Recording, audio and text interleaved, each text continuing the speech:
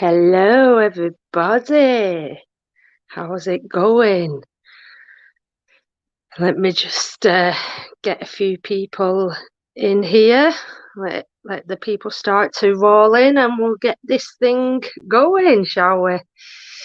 And see how today goes. See who jumps in.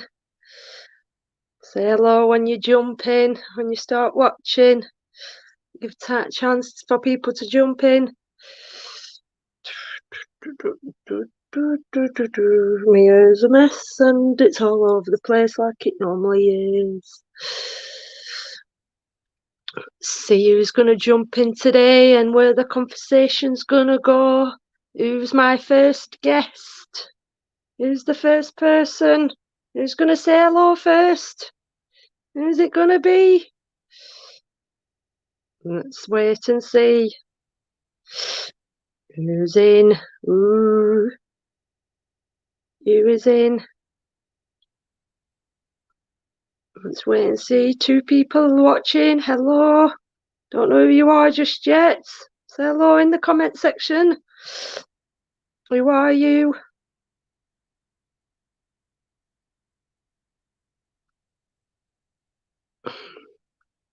Let's let this party begin, eh?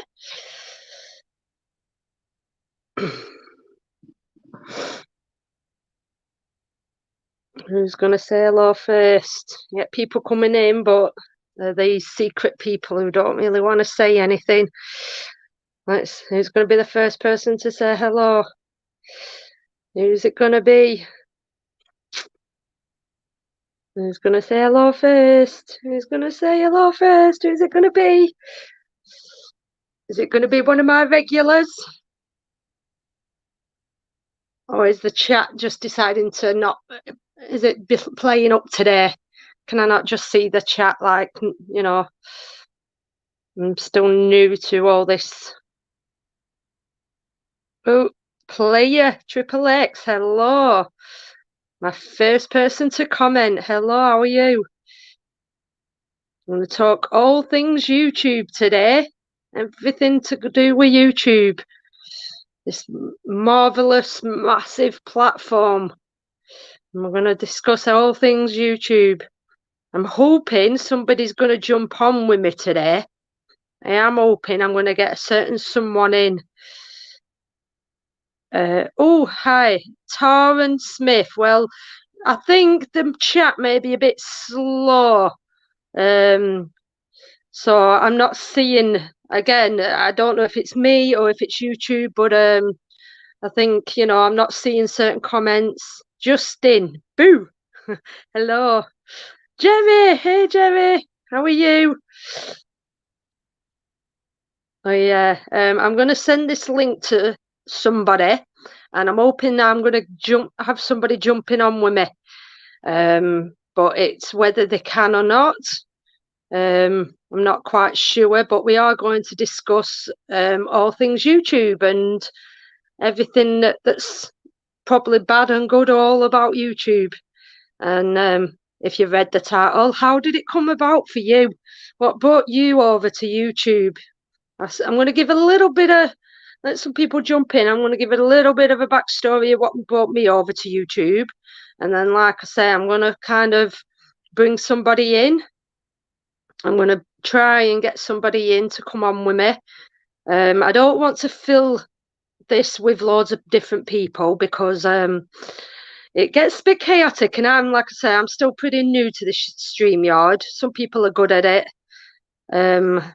But yeah, I'm not particular to you know, on looking at the chat and keeping the panel going, you know, like other people are pros at it now. So I'm still relevantly new to it. I'm used to just doing this on my own. So shall I start talking now? And just because the problem is people jump in and they jump out. So yeah, I think the chat's going a bit slow. I'm not quite sure if people are commenting, but I'm only seeing certain comments. So let me just post something up here. Hello, everybody. everyone. Do my usual, what I don't always do. And see, there we go. So yeah, I can see that. So 15 people in. Hello, everybody. Hello. Oh, it says 15 for me. It says 15 for me. Yeah, I'll just start. I'll just start, and you know, obviously we let the chat take away with itself, and people can ask questions. People can chat amongst themselves. Where did the name come from? Actually, that is a good question. I haven't prepared for this. Where did the name of YouTube come from? I actually don't even know the answer to that. So that's something I'm going to have to look into myself. But that is a very good question. So see, I'm very not prepared for this, but yeah, I'm going to just discuss how YouTube came about from me, and where YouTube started for me. So, in a nutshell, we'll go back. Um, Rebecca, Rebecca was the one who brought YouTube to my attention. My daughter, she was the one who brought YouTube to my attention, believe it or not. And she was around 7 or 8. Obviously, she's 15 now, nearly 16. So you do the math. Hey, Lynx, hello. You okay? Yeah, she was about 7 or 8, and she come home. Yeah, my daughter was born in 2005. Yeah, so she was 7 or 8, and obviously, as kids do at school, they all talk about things, they all watch different things, and she come home and she started watching. She was obsessed with this person called Stampy Longnose. Don't know if anyone knows who he is and what he's about, but yeah, she were always coming home from school talking about someone called Stampy Longnose. And as all parents do, I sat down and I started watching these videos with her. And as we may all know, they were silly gameplays on Minecraft. This silly, funny person were playing Minecraft and running around with his friends and his buddies on this game called Minecraft. And yeah, we started sitting down together and watching these get let's plays, shall we call them. Now, personally, I'm not a big gaming fan. I have played games over the years, but gaming isn't something that I was, really, I've never really been into, and I've never really watched. Well, hello, how are you? Yeah, I've never really watched gaming channels. I've watched a few, but not really as much as any other channels. So yeah, so that's where YouTube came in for me and my daughter, watching this someone called Stampy Longnose. So she'd go off and she'd sit for hours watching these little let's plays, and then I came across my own videos. Now, how I started watching the videos I started watching, I can't really 100% tell you, but I started watching vloggers, started watching people going about their daily lives, their daily business, watching vloggers, and I became obsessed with somebody called Tom Syndicate, Life of Tom. Along with him, I also watched somebody called Roman Atwood. And I just used to watch these every day. Every time he uploaded, I used to absolutely love watching these vloggers. Like, why? Why are we obsessed over somebody else's life? Them just getting up, muddling about the house, going out, doing their own things, getting up to, this guy, when he started YouTube, he was only 16, 17. And his life has taken off from YouTube. He's gained a good career from YouTube, and he did amazing vlog. In my opinion, he absolutely did amazing vlogs. Now, how come about making videos for me? Hello, Trevor. Hello, how are you? How did it come about going from watching videos to making videos? Well, when Rebecca was born, I always filmed anyway. I filmed on a small camcorder, and I made home videos that are on small JVC tapes that at the minute, there's no way I'm uploading to YouTube because they're on small JVC tapes, and the only way I can watch them is by hooking this. No quiz here, Scotsman. No quiz here. I'm not like you. I'm not like you and Graham. I'm a good quiz host. I'm just here to ramble on about one thing or another. so yeah. So I started filming on this small camcorder and hooking it up to my TV so I could watch them back. And then, as we all know, as the years pass, technology advances, the internet advances, and then we can start filming videos on our phones and on better cameras, better equipment, and then, of course, uploading these to the internet. So, watching these daily vloggers, I thought, do you know what? That is something I want to do. Now, something we can hold. Hey, Jake, you okay? You all right, buddy? Enjoyed our chat yesterday. Everyone go check Jake's channel out. He's got his own channel. So everyone go and head over to there if you want to check his channel out. Yeah, I started making my own videos. Now, something we can all agree on, everybody who makes videos for YouTube, I guess, has their own reasons. Has their own reasons of why they want to be on YouTube and what brings them to YouTube. Everybody, if you want to put in the comment section why you started watching YouTube, what brought you over to YouTube, fire away. I'll try my best to read them out. Links had crap internet. Eyes bother me if you do. Yeah, internet. I've been doing a few live streams recently, and the internet has been so bad. I don't know why. Don't know if it's my end or the signal or whatever it is, but internet is one of them things that you get good days and you get bad days. But yeah, something we can all agree on, I guess, is people who make videos for YouTube, people who create content, have their own reasons for doing so. You know, they have every individual who uploads videos to YouTube has their own individual reasons of why they upload. Jake, you're a star. Thank you very much. Appreciate it. Yeah, they have their own reasons, and I started watching cryptocurrency videos and ended up with yours. Cryptocurrency. See, I know absolutely zero about that. That isn't something I've never really watched.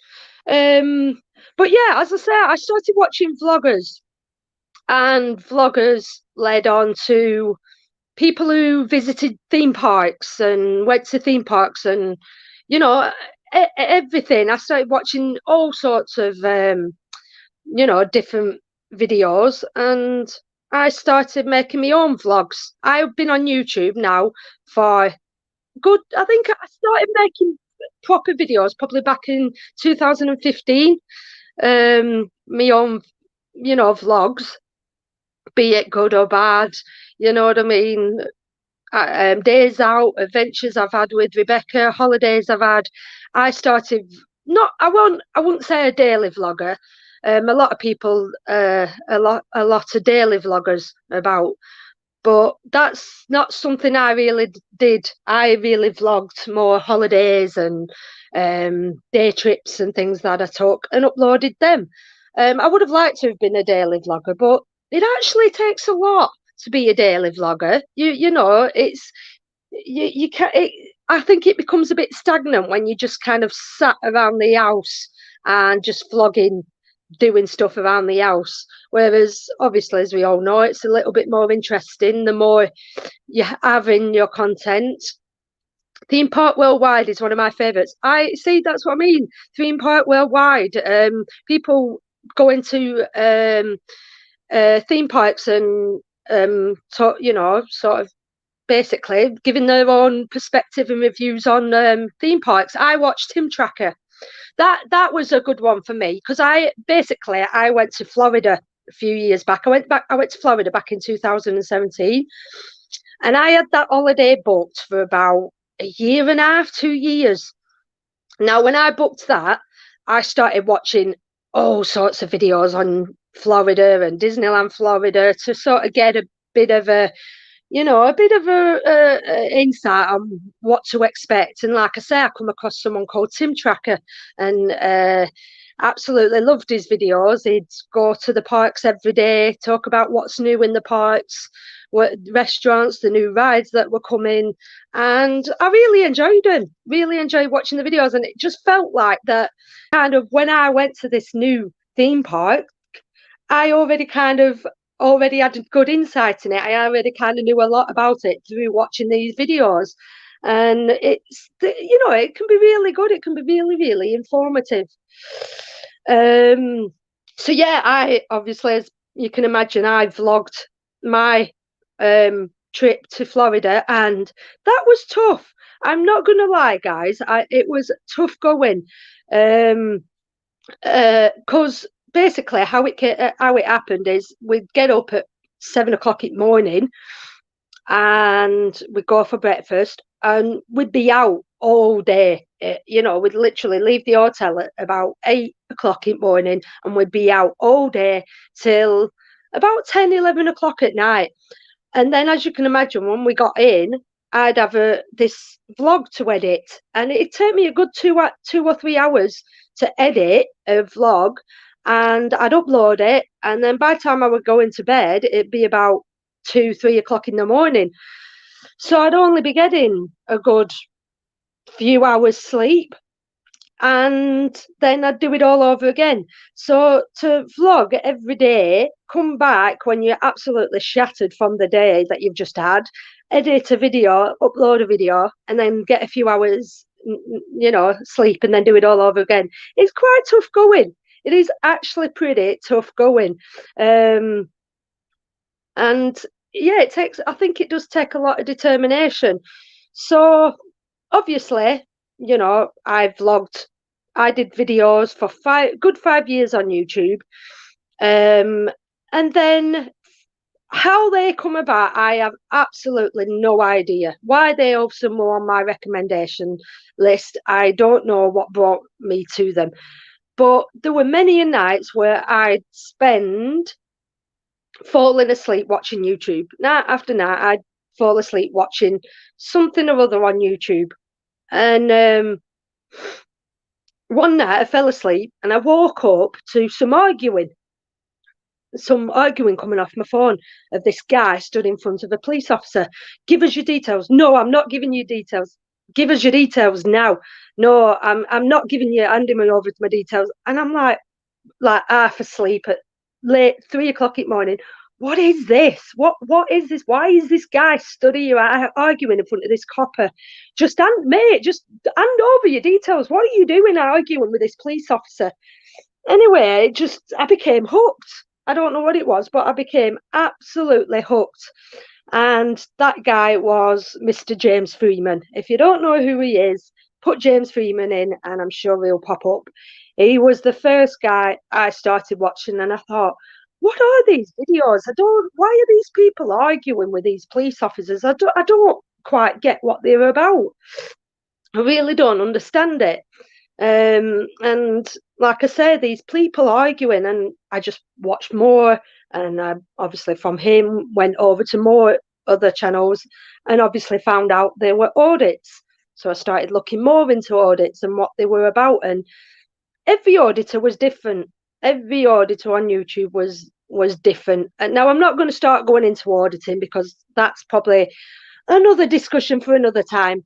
But that's basically my story of, coming across these auditors on YouTube. And I've spent the last 5 years watching auditors. Obviously started off with the American auditors, and then a couple of years back started with English auditors.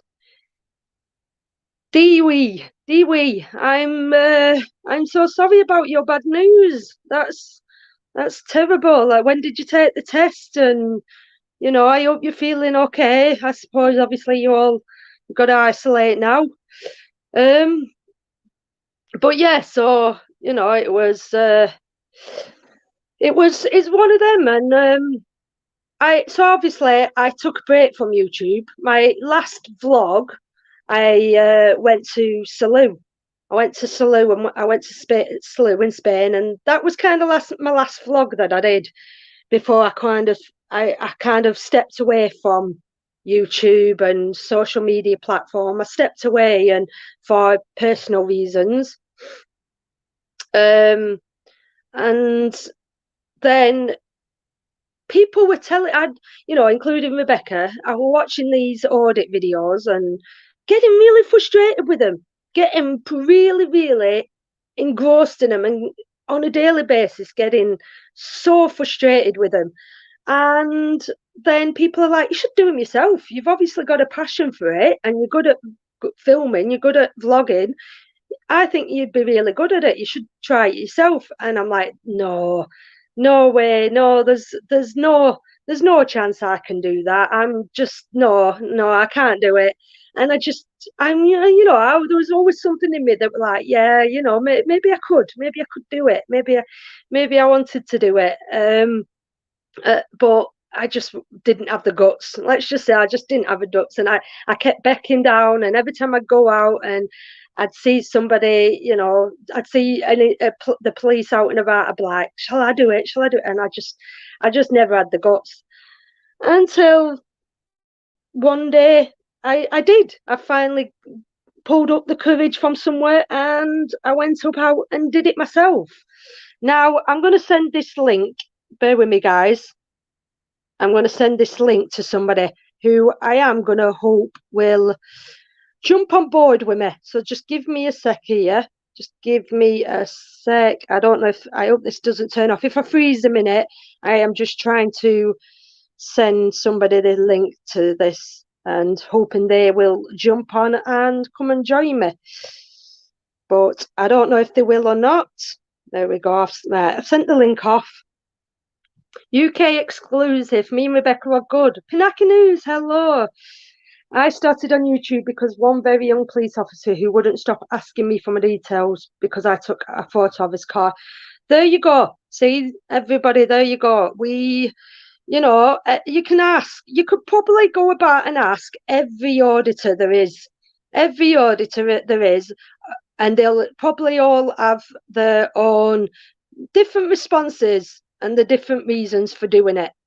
But if and when this person jumps in, I'm hoping they'll come along and jump in. If not, I might invite a few other people on if they want to come and join me. But let's just see if this person will come and join me first. But yeah, the something we can all agree on is, we all enjoy YouTube, but we won't be here. Hey Joe, you okay? Hey Sammy. Hey Carl, if I haven't said hello to you. Hey Burger Van Man. But everybody has got their own perspectives when it comes to watching videos. We watch them. Like, I'll upload a video and that's my choice to make a certain video, my choice to watch a certain video and upload it. Now, I can't force anybody to watch my videos or interact with my videos or leave comments. Oh, you here now. You've chose to jump in here today, and I appreciate it loads. I absolutely. Pinaki News. He gave me the shout out that boosted me. It come quite early on. I did not expect it. I'm not gonna lie. He gave me the shout out that.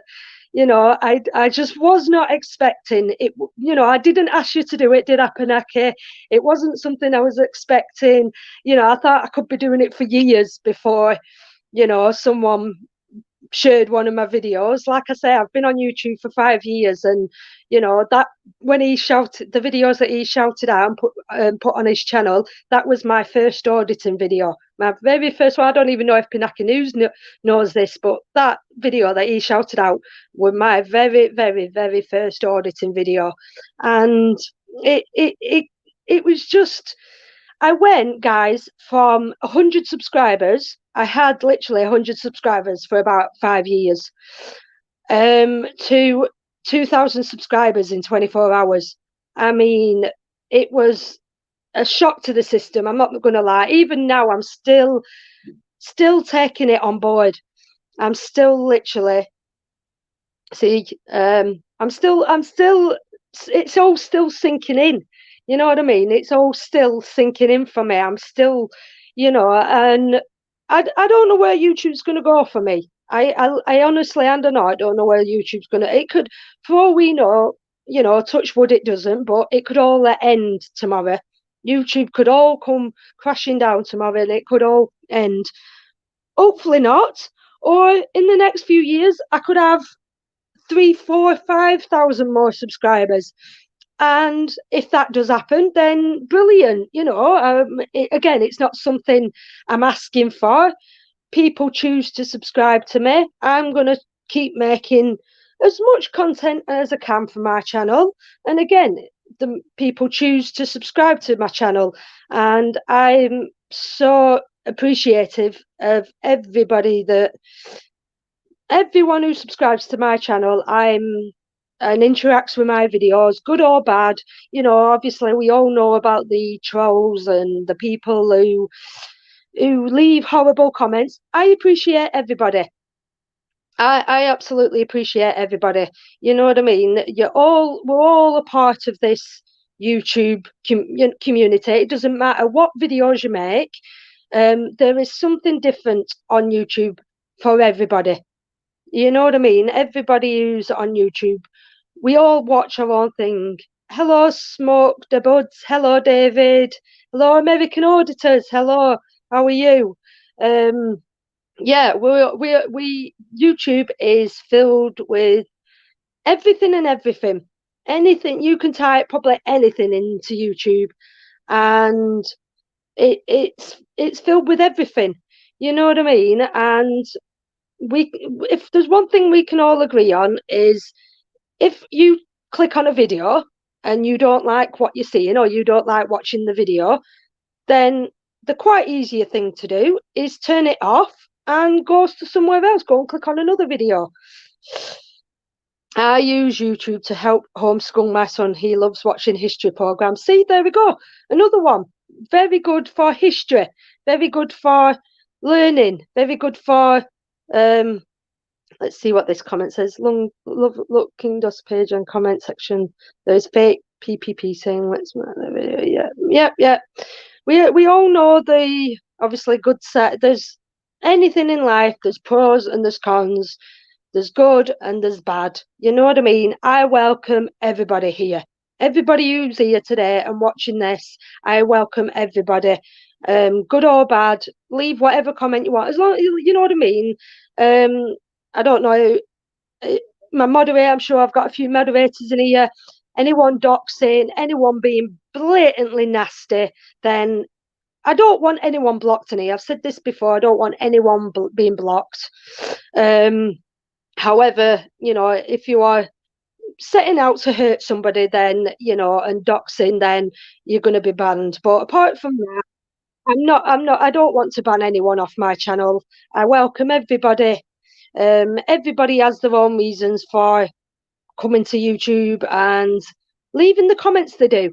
I mean, one thing I enjoy doing, not only do I enjoy watching videos, I do enjoy looking through the comment section and seeing what everybody else thinks regarding that video. But YouTube has even helped my wife cook a decent dinner. There is everything on YouTube. Tutorials on makeup, absolutely everything. Anything you can think of, it is there on YouTube. So what baffles me is why people in particular go to a certain YouTube page and they just say, oh, this is boring. This live stream's boring. Why is your video so boring? Well, nobody's asking you to be here. Nobody's forcing you to be here. I don't force people to come and watch my videos. People choose to watch my videos. If you don't want to watch my videos, you don't have to. If you click on my videos and you leave a comment, brilliant. I will leave a thumbs up to that comment. I try my hardest to reply to a majority of comments. But if you come on a video and you say this video's crap, then that's not really leaving much to the imagination. Maybe put why you find that video is crap. You know, rather than just saying this video is crap, this live stream's crap, you wanna say why, and then, you know, in a nice way, not in an absolutely nasty way, because again, what one person likes, obviously somebody else dislikes. You know what I mean? What I'm not going to sit here anyway and say, oh, you know what, I'm the best YouTuber out there, I'm the best one there is, I'm the best vlogger, I'm the best auditor, because personally, I don't think that is true. I say I do the best job I know how to do. I absolutely love going out and making videos, and I try and upload videos that I I like, you know, that I'll go out, film what I enjoy doing out and about, and I'll upload it. And whether people choose to watch it and whether they like it is up to them. Uh, it's not constructive, ignore it. Well, no, you know, again, that's what I mean. People say, oh, just ignore the bad comments, just ignore the trolls. It's all interaction at the end of the day. You know what I mean? It's down to each and everybody's personal perspectives. And something I've been hearing a lot of recently, again, I'm not going to go into full details about auditing because that's a topic for another time, because I can sit here all day and talk about auditing, and a lot of people have got their own opinions on auditors. One thing I will say though, there's one thing I will make perfectly clear when it comes to auditing. Are you sober? You're right. One thing I will say on auditing, there's two different things when it comes to auditing. Being a viewer of an auditor, which I was, like I say, a viewer for 5 years. I was a viewer of auditors for 5 years, and then actually going out and doing an audit yourself. Being a viewer of auditing and going out and doing auditing yourself. Now, being a viewer of auditing is completely different to being an auditor yourself, because like I said, I spent 5 years watching audit videos going, oh my god, why is he doing that, why is he behaving like that, oh my god, go and do this, oh my god, why is that police officer doing that, oh my god, that person is so annoying. And that was my own perspective on of being a viewer of auditing. Now I go out and I make my auditing videos. The reason why I make every video you watch on YouTube, whether, like I say, whether it be an audit video or a vlogging video or a tutorial video, everybody has got their own message behind that auditing video. Everyone has got their own reason to why they uploaded that video, and it's okay as you as a viewer to sit there and say, oh, I found that video rubbish, I don't understand why they did that, auditing is rubbish. That, obviously, as we can all agree on, is your own opinion. It's yeah, a lot of people may agree with you, but it is, you watch a video and you take it for face value. You're seeing what you're seeing as a viewer. You don't know why that person has created that video. You can have all the opinions in the world on whatever videos you watch, but the one thing you won't have 100% fact on is why that person made the video that they made, what the message is. Every video usually has a meaning behind it, a message behind it. Auditing videos, each auditing video usually has a message within that video of what they're trying to get out there. And if you don't see that message, if you don't see what they're trying to show in that video, then you're not really going to fully understand that video. You can have an opinion on it. Yeah, sober. I've changed my opinion a lot. You know, again, and this is why, again, YouTube is such a good thing, and this StreamYard, talking is good. Talking is good, and it's opened my eyes up a lot. It's open, and I've been speaking to relatives about YouTube and about videos. And Jake, I hope you had a very good birthday. I hope you had an amazing day. It was everyone wish Jake away Happy birthday for you. I think it was yesterday was his birthday. Hope you had an amazing day. Yeah, my opinions on audits have changed. I'm not going to lie. I still like audits. I still thoroughly love audits and enjoy watching audit channels. But my opinions have changed. And speaking to other people on audit videos has opened my eyes up a lot. And the the different the different interactions. The one thing I like about certain videos is different interactions. I enjoy watching people's perspective on certain interactions and certain reasons why people respond the way they do.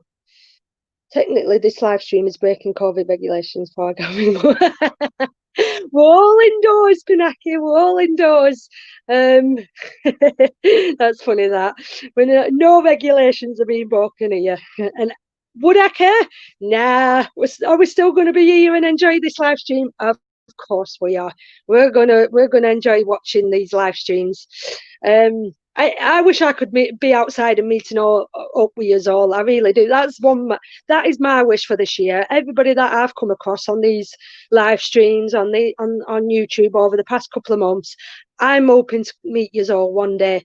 I really, really, really do want to come across you one day and meet you and say hello to you and sit down and have a chat with you face to face, not just through a screen. So Teletime, Zoo, hello. Okay, I'll give you some now. I'm off to take care of people smarting about. Thank you, UK exclusive. Appreciate it. But I've sent this link off to someone. I was hoping a certain person would jump in and come and join me on this live stream, but I'm guessing this person is busy. She did warn me, say she's a very, very busy person. I was kind of hoping she could come and join me. She's been a subscriber to my channel for a while now. She's also an excellent moderator, an absolutely amazing moderator, and I was kind of hoping she would jump on and she'd have her input, but she's possibly a little bit maybe too busy. You're washing your legs, Catwoman. You're busy washing your legs. Okay. Yes, I'm busy too, Cat. No worries. No, it's fine. It's no problem whatsoever. Like I said, I set up this live stream today to actually only bring one person in. I've sent this person the link, but like I said, she's possibly a little bit busy. Has anyone, like I said, does anybody want to have their input? What brought you to YouTube? What started you off? How long ago did you start on YouTube? And what brought you over to YouTube? And what were the first videos you started watching? The Aussie from down under, William. I appreciate it. You being here, buddy. Thank you very much. Yeah, let me know. Let me know. What's your thoughts on YouTube? There's so many different platforms now, guys. Instagram, Twitter, TikTok. TikTok's something I'm even a lot about, and I've never watched TikTok. I've never, ever been on TikTok ever. I've never once have I been on TikTok. But even it's possibly just as big as YouTube. Blagborough was my first auditor, so I followed. Yeah, is that Marty? Are you on about Marty? I mean, guys, in my opinion, people like Marty and Live Free. Got my Live Free t-shirt on. People like Live Free and Marty, they're all relevantly new. They've only been around for the last couple of years. I'm talking about going back 5 years, to some of the older auditors, such as, like I say, Mr. James Freeman, Furry Potato, Johnny 5-0. I know they're all American, but back then I didn't know of many English auditors. I didn't know many of them back then, but they were my first auditors that I started watching. Boring as it sounds, I'm following old building live streams, live old buildings. Do you know what, Teletime? It's very interesting you should say that, because if we go back 50 years, 50, 60 years, obviously, as we know, technology isn't what it was back then. And technology, but I presume there were pictures around. People used to take pictures back in the day. And if you go onto the internet now, and wherever you live in the world, wherever you can possibly find an old black and white picture somewhere of what your city used to look like. Now, nobody back then used to say, no, you're not allowed to do that. No, why are you taking a picture of my town? No, you're not allowed to do that. Otherwise, if that were the case back then, if that weren't the case, there'd be no old pictures around. There'd be no old videos and there'd be no old pictures. But in history, isn't it good to be able to look back and looking at old buildings and look at old town centres and what they used to look like? And in a strange way, that's kind of one reason why vloggers and auditors do what we do now. It's making history. So somebody might turn around and watch a video and say, what was the point in that video? It was totally pointless. That video you did that on the town the other day was boring and it was totally pointless.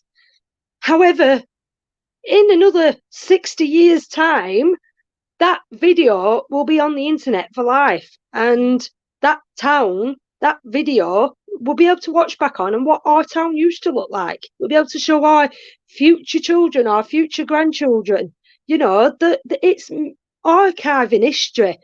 And who doesn't want that? Who doesn't want to be able to look back over time and look at what your city, your town used to look like? What buildings used to be there, what aren't there anymore? And now today we go out and we film out and about. We film our local area.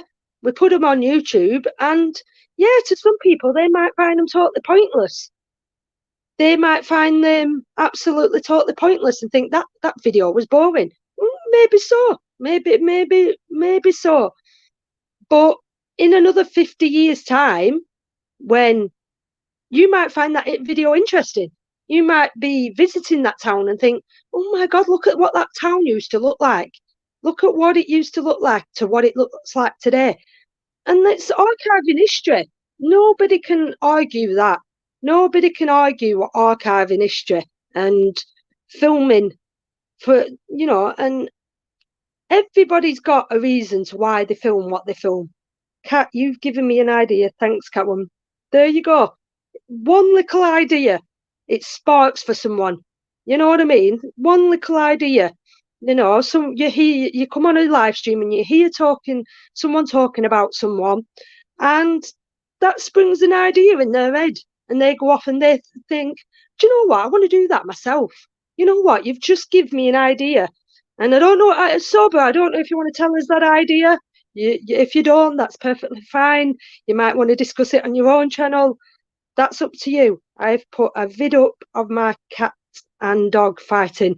David, I love cat and dog videos. Absolutely love animal videos. I'll come and check that out later after I've done this. Again, somebody else might say, why have you put that video up? I don't understand that. But that's your animals. That is your pets, and that's another thing. I film Ozzy.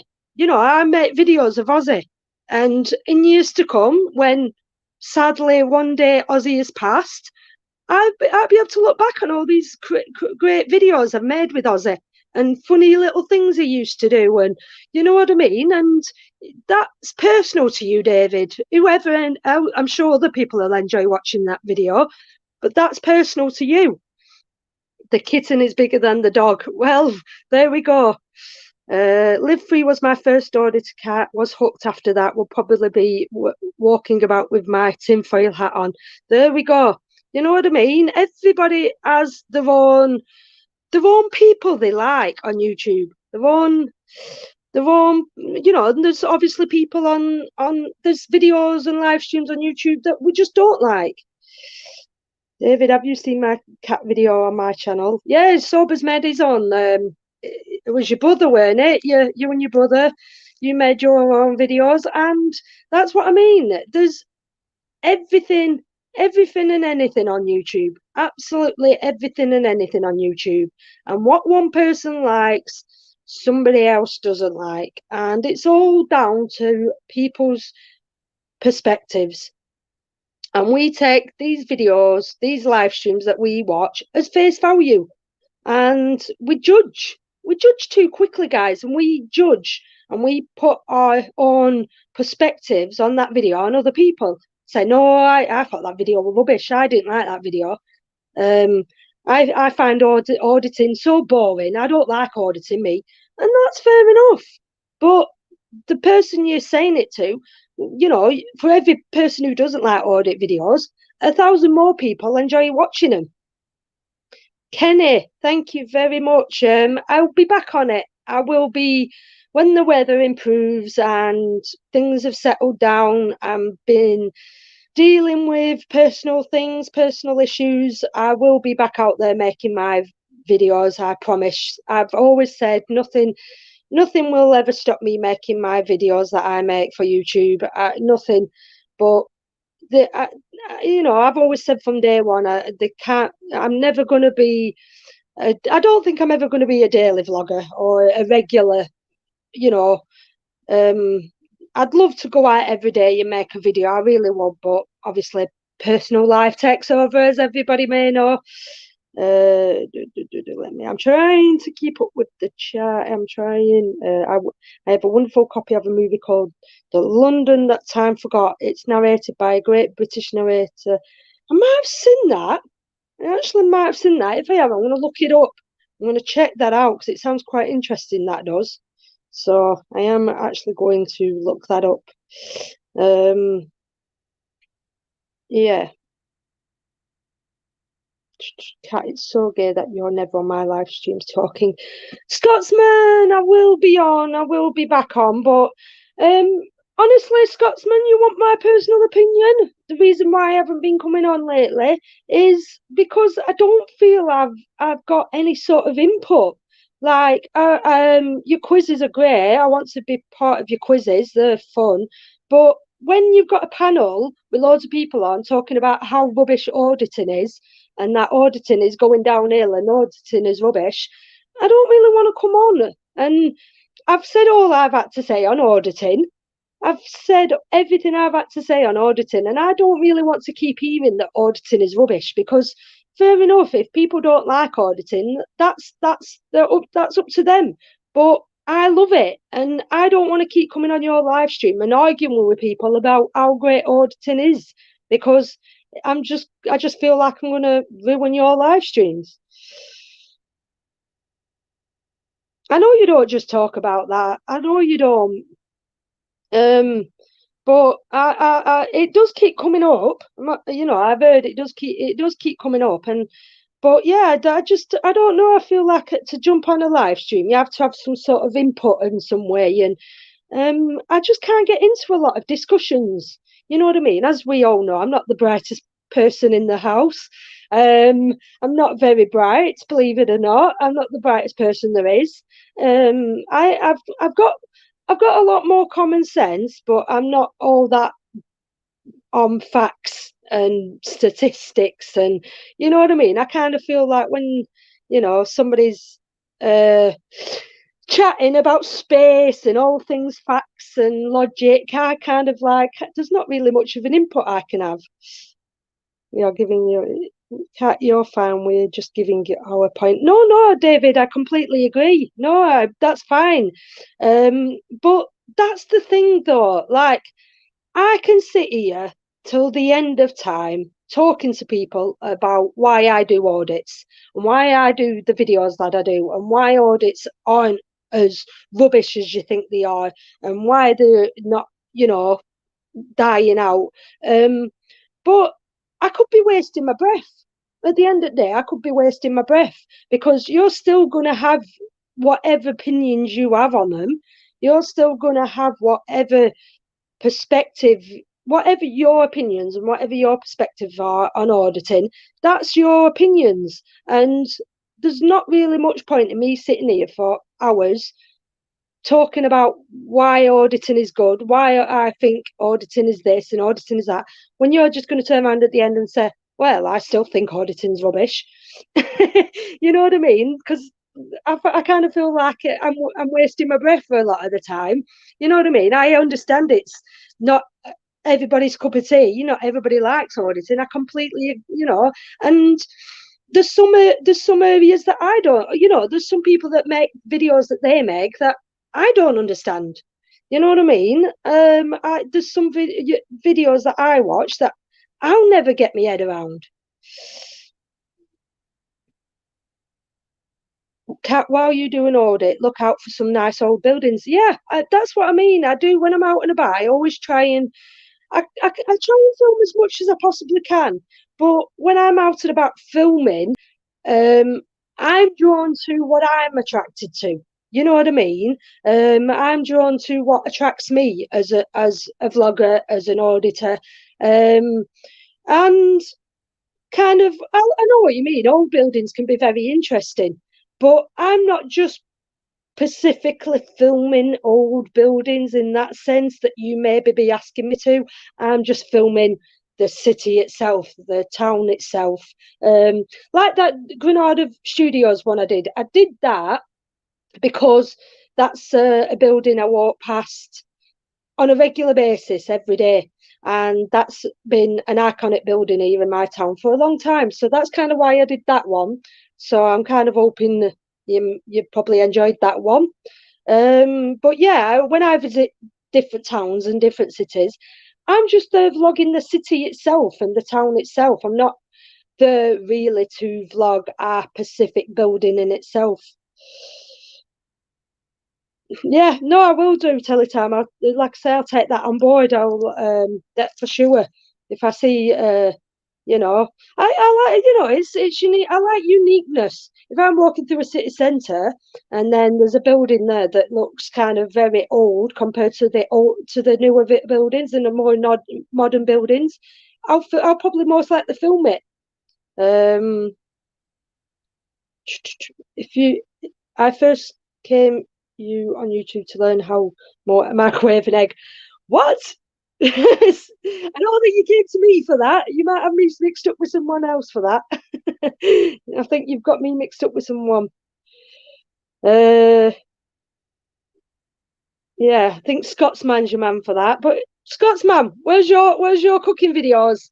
Where's your cooking videos? I ain't seen you do any of your cooking videos for ages.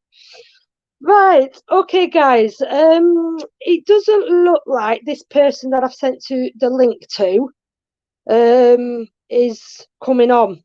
Unfortunately, she may be busy. I'm a little bit disappointed, but she's a busy person, very busy person. So, I don't want to fill this live stream with people. So, is there somebody in particular who I'm just trying to think? I'd like to bring one other person on who wants to discuss. Is there anyone interested who would like to come and join me and talk about YouTube? In particular, is there anyone who would like to, in particular, come and join me and discuss YouTube on in your opinion? Who I'll put the link in, but like I say, I'm not going to bring loads of people on board. Listening to your vlogs, you make a lot of sense. Keep up the good work, Kat. Thank you, Simon. I appreciate that. Thank you very much. A lot of people would disagree, obviously. A lot of people will probably disagree with you and probably just think I ramble on. I ramble and ramble as as I always do, but I do appreciate that. We were on about the difference between Scotland auditing and England. Do you know what? It is. I think from London to England to Scotland to overseas, everywhere you go and do an audit, you get a different reaction everywhere you go. And not just that, not just the different cities and just the different towns. Hi, Miss Angela, how are you? You get, it all comes down to each individual police officer as well. You'll get one police officer coming up to you. Excuse me, what you doing? I'm just filming. Oh, okay then, no worries. Any help I can give you? No, you're all right. Walk off about the business. But then there's others that obviously, I don't even need to go into it. You've seen the videos. They're just a lot different. I think everywhere you go, from town to town, from city to city, auditing and filming out in public, you'll get your own personal different opinions on it from different people's own personal perspectives from place to place. Oh yeah, I mean, David, it's looking that way. I mean, like I say, I'm a massive fan of that Man in the High Castle. I'd absolutely love nothing more for the Man in the High Castle to jump on right now. That'd be awesome. If he jumped on now and started commenting, or if he could come and join me, that would be absolutely awesome. But yeah, he's been doing some amazing videos recently, and yeah, he's been getting arrested, and it's like, for what? What has he been doing wrong? What has he been doing wrong? Absolutely nothing. He seems like an absolutely polite guy. He's not, from what videos I've seen, he's not been rude in any way. He's not been confrontational. He's not fought. He's not said any nasty words. But he seems so professional at the videos he's been making, and why he's been getting arrested. That's just the same reason as why a person makes the videos they do. The only people know why they arrest the people they do. Only they know, and they're never going to be honest, are they? Where is Rebecca? She's around. She is around. Rebecca is about, but I wanted to do this live stream on my own today. I did want to come on here today and do this live stream. You'll see her. You'll see her in other live streams. Put the link up for Trevor Cat. Shall I put the link in? I will put the link in, guys, but I'm not gonna have too many people on, but I'll put the link in. Private. Oh, why am I going on private chat? Bear with me a sec, guys. Post a comment. Beast. Chat. Right, there we go. I'm only gonna have possibly two people in at the most. No offense to everyone, but I don't want it to get a little bit out of hand and too many people talking and whatnot. So I'm just going to bring one or two people in.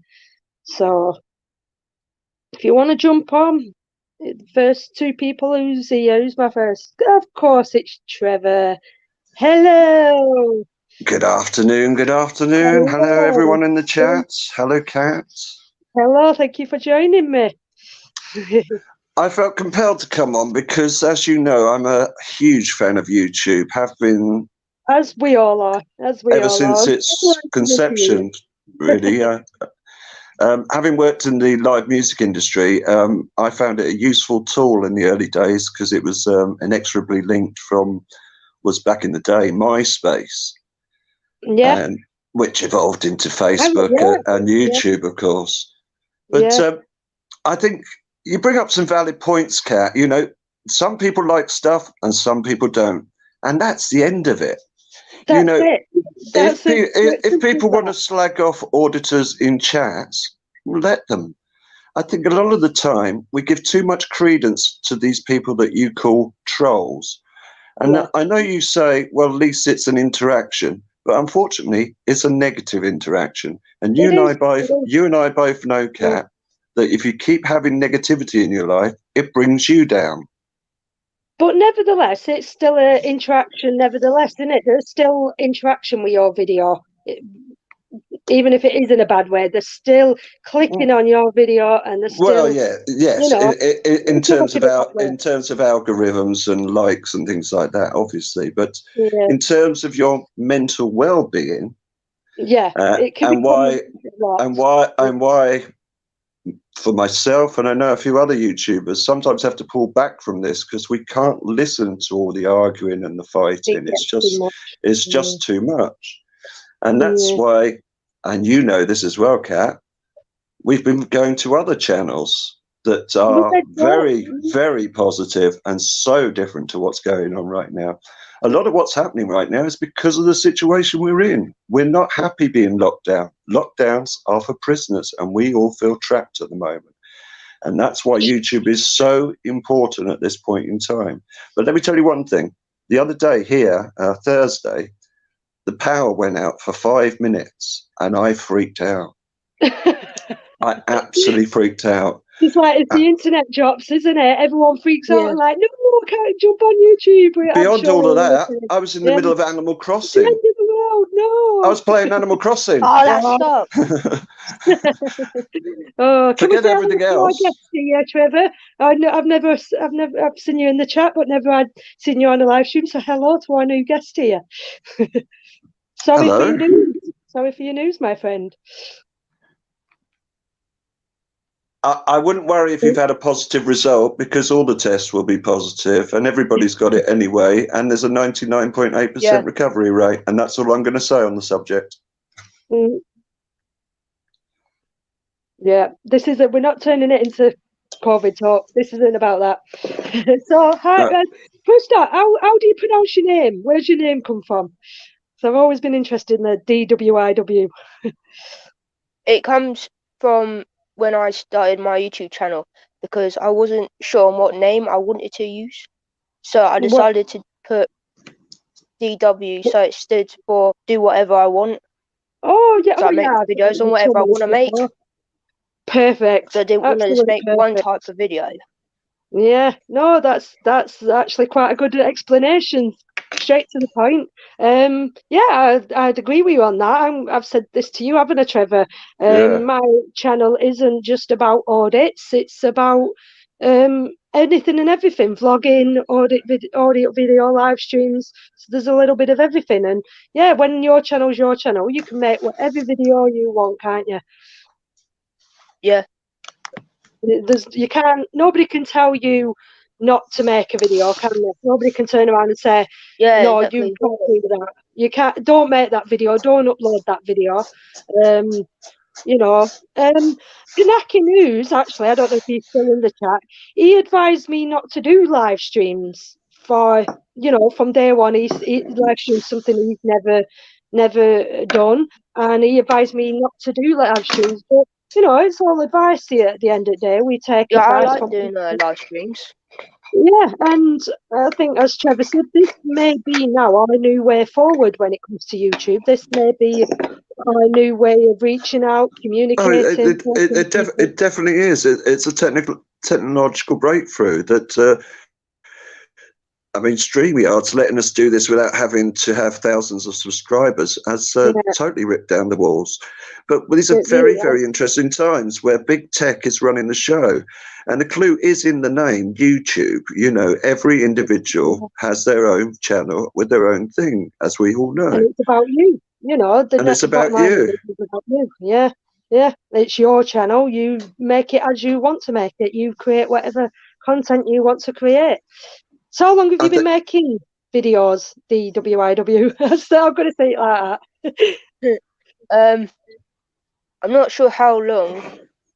It's been at least 2 years. Not two. Right. I think 2 years, yeah. What brought you over to YouTube? Anything that set it off for you?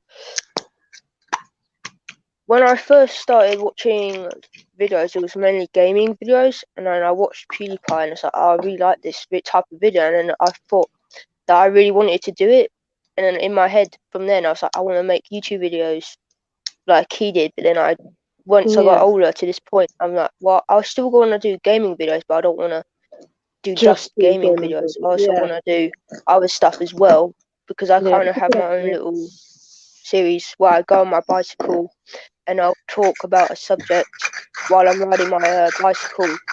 I will. it's So I good. sort of have like a schedule. That's Fun. good. I haven't even got a schedule, Yeah. so that's really good. That it's good if you've got I a try to schedule. do my gaming videos during the week, and then at the like weekends, I'll go out on my bike and do other things. I will, because I did fishing videos and magnet fishing, all that stuff Oh, as hello. well. I'm sure you Links. know Links is then. Do you know Links? You know Links, don't you? I think I've I seen you think in I've there. seen his stuff. Yeah. Links Jumper. If you ever need any advice on magnet fishing, head over to his channel. Go check Yeah. Links out. So I'm sure he'll relate to you on that one. So yeah, I mean that's like I said. Why PewDiePie then? What he's someone I've never really watched much of, but he's, as we all know, he's massive. What is it about PewDiePie? What is it for you? I'm not sure. It might be because of when I started watching him, I was a bit younger, because I was still in school at the time. So and he was making like crazy screaming in the mic and everything, and that probably was a bit more attractive to me to watch compared to you. So Yeah, at the time, I was like, "This is really good. I love this to watch this," and I thought it was really funny. But he's changed his stuff a lot now. yeah. I don't You have to know. kind of I roll just with the like times to a watch him little bit, stuff. don't you? Do Yeah. you, do you think he's grown up with his audience? Because, as you say, at first he really was pretty much all about gaming, and it's a very different channel now. Yeah. But the guy's a multi-millionaire now. Yeah, he is. He's He actually massive, did. There's his isn't own like clothing company with his wife now. So he's Yeah, got like a clothing company, he all lives these down other here in stuff he Brighton. does. he? Yeah, he lives near Trevor here. He actually lives near you. I mean, like you, I'm again, like I said, I'm not particularly big on the gaming channels. I don't know if you heard me mention at the start. My first YouTuber was Tom Syndicate, so he's, in my opinion, he's probably a bit similar to PewDiePie on the level he's got a vlogging channel where he goes out and vlogs his life, and then he also has a gaming channel which I don't really watch much of recently. I don't watch much of his gaming channel compared to his vlogs. But like PewDiePie, he set up his own clothing company as well and bought out his own merch. And they make a fortune, don't they? They Yeah, absolutely make an absolute fortune from it. And people, I guess people this is another aspect of YouTube that, oh, people only do it for views, people only do it to make money. And I kind of think, well, personally, I'd make my videos whether I got the views or I didn't. Whether anyone wants to yeah, believe that or whatever, I'd make my videos whether I got the views or not. However, on the other side of it, if like people like PewDiePie, if they're good at doing it and they enjoy doing it, why shouldn't they make money from it? They're not yeah, hurting anybody. They're not breaking any rules. It's their own personal life, their own personal job. What is fundamentally wrong about that? Nothing. Nothing at Exactly. all. Absolutely nothing. Exactly. And the thing about PewDiePie is he's kind of the pinnacle, the benchmark. You know, everyone cites him as, you know, the #1 earner and the YouTube darling and everything. But like with yourself, he's inspired people to start their own channels, not the same Yeah, way, but in so much as they want to join the platform. So in that exactly. respect, he's incredibly important to how YouTube has evolved over the last few years. There are other artists on there like Belle Delphine, who are very clever and manipulative. yeah. Also lives in Brighton as well, interestingly enough. Why are And all these excuses from Brighton? Yeah. they just want to be near me, cat, that's all. But you got somebody like her selling her bath water and What? making Yeah, a she lot of sold money. her bath water. What? What else did she sell? She was selling some other stuff, wasn't she, as well? And Condoms. people are going for this. Yeah, People are going for she this. was use condoms. Oh my God, that is crazy. And that's what I'm talking about, guys. I'm so sorry to say, but when you're turning around and basically putting someone like me down who's just making silly videos out and about, and then you've got somebody doing something daft as that. I can't wrap my head around that. I'm not doing anything bad about this person because I don't know who they are. But why? I don't. Why? What? She's a Why? star. She's a very smart lady. Very They smart. know what they're doing, don't they? They obviously Oh, have yeah. spoken and they Yes. know exactly what it is they're doing, and they're reaching out into the audience that people like me will never understand. Well, the bath water was called gamer water, wasn't it? Something like that. Gamer bath water or something. Yeah, gamer drink or something like that for the gamers Something to like drink. that. Yeah. Yeah. So Yeah, she She knows was running it on she knows her HB's channel audience. because they interviewed her. Wow. Oh yeah, yeah, that was interesting. I saw that. Yeah. But also Memulus, he's a big fan of her, and she sent him a car, and among other things. Oh yeah, I remember that. Yeah. That was insane. She sent him a customized car because she was sending all these different YouTubers all these customized items of all her merch type stuff. And she sent one of them a car. I'll send you a link, Kat. It'll blow your mind. Blow your mind how much money she's making. I'm sort of loop here. Sober Moggy, Kat, would you do OnlyFans? The people on there make thousands. What do you mean? What do you mean by that, Sober? I Don't go there, Kat. Kat, stop there. Okay. All right. Moggy's being naughty. He's being naughty. Are you being naughty? Are you pulling my chain, Sober? Are you pulling my chain? What you like, Sober? Wait till I get hold of you, Moggy. You're in trouble. But no, I mean, like, you know, I think as well, like I say, kids today, they absolutely idolise gaming channels. Like I say, it's not something I've ever really been into, and like you say, you were probably like attracted to PewDiePie because of the gaming side. But you know, as we all know, there's, like we said, YouTube's filled with everything, and you know, I'm not going to sit here and say, "Oh, gaming's rubbish," because it's not. It's just something I've never really watched. Oh, Kat, what's holding you back? Get into one of those live channels where they're gaming and go in there and troll them and say they're all rubbish. It's great fun. Come try me. I could give it a try. Get hated by 1,000 gamers out there. Yeah. Why not? Go on to PewDiePie's channel. Who else do you watch? Is there any other particular people you watch? The DWI? DW? Anyone else you watch? DWP? DW. I just said DW, just shorten it down. Yeah, it's fine. Not really. At the moment, I've been watching your stuff more, to be dead honest. I appreciate it. I get a bit bored because I've been sitting at home not doing anything. Have you got any a bit construct? What is it about my videos? When you watch a particular video, is there anything that jumps to mind about that video? You know, anything that I maybe should or shouldn't have done, could have not done? No, not normally. I just think that how some people have the courage to, you know, confront people that are being so aggressive like that, and not just sort of be like, I'm gonna run away and get away from these people, because normally that's what I would sort of do, because I'm kind of nervous, so I wouldn't. Yeah, I'd be too nervous to like film people in like public areas and stuff. So I feel like, oh, that would be something I could try to do. I have done it because I remember I went and decided to interview people. I can't remember. I think it was about fake laws, and that terrified me when I tried to do that, because I was like, is anybody going to speak to me, or am I just going to have a bunch of people being aggressive and yelling at me? But nobody wanted to speak to me, so it wasn't too bad.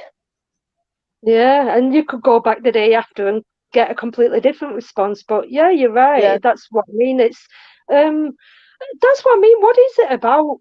Like, I still can't wrap my head around in today's day and age. What is it? Why people get so freaked out about camera? I mean, look, you're on camera now, and it's not that scary, is it? You're on camera right now, and what's so different about being on camera? I'm more scared about the interaction with people and looking like a fool than the being filmed. Yeah, but the thing is, that's what I mean. When you're out and about filming and someone goes up to a camera, they behave the way they do. I don't force somebody else to make them behave the way they do. They choose to either be polite or react the way they do. You know what I mean? I haven't forced them to behave violently or behave argumentatively. They've, for whatever reason, chose to do that themselves. So but I still can't. I still want to get my head around what it is about people and why are cameras so suspicious, and it really baffles me, that does, and it's something I could I sit don't know why either. Go on. Kat, fundamentally, it comes down to who you're pointing the camera at. If it's somebody in authority, 99% of the time, you're questioning their authority, and that gets their back up. And if you're videoing that actual interaction, that definitely gets their back up because there's evidence of the interaction. Yeah. But also, if there's somebody like a member of the public, it's a generational thing. Kids are brought up with iPads in their hands, and somebody like DW there has probably always had interaction with mobile phones and screens and technology, where there's a whole generation who think if a camera's in front of them, they're actually going to be on the big screen at the local Odeon. What is that noise? Yeah. It's because I think my next door neighbour's drilling something right now. They are. Can you have a word with them? Tell them to quiet down on the live stream. They're disturbing our peace. I don't know what they're doing. Sounds like a whale. Yeah, no, they're like right on the wall with probably like a giant drill. Shut up! Oh my god. On a Sunday. I know, honestly. It's like it's quite late in the day to be doing it as well.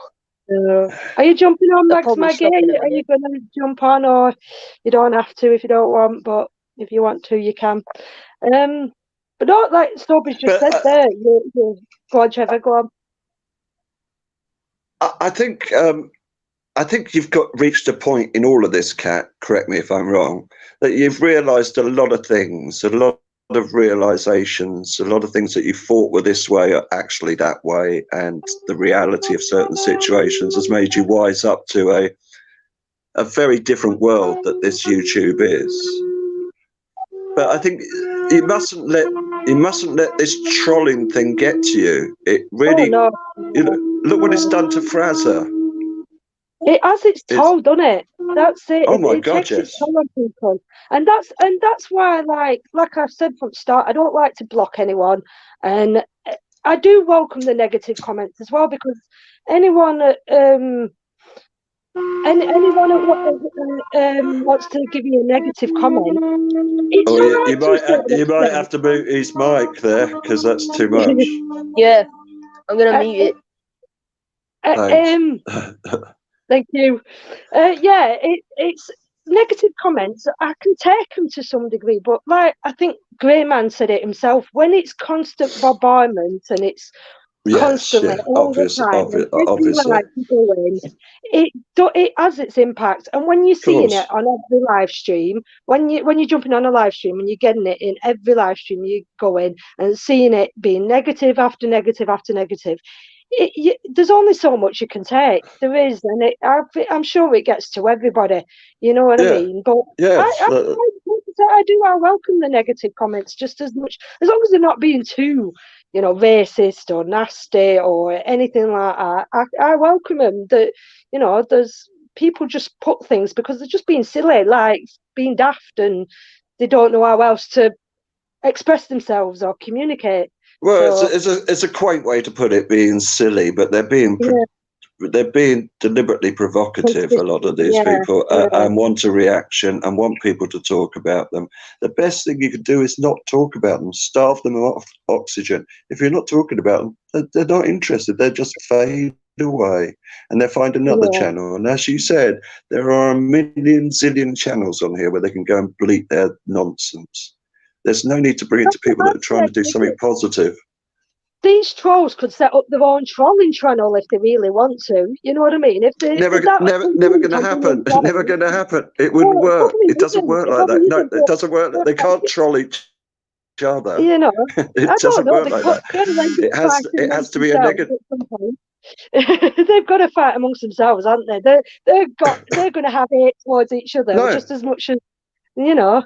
I don't Well, know. yeah, there is a chat. Actually, there is a channel doing that, and I'm not going to name it, but Fraser knows Well, what there it's you go called, then. and that There you is go then.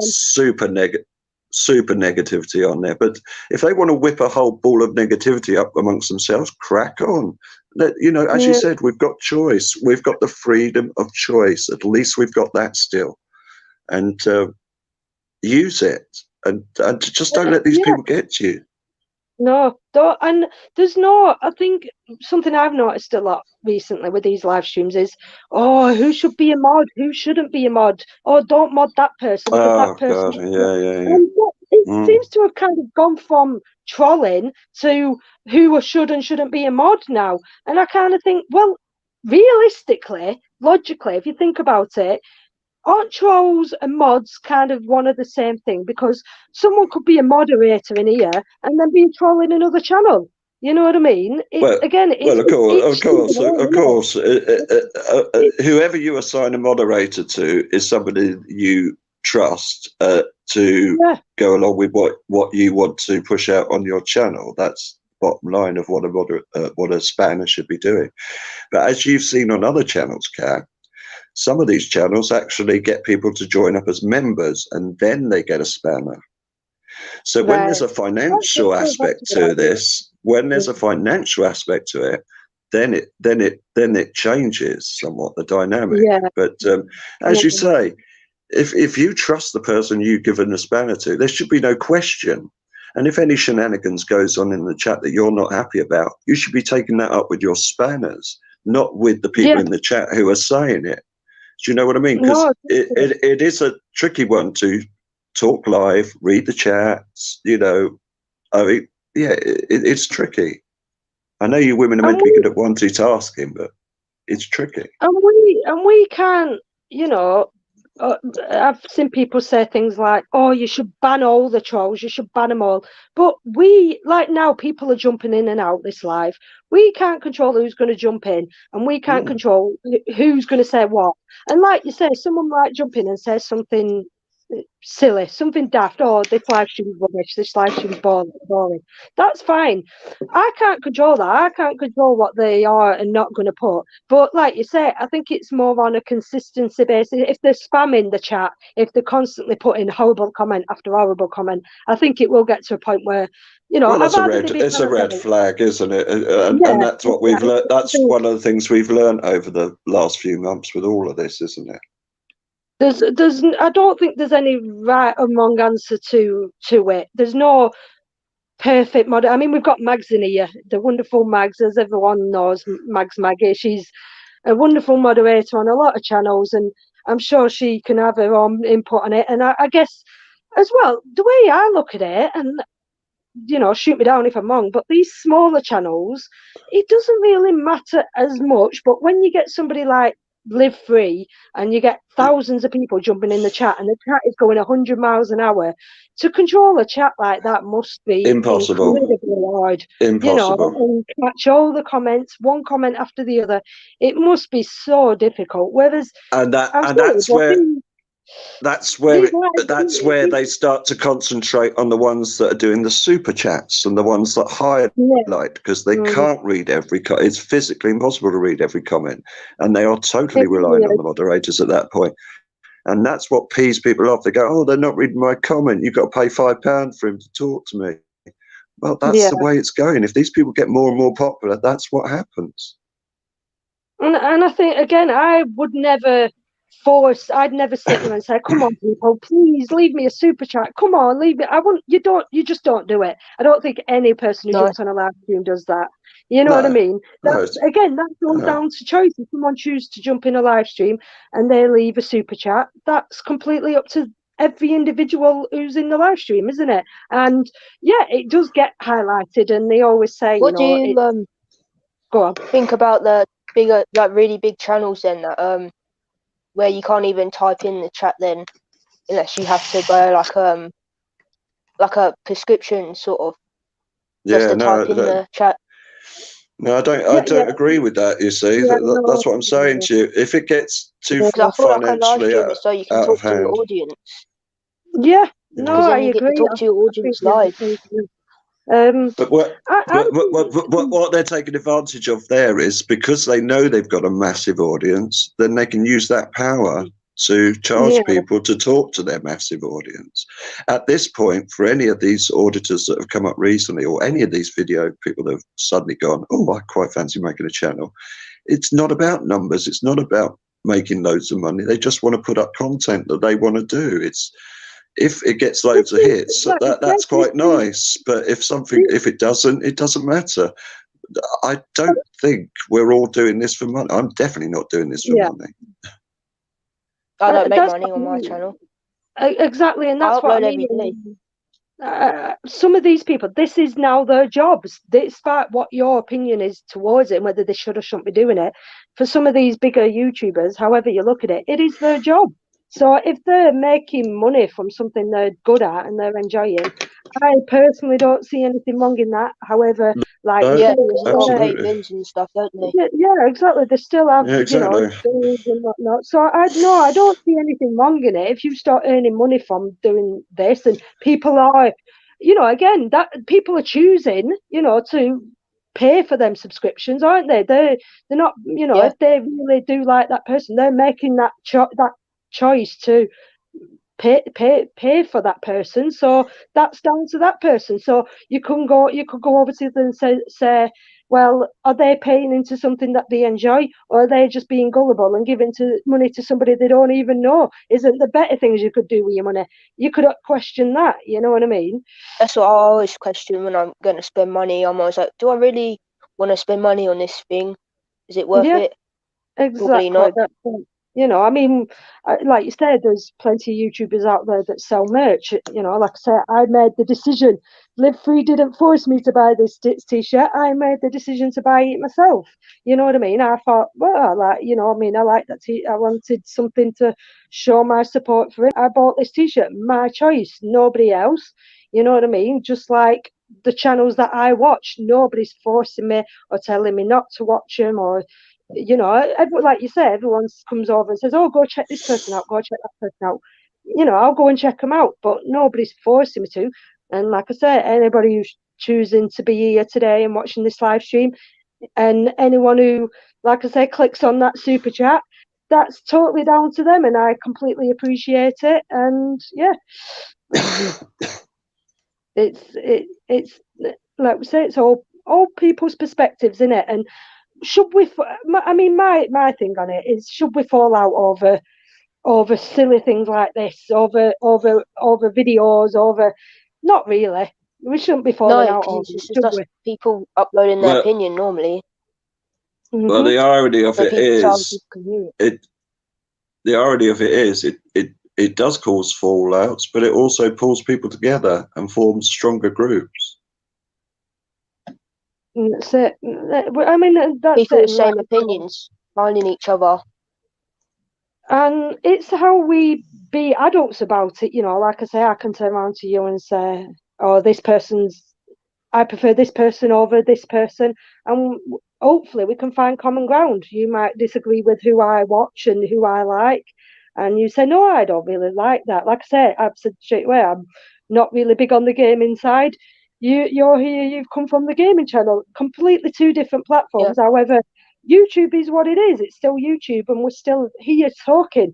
You know what I mean? We can still talk about It's people why don't you like want. it when people hate it when they don't get what they want in a way. So if somebody they're watching doesn't like what they want, like what they like, well, why Yeah, don't you like this? And then they get so angry about it and upset because they don't like this person. It's like, but why do you get so upset? Because you're yeah, your own person, exactly. and this Yeah, person on who you're watching doesn't control your life.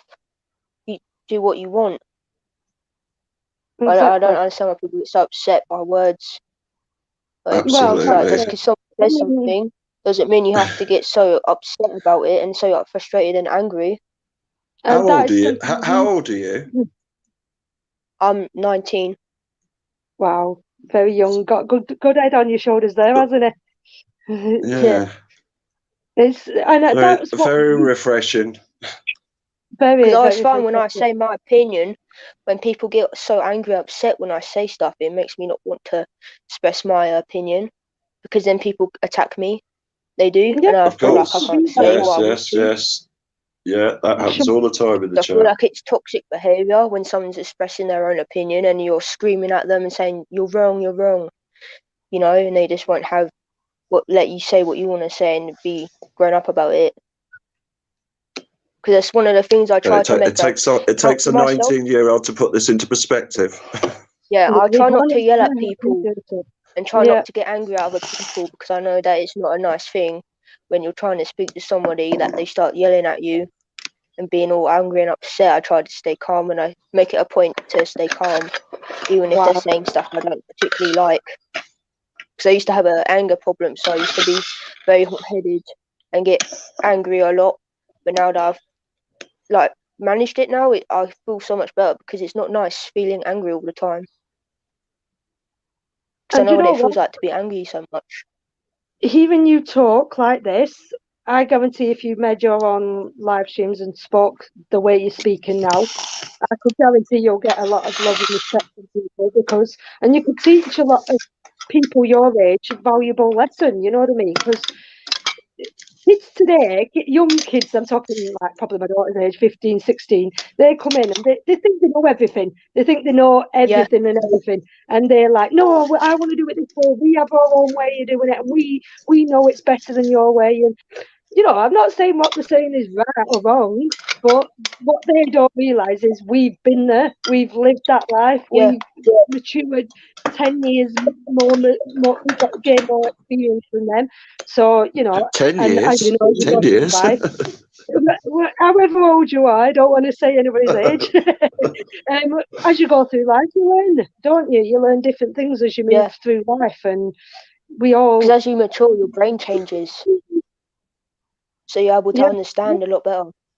And I'm But still learning. I'll tell you now, I'm still learning every day. You know, from talking to different people, having my eyes open from doing these videos. You know, different perspectives, and you know, it's always a good thing. And I definitely think this live stream is really good for that. But meeting different people from different walks of life, bringing people together from different backgrounds, different platforms, and even different sides of the argument, get different people's perspectives on things. I love it. Kat, do you want me to jump out? Because Jake's in and he's backstage. Apparently. I mean, if you don't mind, yeah, if you Yeah, want to no, jump in. absolutely, no. Don't Thank make you, it too Trevor. busy. Yeah, But thank nice you. chatting. Yeah, thank you Nice for coming one, on. DWPI, whatever your name is. Can you Do get? what Can I you? want. My advice to you is get a snappier name. Yeah. He's disappeared. Oh, he's Jake, if good. you're I was going to Jake, if jump you want out. to come back on.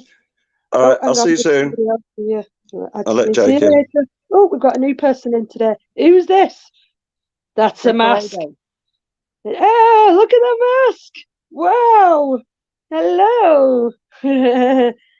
Are you okay? Yeah, good. Wow. What a mask and a half that is. Yep. Did you have a good birthday? Yeah, thank you. Yeah. Good, good. Scotsman, I noticed you were backstage. Do you want to come on and have your say, man? Come and jump back in if you want. I'll put the link back in. Sorry, guys, if you wanted to come on, I'm only having a few people on at a time, so you'll have to forgive me if you're jumping in. So let me post the link again. So, Scotsman, if you would like to jump back on again, you're more than welcome to.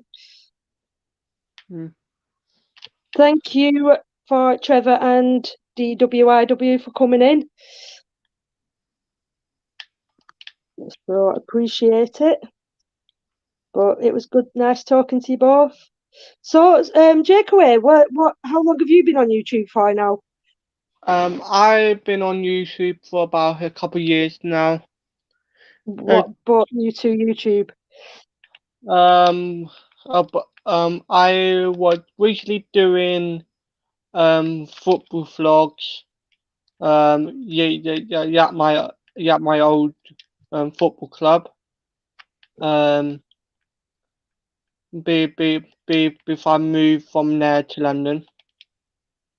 Right. And then my life basically just turned upside down, and I haven't been to a game since. It's tough, innit, man? You've done other things though, haven't you? You do your live streams and things, and you know what brought you, what videos attract you on YouTube? What do you like watching apart from the normal audits and whatnot?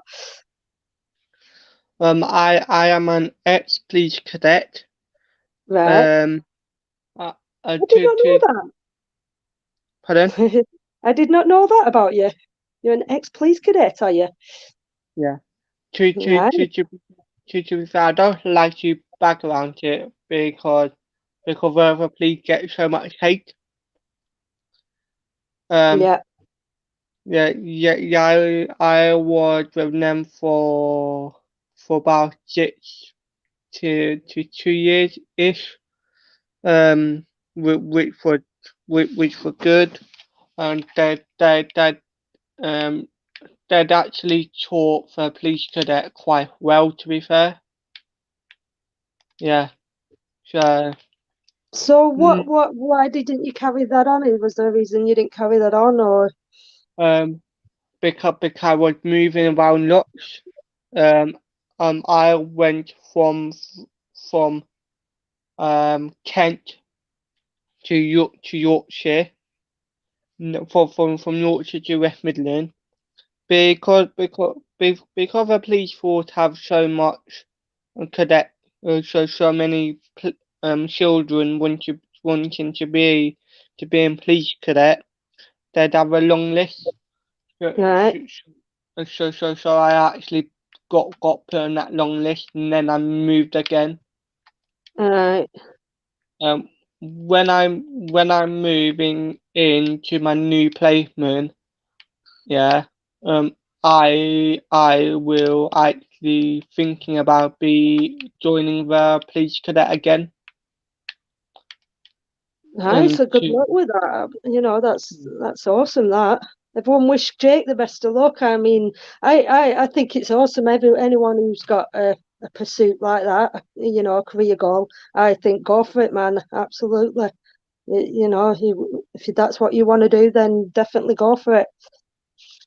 Yeah. Just now as well, like obviously being in the police force, it's be a human being first. Don't just do what you're told to do. Yeah. Obviously, as you won't be able to go around calling people slags in the police force. I'm sure you know that. So yeah, it's just I think go for it, man. Absolutely.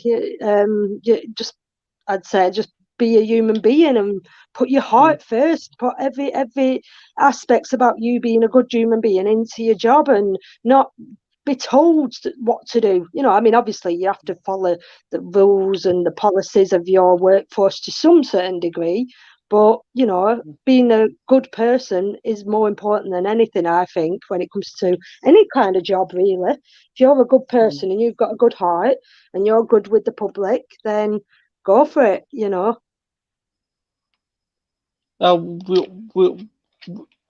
We do have people come down, like the dog unit, the arm officers, and PSO. They do come down and interact with a actual police cadet. They're basically, when I was in a police cadet, the dog unit came down. We learned how to put a handcuff on people. We learn how to restrain people in that manner which wouldn't harm anyone. Yeah. When you say you learned how to handcuff people, was the reasons behind that? Why do you handcuff in particular people?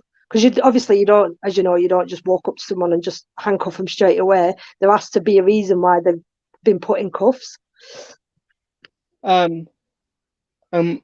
A name check, which is quite often the main reason why criminals get put in handcuffs. It is because because their name check record, they could be violent, they could be aggressive.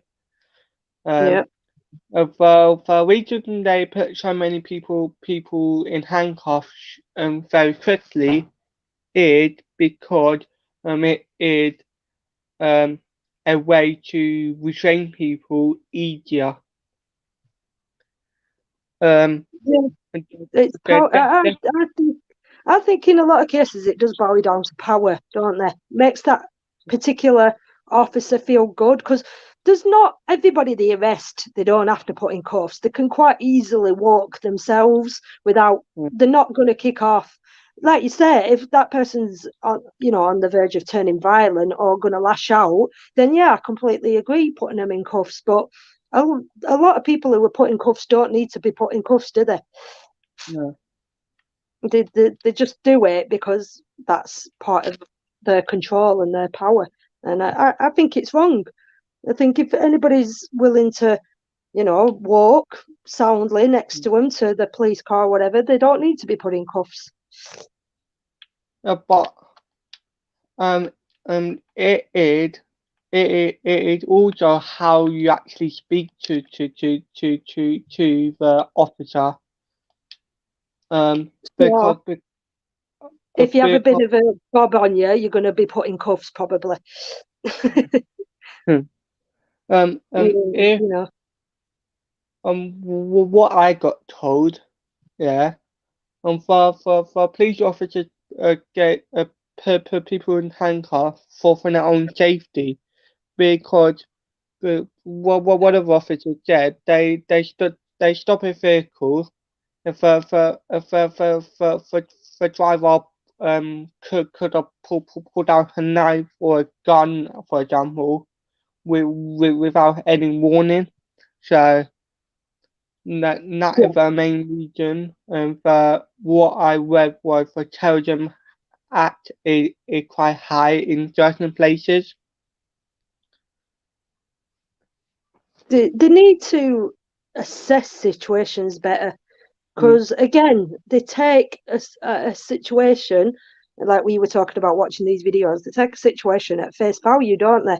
And they are reacting in that moment. And whether it be right or wrong, I know how they react. I suppose, again, like everything, there's probably no right or wrong answer, but as we've seen from certain videos, a lot of police have come in full force, blue lights blaring, just for someone taking a picture, and it's a massive overreaction. And then there'll actually be a robbery in place, and it takes them hours to turn up. You know what I mean? So it's two ends of the spectrum there, I think. And going back to these videos, I think it's two ends of the tail. It's you watch a video and you're taking a video that you're watching at face value, aren't you? You're saying, oh, why did he react that way? Why did he not do this? He should have done this and he should have done that and he shouldn't have reacted that way. And you'll never get them answers you get until you're in that situation yourself and you watch, you do it, you do something like that yourself, you get put in that situation yourself, you really don't really know the answer to it. So you like to, obviously have your own opinion on it, obviously what you think you may or may not do, but you really wouldn't know until you're in that situation yourself, would you? It's like if you saw someone collapse in front of you, I guess. If you saw somebody out in the street collapse in front of you, what's your first instinct to do? Would you straight away ring the ambulance, straight away go up to him and help him, run away? What do you think your first reaction would be? I would phone for ambulance. Because I've been taught some first aid in the other police force. And they said phone ambulance first, and then do whatever you need to do afterward. because you're doing GPR and and you become you out of breath, and you can't do GPR with only one hand. Yeah. You actually use two hands Yeah. for the GPR. And I've done first aid myself, and when it comes to CPR, it is again, it's a choice, isn't it? Because if you're not 100% confident in what you're doing, then you possibly maybe not really. You should get, like you said, phoning the ambulance definitely straight away. If someone collapses in front of you, you should definitely ring the ambulance. But you don't have to help them, because if you don't 100% know what it is you're doing, you could do more harm than good. So if you are going to jump in and try and help someone like that, you obviously have to make sure you know what you're doing, because you potentially could hurt them more, couldn't you? Yeah. So, and it's a scary thing. And you could freeze up. You might think sat here, oh, I'd definitely help someone. If someone collapsed right in front of me, I'd definitely help them. I'd definitely, but you could freeze up. You could genuinely freeze up and not, like you said, it's making that quick snap judgment. And it's like that in any situation. And I think, again, coming back to filming out in public, you see someone filming out in public, instantly people are spotting it and they're reacting. They're not assessing it or thinking, right, I'll go up to them politely and say, excuse me, what is it you're doing? They're instantly, oh, you're dangerous, you're a terrorist, you're there, and they're instantly reacting at face value. We should all learn to maybe breathe, take a step back, and sort of analyze the situation first and think, it might not be everything you think it is. There could be more to it. Like I said, there could be something behind it. There could be something hidden that you don't realize. And you could be jumping into something that you have no idea what you're jumping into. Yeah. So, like I say, you need to, like this, Jake, everything you've been going through, I guess, recently with your, but I think sometimes we get put in situations sometimes where we get very frustrated, don't we? And we just want to scream and shout at people, don't we? But at the end, you've got to think about, what is it going to achieve by me reacting this way? What am I going to achieve by reacting and going up to someone and achieving? How can I get my point across? You need to do it carefully. You need to, because you couldn't be the one that ends up in trouble. You know what I mean? And you didn't intend to do it, did you? I'm sure we've all been there. We've all reacted to situations and sort of think, God, I shouldn't have reacted that way. I shouldn't have said that. I shouldn't have behaved like that.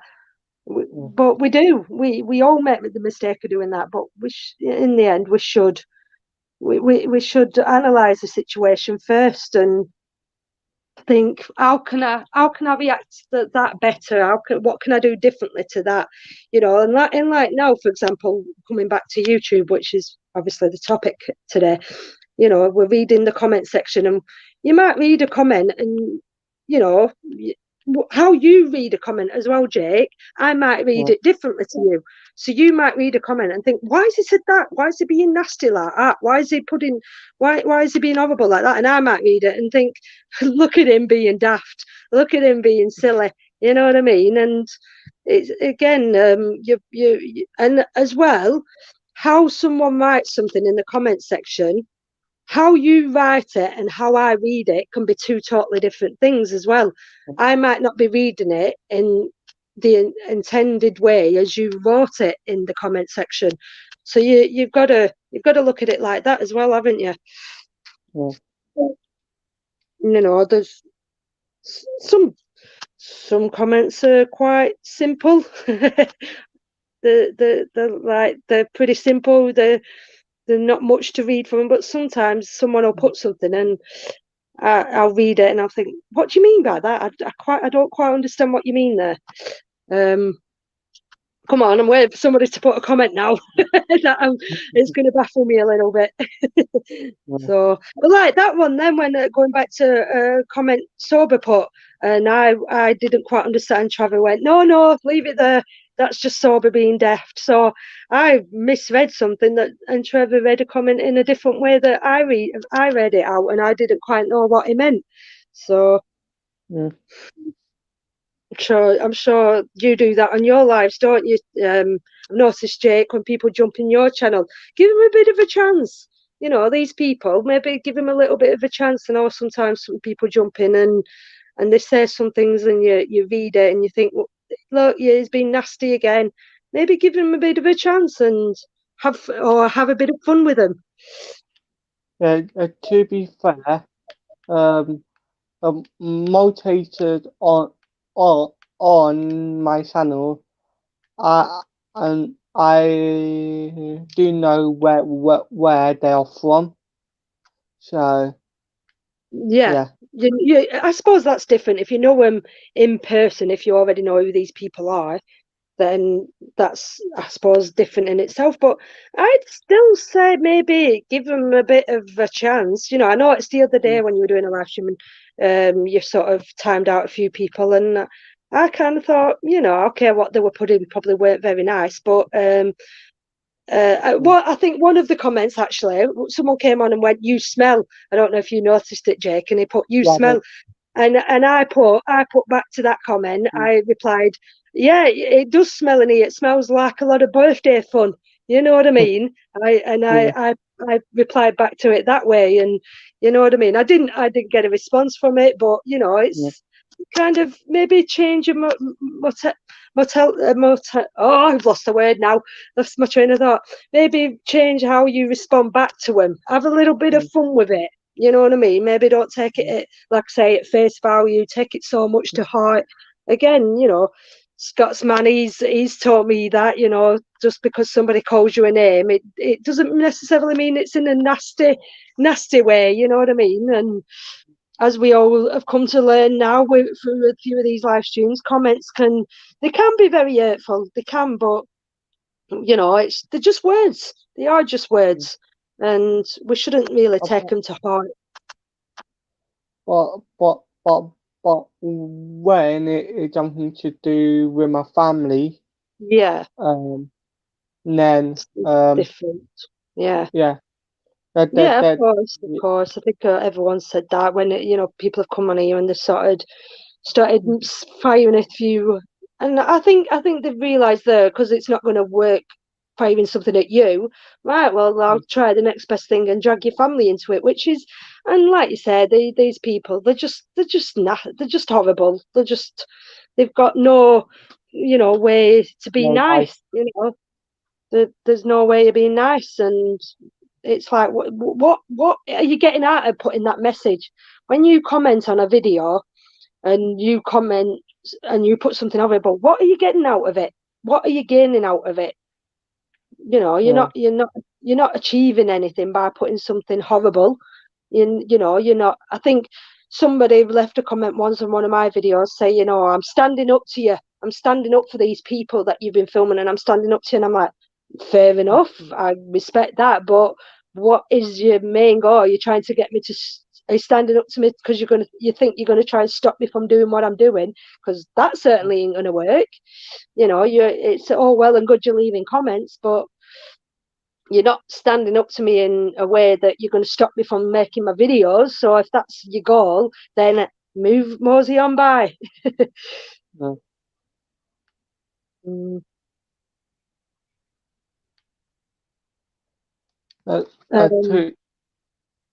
be fair, the hatred which was on my live the other day, they was actually from the other boy who I live with. Yeah. So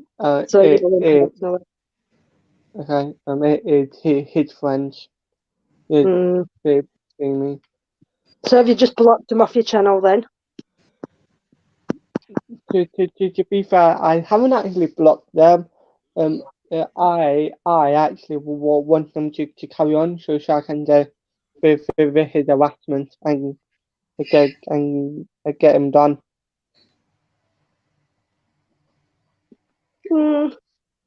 Jakey boy, what's happening, my man? Scotsman, come on! What brought you over to YouTube then, Scotsman? What brought you here?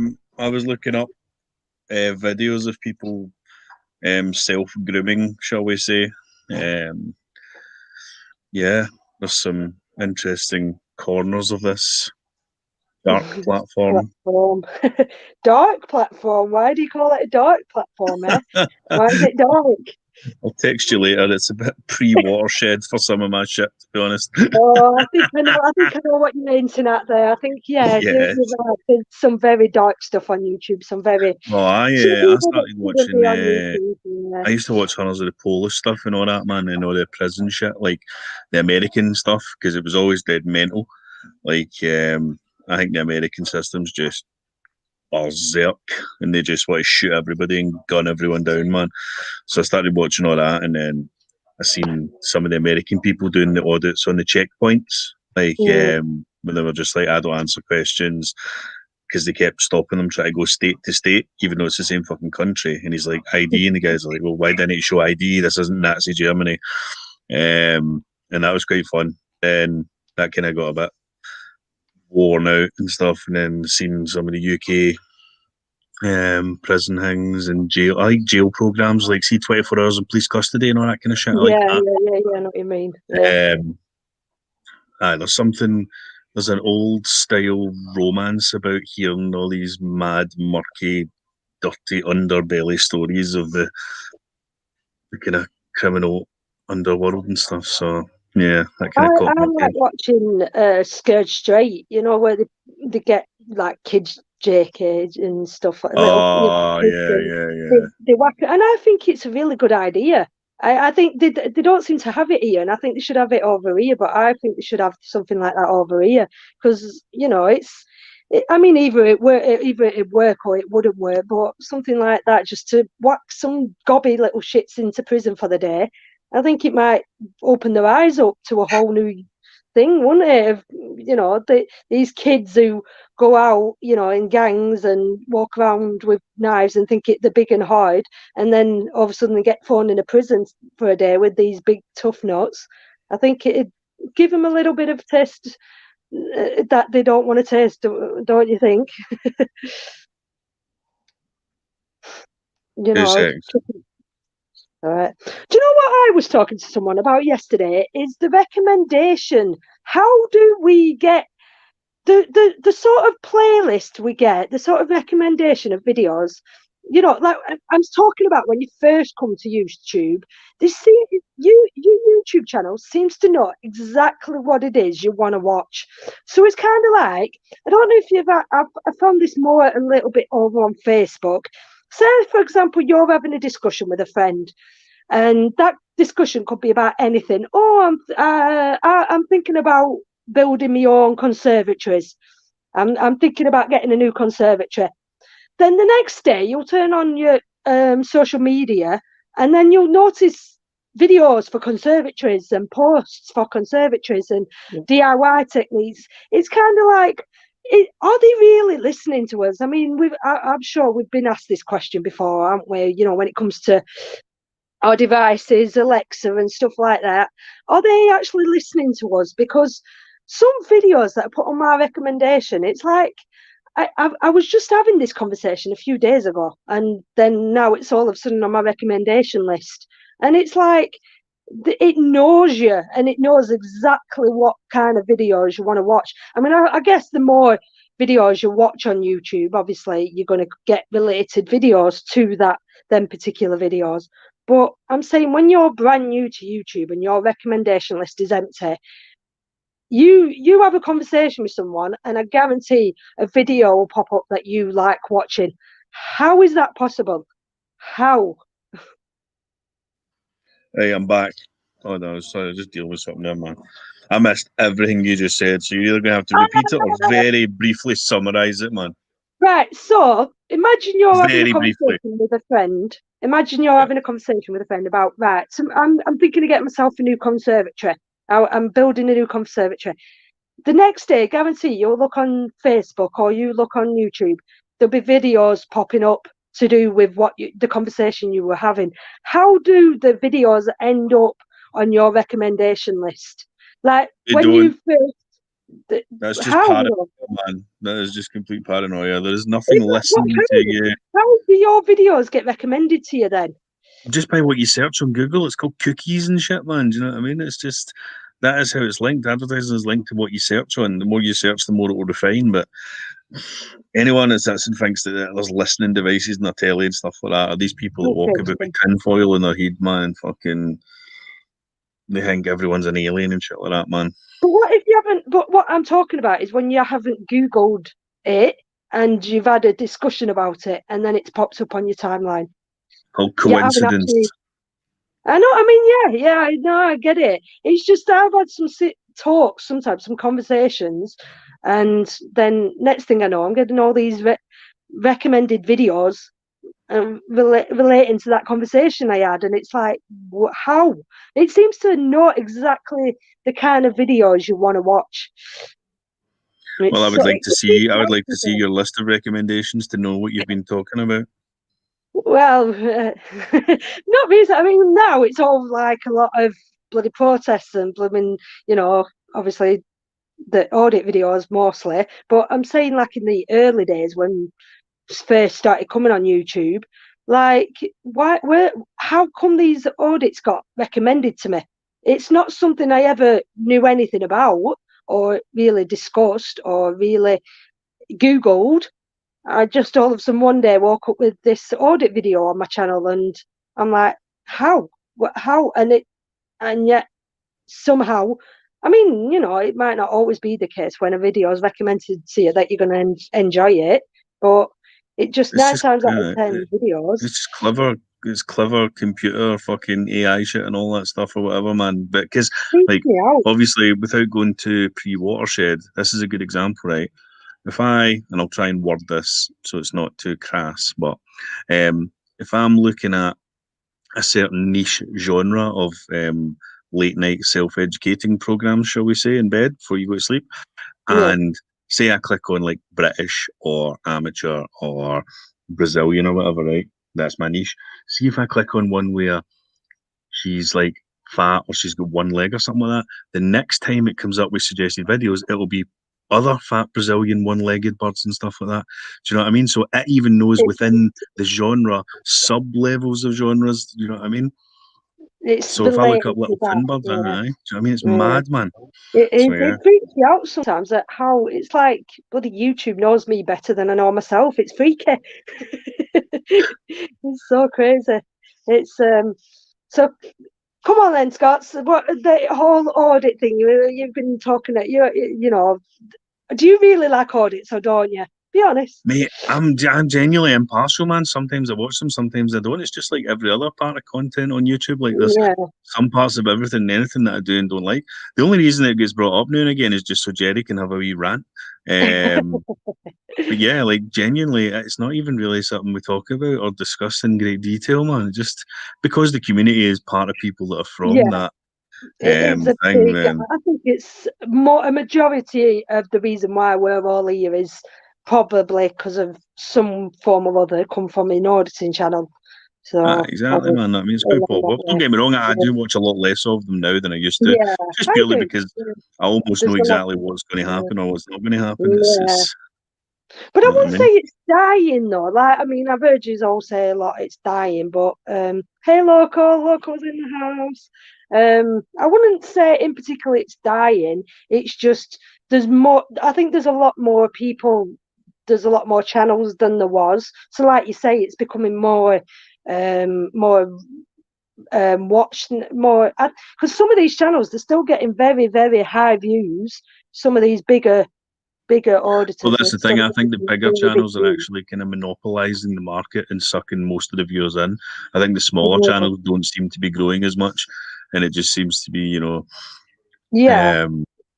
The bigger Because I ones. guess you do get a lot of copycats. There probably are a lot of copycats, but again, it's kind of like each to their own. Like I said, every person who makes a video for YouTube has their own reason for doing it. It might not necessarily be the auditing video, you know, it might be something else, but you might see it.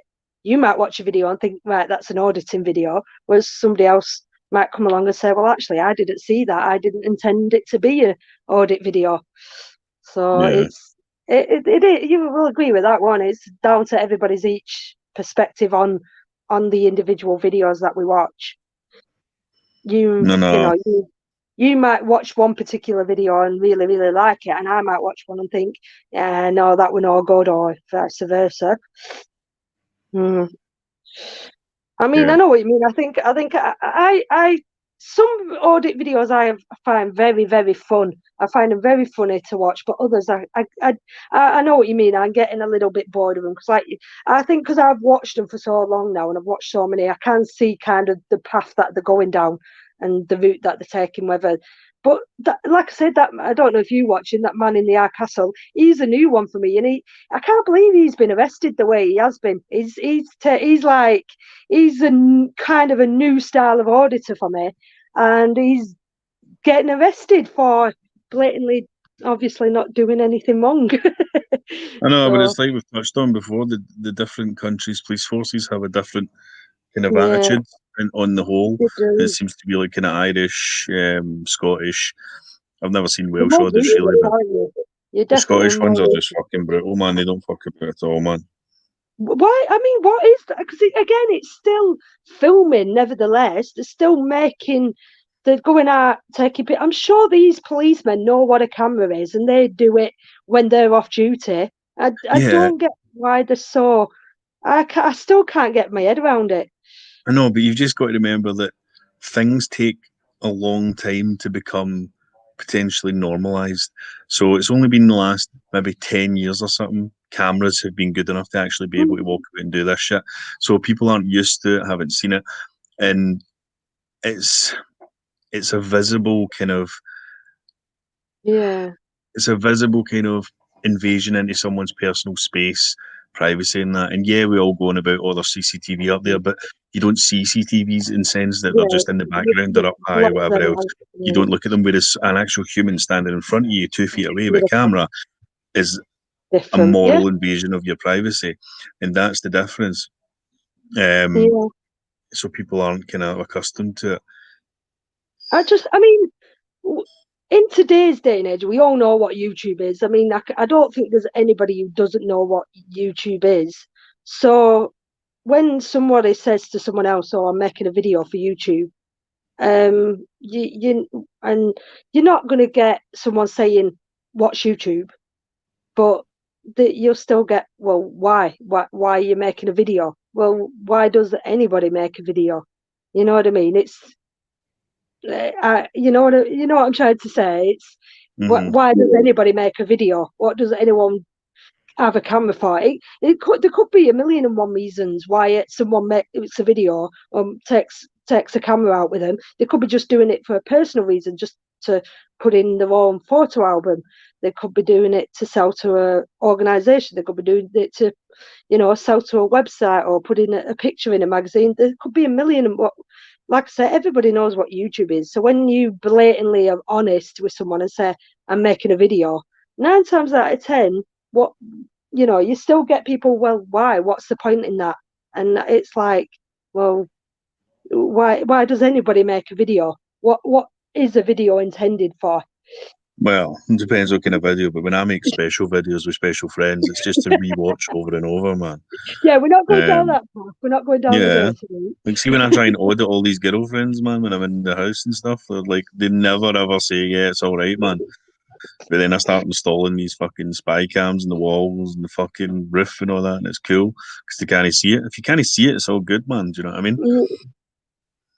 If you can't I see think what I so genuinely you think make it's more about the actual physical motion of holding it in your hand. Like, see if you had one of the wee square body cams on, people wouldn't wouldn't be as think about affronted it. by it. Yeah, It's the gesture of holding your hand out yeah. because it's right there in front of you, and I think that's kind of the part of the issue, man, that people take umbrage to.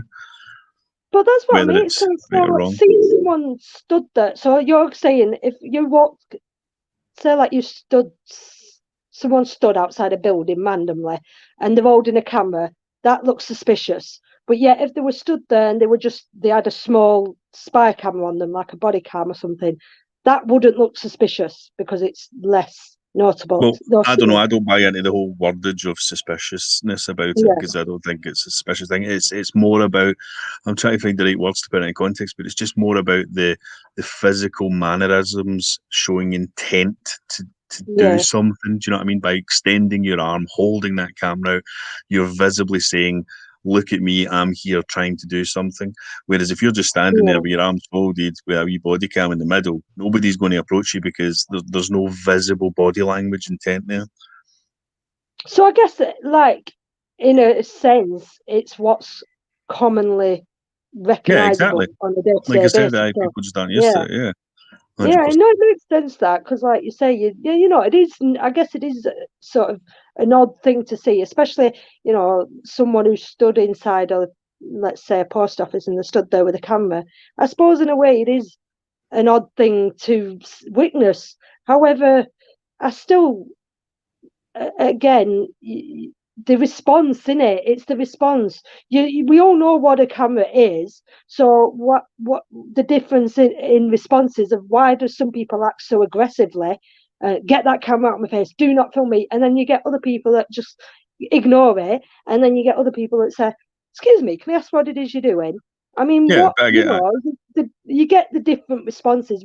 Everyone can see, like you said, blatantly someone stood there with a camera.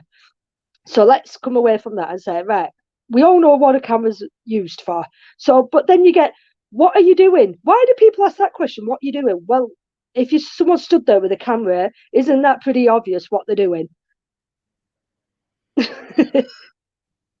think isn't that pretty obvious?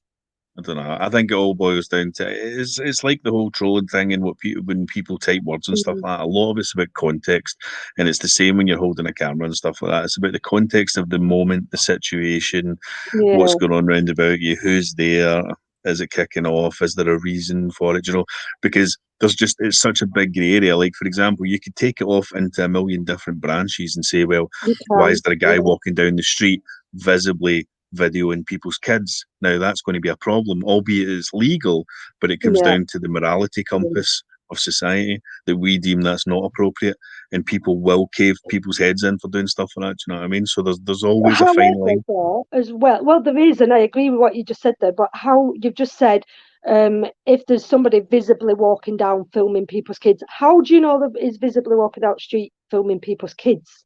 Exactly, because that's what I mean, though. Because if you've got an arm extended and you're moving it to point, because your camera only points in one straight line direction. So if you can see them actually holding it towards kids and only kids directly, just as an example, you can see by them having their arm out without holding it that that's what they're doing. Whereas if you're just walking about with like a body cam, you don't know where it's fucking going. Do you know what I mean? Because you're moving about. No, that's it. I think you're right. I think, like you say, it does come down to the place, the people, I mean, obviously, if you get someone stood outside a school, it's going to be highly suspicious. But we know, Watch Me Do This, he made that video outside the school, didn't he? He were filming his son, and he handled that brilliantly. You know what I mean? That's a thorny subject for me just now, to be honest. But it is. It really is. Any time kids come into it, no, I just mean him and I. We don't see eye to eye. Oh, fair enough. No, I don't think we do, to be honest with you. But that's just obviously that me video. And you? No, me and Watch Me Do This. No, the problem with that though is because I questioned, I would expect any auditor that is doing this as a job, inverted commas or whatever, that's posted on YouTube, they should be available for criticism and of their content. So if I say to someone's video, I say, right, I think watching your video, one of the security guards has assaulted you. Why didn't you defend yourself? Now, I don't expect to be blocked and fucking given shit for that. Do you know what I mean? To me, that's a very feasible question. You know, so. Well, I mean, that's again coming back to YouTube. Again, I said this when people leave the comments that they're leaving. like I said before, when I read a comment, you can read it, and we could kind of totally get two different opinions on that particular comment. So it might come across as potentially being horrible to me, but it might not be. It might be just jokes and words to you. You know what I mean? I might read it completely different to how you read it. Here's another example as well, Kat, right? You know how you're saying people shouldn't be thinking about being on camera if you're in public and stuff like that or whatever. And people always shy away from it and go, no, I don't want to be on film, I don't want to be on film. Look at what just now. There is literally, I'd say, maybe 5% at best people on all these channels that will show their face on these StreamYards. Do you know what I mean? So that's similar to that. So these people don't want to be seen on this. They don't want to be seen on the camera on there. I don't know whether it's self-consciousness, privacy, fucking job thing, whatever the reason may be. I don't know. I personally think it's quite weird to not show your face on the camera. Like, I think potentially you're trying to hide something, or I don't believe in not being self-confident or whatever, but I can't really grasp that because I'm not like that. But yeah, I think it's weird. I mean, maybe someone in the comment section can answer that. You might be on the internet here and you haven't actually shown your face yet. So is there a reason for why you have not shown your face? I don't know. It's just the same people over and over that show their face. Literally, tiny percentage. Yeah. No, that's what I mean. It does. There's a lot of names here that I'm noticing where I've only ever seen the name and I've never seen the face. A lot of people. Exactly, and I find it strange how on an online platform people can actually speak as though they've got a true friendship and a true bond with people that they've never heard their voice, they've never seen their face, they've never met them. Yet you want to call them a brother, a sister, a family, give them kisses, cuddles, their daughters, their fucking son. Like, that is just, it makes me gag. Do you still think this is virtual? Well, it's a virtual connection between real human beings. It's not one or the other. It's not real and it's not fake. All it is a remote connection that puts people that can't be physically next to each other together. But at the end of the day, you're really sitting in fucking Preston or wherever the fuck, Blackburn. Do you know what I mean? And I'm sitting in Glasgow, fucking. So we're just talking. This is just a vehicle. So yeah, it is real. And also, I mean, people do like mainly dating. That we've had basic discussions about this. People falling in love through dating sites, haven't they? They've fallen in love without even meeting. Yeah. And it's cringy. I don't understand it myself. I don't know how you can physically fall in love with someone without actually meeting them first and getting to know them. But again, I suppose it does happen. And if you talk to somebody, you might just. There's people bonded, aren't there? And for whatever reasons, they've connected with people that they normally wouldn't connect with in real life. As we all know, we've met this way over the past couple of months, and I've got talking to some very interesting people, and I will go as far as saying, you are my friends, and I'm hoping if we meet one day in real life that we will get on. But I don't think I could say, oh yeah, there's anybody that I'd fall in love with, or you know what I mean. I don't know. I suppose, put it this way: if we did this every day, day in day out, and we talked like this every day, day in day out, and we saw each other, and we went backstage, and I suppose there is an element of you could develop feelings for each other, couldn't there? We know a couple of romance. You don't, we've spoke now. We're getting to know each other every day. So it can happen. I mean, personally, I don't think it'd happen to someone like me because I'd want to meet up in more private settings, shall we say, offline. But people do, Giggity. You're the wrong person to talk to about this. The wrong person to talk to, full stop, man. Just thingy, what was I going to say? Yeah, I wanted to harp back on something you said earlier, because I remembered about it, and I think I don't want to say hypocritical or anything like that, but I just think you need to be careful about what you're saying, because I felt that you were almost contradicting yourself earlier, because one part of it you were saying, like, remember, it's just words and stuff like that, And then the next part you were like, oh yeah, nobody should be blocked, everyone should be here. But then the next part you were saying, oh, words can have a big impact on people and all that shit. And I was like, well, what is she actually saying here? Is she saying, no, it doesn't matter, or yes, it does matter, and blah, blah, blah, because, I mean... no, I've got a bit of a bad habit of doing that. But I said I don't like anyone. I mean, as we know, like I said, words can hurt, but that I think words for someone who's more super sensitive like me, they can hurt, but I don't want to block anyone. On my channel, I don't want to block Too late, anyone. I've already blocked someone today. Pardon? Too late, I've already blocked someone. Have you blocked someone? Who have you blocked you? But see, there's an example. Like he was being abusive to someone for no reason. Do you know what I mean? And it was probably a fake account anyway.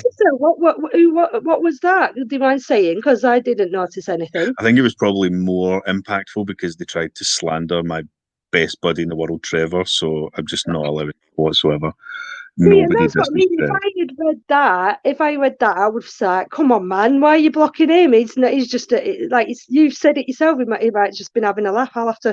I wasn't saying that. No, he was not having a laugh at all in any way, shape, or form. But this is the problem. So yes, I think that you need to treat these kind of platforms with a pinch of salt because fundamentally, the chances of ever seeing anyone face to face are very slim. However, there are always lines and boundaries that will elicit a reaction, which could then escalate into something. If you start attacking people's families, kids, things like that online, and they are just words as well, a lot of people are not just going to shake them off, myself included. You know what I mean? So there's always a line, and it's not just about a complete carte blanche of, yes, you can say whatever you want and get away with it. But do you not think by just saying that then, so now you've said that, people are going to, the sad people of YouTube are going to just do that on purpose to do that because you've said it now. So if you didn't say that, they wouldn't have known. They would have just targeted you. But now you're like, whatever you do, don't call say out about my family. I would suggest everybody's like that. I don't think anyone on any of these platforms would be happy to just sit and laugh off someone going on about their family. You know what I mean? That's just common sense. You don't bring anybody's families into it. Seriously, that's just sad and pathetic. But, you know, if you hide, I always say this to Rebecca, you know, she'll turn around and say, oh, I don't like it when he calls me this. I don't like it when he calls me that. So they'll keep calling her because she's highlighting that fact. She's highlighting it. Oh, I don't like being called that. So someone will constantly call her that because she's told them. So it's like saying, if you don't like someone, well, you're bound to get someone who's going to do it because they know you don't like it. So exactly. Well, I mean, as of the last good few days, at least anyway, as far as I've been able to see, like, I don't seem to have many issues anymore, if any, on here now. And I've not spoken to a lot of people directly, but the kind of the people that were having issues, it seems to have been resolved through either talking or through third parties or whatever, and everything seems to have kind of calmed down. And I think, you know, I've come to now accept that fair enough, there's going to be people that you just go on with for whatever reason. Telly Tits. I've come to now accept that fair enough, there's going to be people that you just... Telly Tits, and he never mutes YouTube before he goes on that. YouTube. Telly Tits. Hello, mate. Good evening. Hello. Yeah, long time no see. Yes, lad. You're right. Thank you for joining us. You're very welcome. Been enjoying the chat there, and I enjoyed Trevor's and DW's input as well. Actually, it's quite. He was very smart. It was nice to hear from him. Actually, he was very smart. Yeah, it's nice to get different people's opinions. You know. It really is. That's why I love this. I do. I enjoy sitting back and hearing what different people think and what different people have to say. I really do. But I do agree with Wellung. You know, I mean, there's probably 99.9%. Well, 99%. You're never going to meet a lot of people here. So, you know, I think you've got to treat sort of relationships, friendships, and really with a large pinch of salt, you know, because I mean, if it wasn't for this lockdown, I mean, these groups and these chats wouldn't be existing, to be honest. I mean, I don't know, though. I mean, it's a long stretch to say that, because obviously, before lockdown, YouTube was here, but it's just that these live streams weren't as much as they were now. So, but I mean, YouTube was still, people were still having conversations in the comment sections when it came to, but it's just not the same way it is now. Yeah, but not face-to-face communication and not sort of verbal communication. I mean, I agree with Willong. I mean, I've said this several weeks ago. I mean, yeah, I've been on camera. I don't mind being on camera. You know, I mean, I can actually engage. I mean, I'd be on camera now if I knew you two didn't know me or hadn't seen me before. Do you get what I mean? Yeah, exactly. Does that make sense? But 100%. And I can understand some people in respect of obviously dealing with finances, like of certain people, which is involved with money. Yes, I can get that as well, and I understand that for certain reasons. But I always find I feel more secure if I can visually see someone when I'm engaging with them. Yeah. Especially also when you're exchanging like numbers, telephone numbers. But I mean, the only person that's got my number is Willong. That's the only person that's got it.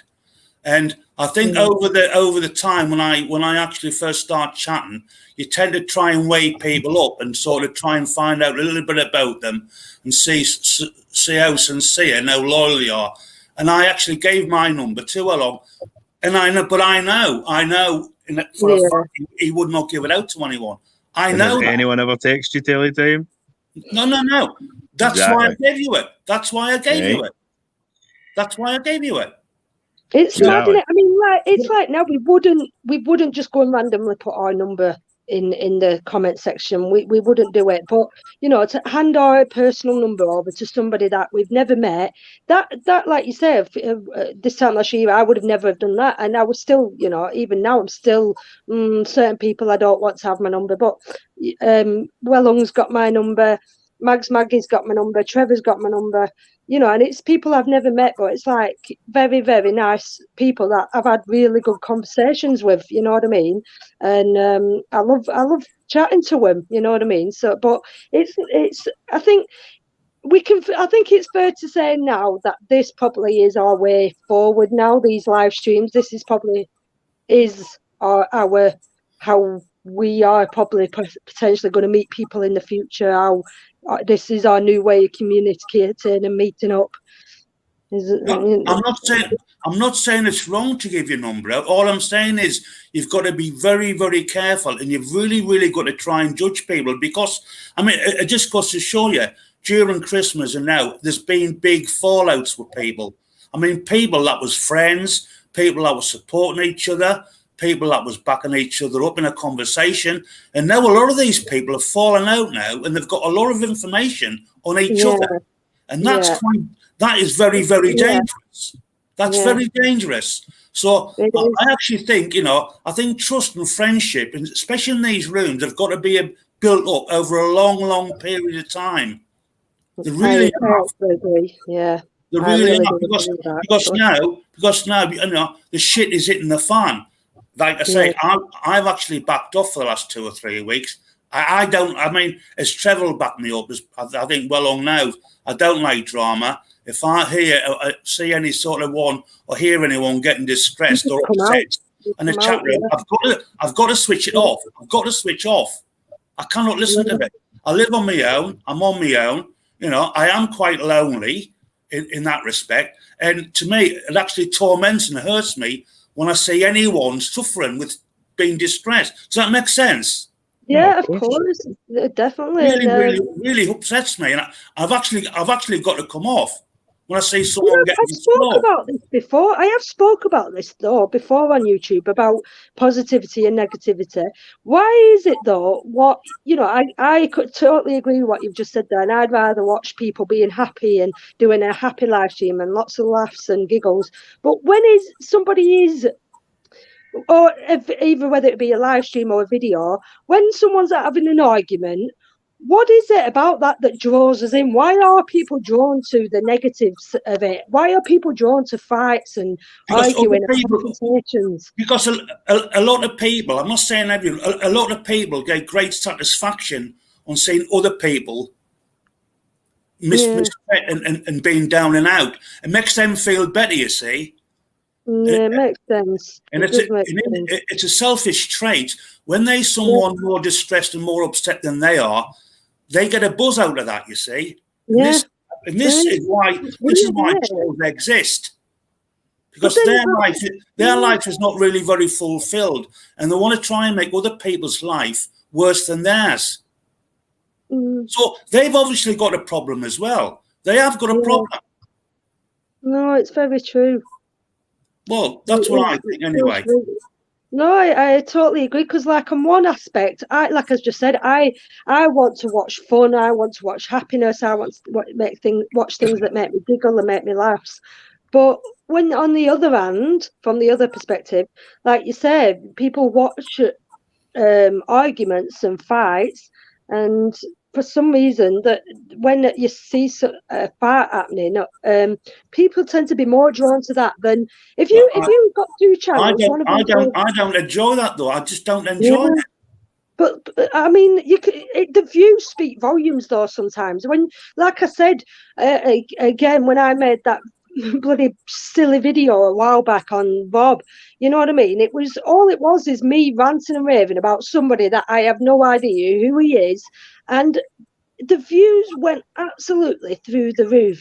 But then the following day, I did another video asking why on earth did people watch a video like that, and it obviously the views halved and nobody could answer it, because you know what I mean? It's like, why on earth would somebody watch something like that? You know?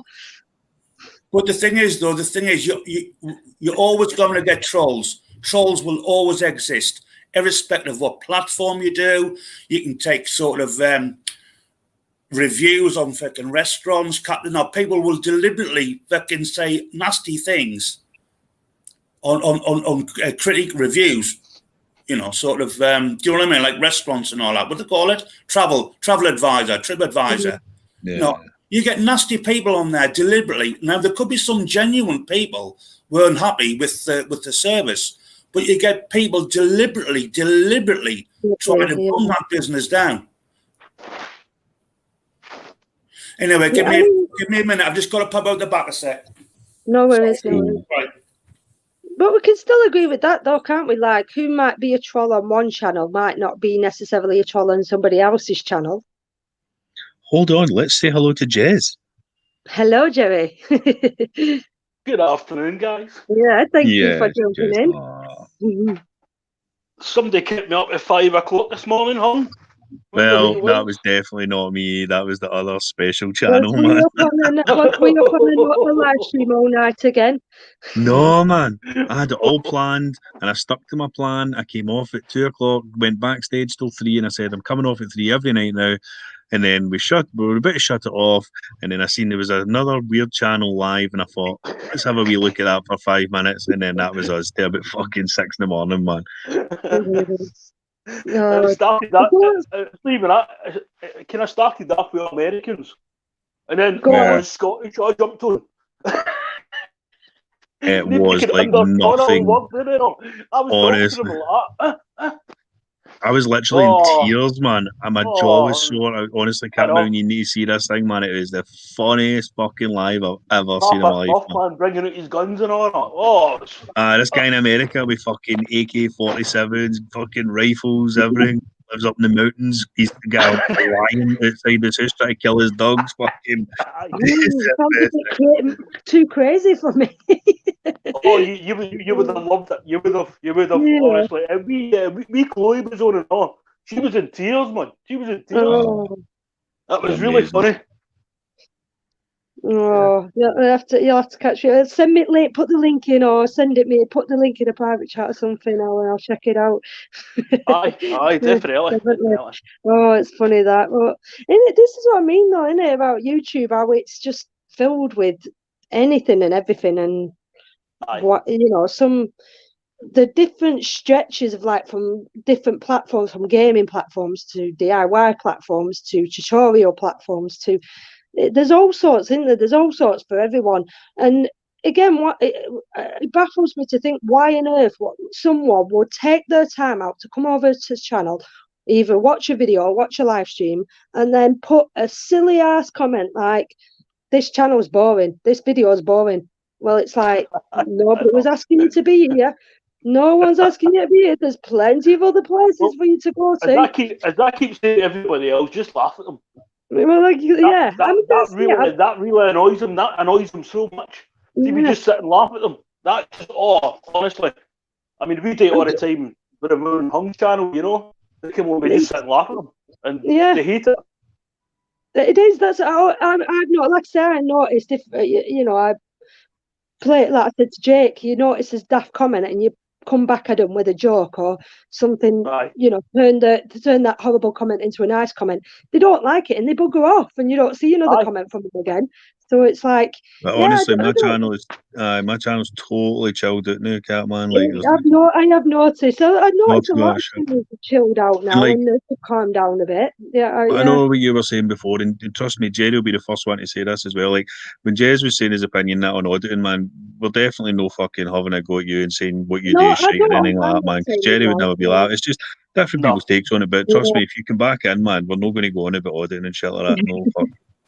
I mean, it's not just that as well, but I kind of think it feels like I am a bit limited to what I can have an input on, because I don't know about, you know, boxing or Scotland, or so it's like you're all there chatting away, and I feel like I'm sat there a bit quiet. Kat, you've just sat here for 2 hours, 35 minutes, and 40 seconds talking non-stop. About YouTube, though, talking about we'll talk about anything on my channel, man. We just I guess in a way, since I'm getting a little bit probably I have this bad habit where I go into this mode of overthinking things, and I kind of get a bit self-conscious, if you like, and I'm kind of like, oh well, I'm not going to jump in there because I've got nothing to say. I feel completely thick, and I don't know about that topic, and I can't really have an input when it comes to that. See, you all talking about bitcoins. I don't know what Bitcoin is. I don't know. And it's I feel a bit. Don't start this again, man. See what I mean? I just noticed these random topics keep coming up, and I'm like, who has done this? Who has got these topics up? We've actually banned Bitcoin for the platform now. We've banned it. Trevor, do you want to be banned? Stop talking about bitcoins. I don't even know where it's come from. I don't know anything about it. So, you know, it's just certain situations where I feel like I'm sat there. It's either I come on a live stream and I talk and I don't shut up, or I come on and I've not really got much to say because I haven't really got much of an input to talk about. So, but that's the thing. Everybody's got something to say. You don't have to talk about Bitcoin or whatever we're talking about. Just jump on and say what you want. And we'll just jump into that subject, you know. Well, that's the way it goes. I'm not being funny, but if Jerry talks about Bitcoin after he finishes, I'm now the wiser. Yeah. He doesn't know what he's fucking talking about, Telly thing. I'm fucking now the wiser. I'm now the wiser. I think that's fucking. I think that's the military of my life. I'm never fucking gonna get back. I need diagrams up. I need to live with diagrams. Well, in fact, I put a video on my channel for you. And you jump on, it's called Bitcoin for Dummies. But I just don't understand it. But you know, I know. But I know it's hard to explain to people. You know, especially my parents and stuff. What does that mean? But then you'll get people on there fucking deliberately asking a question about Bitcoin. I know exactly what they're doing. They just said, any updates on the Bitcoin, Jerry? And I know what they're doing. Well, what I do is I just give them the price and say we don't talk about Bitcoin on here. But I actually think that's funny when they say any updates on your Bitcoin, Jerry. It's like I don't know what me start again. It's not that. It'll just bore people to death, man. Well, I think even now I feel like I've just been completely silenced with you three now because I'm just sat here thinking, oh God, here we go. I'm just letting you talk away because I straight away I'm like, I don't. You're louder. You're much louder than me. To be fair, the Scottish have this way of like I think we just got to get used to the accent, and let alone what it is you're saying. So, I'm just sat here. Just jump in and change the subject. Yeah. Just say anything. You know what I mean? That's what happens. I've tried that before. Though. We jump in and say, "Can we change the subject?" People are like, "You can't say that on somebody else's live.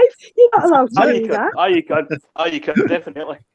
Definitely. Just jump in and say something. You know what I mean? We were talking about. I don't know. We were talking about biscuits last night. Exactly, man. Biscuits, sweeties, chocolate, fucking any old shit, man. And the chat was loving it, man, because I'm trying to make sure I engage the panel and the chat at the same time. Because for me, too many channels now are almost like two separate chats.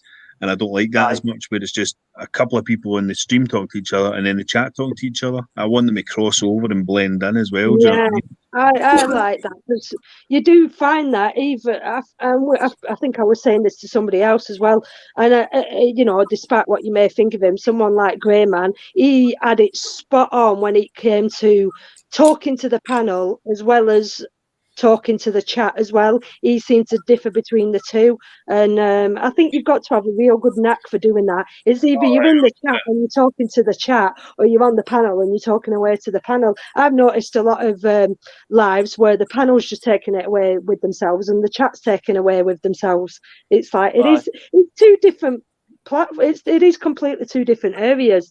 If you've never been up here on the panel, it's completely a different place to being in the chat, you know what I mean? And like I said, I've put a comment in the comment section, and either on some circumstances it's been totally ignored, or I'll put something and someone will read it out and be like, what do you mean by that? So you know what I mean? Because like I said again, you probably read it completely differently to how I you pick up that, and that's right. But the thing is, Kat, I mean, rooms like Wellong's room, for instance. I mean, it's basically getting to know each other's individual. We know these. I mean, Wellong or Jerry might say to me, "Fucking hell, Teletyme, shut the fuck up," you know. Yeah. But if he was to type that, I would take that a different way. Yeah. Does that make sense? But because I know it's coming from Jerry, Wellong, yourself, Trevor, whatever, in a conversation, we can do that. Yeah. Tongue in cheek. But if fucking Jerry or Trevor was to say, "Fucking hell, Teletyme, shut the fuck up," I think, what the fuck's he on about? Yeah. Does that make sense? And I think it's like the same way with like kind of trolls and everything like come in the chat. I say, look, direct all your hate at me. Do you know what I mean? Yeah. Press one. I'm not why it's up swear down here, but you know what I mean. It's too early for that. You do eventually get a group of people within a chat room where you know them. You know, you tend to know their personality to a certain extent. You know the way they operate. I mean, like some Mashup, great guy. You know, Batman, great guy. Do you know what I'm saying? I mean, Trevor, you can say, "Fucking hell, Trevor, what the fucking hell you on about? You're talking crap." Do you know what I mean? But I don't mean that with malice. Aye. Does that make sense? It does make sense. And if I was to type that, you'd think, "Fucking hell, I'd probably get fucking blocked." But it's in the chat. You're just taking like a statement. Yeah. No, I mean, without any, you know what I mean. You've got voice. It's totally different. Yeah. Did that's what you're trying to explain, you know. Yeah. I mean, did anyone watch Live Free's live stream the other day when he was talking about bullying? And he said him, Society X and someone else were going to get together. They were talking about putting his heads together and to trying to figure out how to sieve out all these trolls. And I just sat there thinking, is that even possible? Is there any answer to it? Because not only that, but as this, you know, as the months pass by and as, you know, YouTube progresses, there's more and more people going to be joining YouTube. So say like someone new randomly jumps in here today, they're not going to know what to expect. They're not going to know who any of us are people. So again, they're taking it as face value. So their first instinct the first comment might put, you're all a bunch of flipping dicks. What you all on about? And we don't have a clue who this person is, but they don't know us and know what we've done over the past 3 months. So there's no right or wrong answers to it, is there? And as we're moving forward, there's going to be new people jumping on board, and they're going to have no idea what's going on, and they're like going to have months. It's like I think me and Mags were saying the other day. It is like, in a way, kind of being back at school, and in some sense, it is like being back at school, because you and as well, if you join a new school, everybody's got the groups, and it's like coming. So there's someone jumps in new now. Who the heck are you? What you know what I mean? It'd be starting all over again with a new person, wouldn't it? This is what's happened here. When it all first started with all the several chat groups, there's a situation now where everyone is split up in the different groups. They're all splitting up, and people are splitting up, and people are gathering. You don't see me, he's in.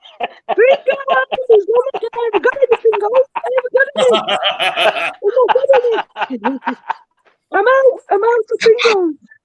I've not had any people. Oh, they're fresh as well, Kat. They're freshly opened, mate. Also, rubbing it in my face now, because I've not got any. Look, I'm on a diet. What flavour was that? Oh, What I still flavour? take Coca-Cola. I'll still take Coca-Cola over Iron Brew. Well, that's what you do. I mean, you're basically getting a lot of people splitting up into different groups. But like I say, I mean, there's a lot of chat rooms that I go into that I quite enjoy meeting and speaking to other people, you know. I don't know if it's as much splitting up into different groups as much people going off and setting their own live streams up. You know what I mean? Trevor sent me a link yesterday, and I've been watching a few more people out over in Japan. You know what I mean? He sent me a link. This guy lives out in Japan, and he does live streams from there. And I jumped in there a few days ago, and the chat was awesome. There wasn't one. Everybody said hello. There wasn't one nasty comment. Everybody welcomed us, and I think that's what I'm aiming for. That's what ideally, in an ideal world, I would absolutely love. When you go into a chat room, you go in and you're just welcomed in with open arms, even if you don't agree with what the person's saying or you don't agree with them. Everybody just gets on and welcomes you in, and someone in the chat says hello, and you say hello back to them, and then it goes from there. And that's what I like to see. Yeah. I know, but see, I see at the end of the day, if you say anything bad in Japan, you're going to get tortured. You know what I mean? There's no like here. So they need to watch what they're saying over there. Yeah, that's what I mean. Again, you do. I mean, it's like with anything, I suppose. You do have to be careful what you say and what you put and whatever. But we do it. We it's in the moment, and we'll randomly say something, and then we'll be like, shit, we shouldn't have said that. We shouldn't have done that. But it's something we do, don't we? And well, we've all said things and typed things where I think, shit, I should have done that. Or we can wake up next morning and think, I shouldn't have said that to that person. Or I should, I mean, you know, people's got a conscience, and you think, I was out of order.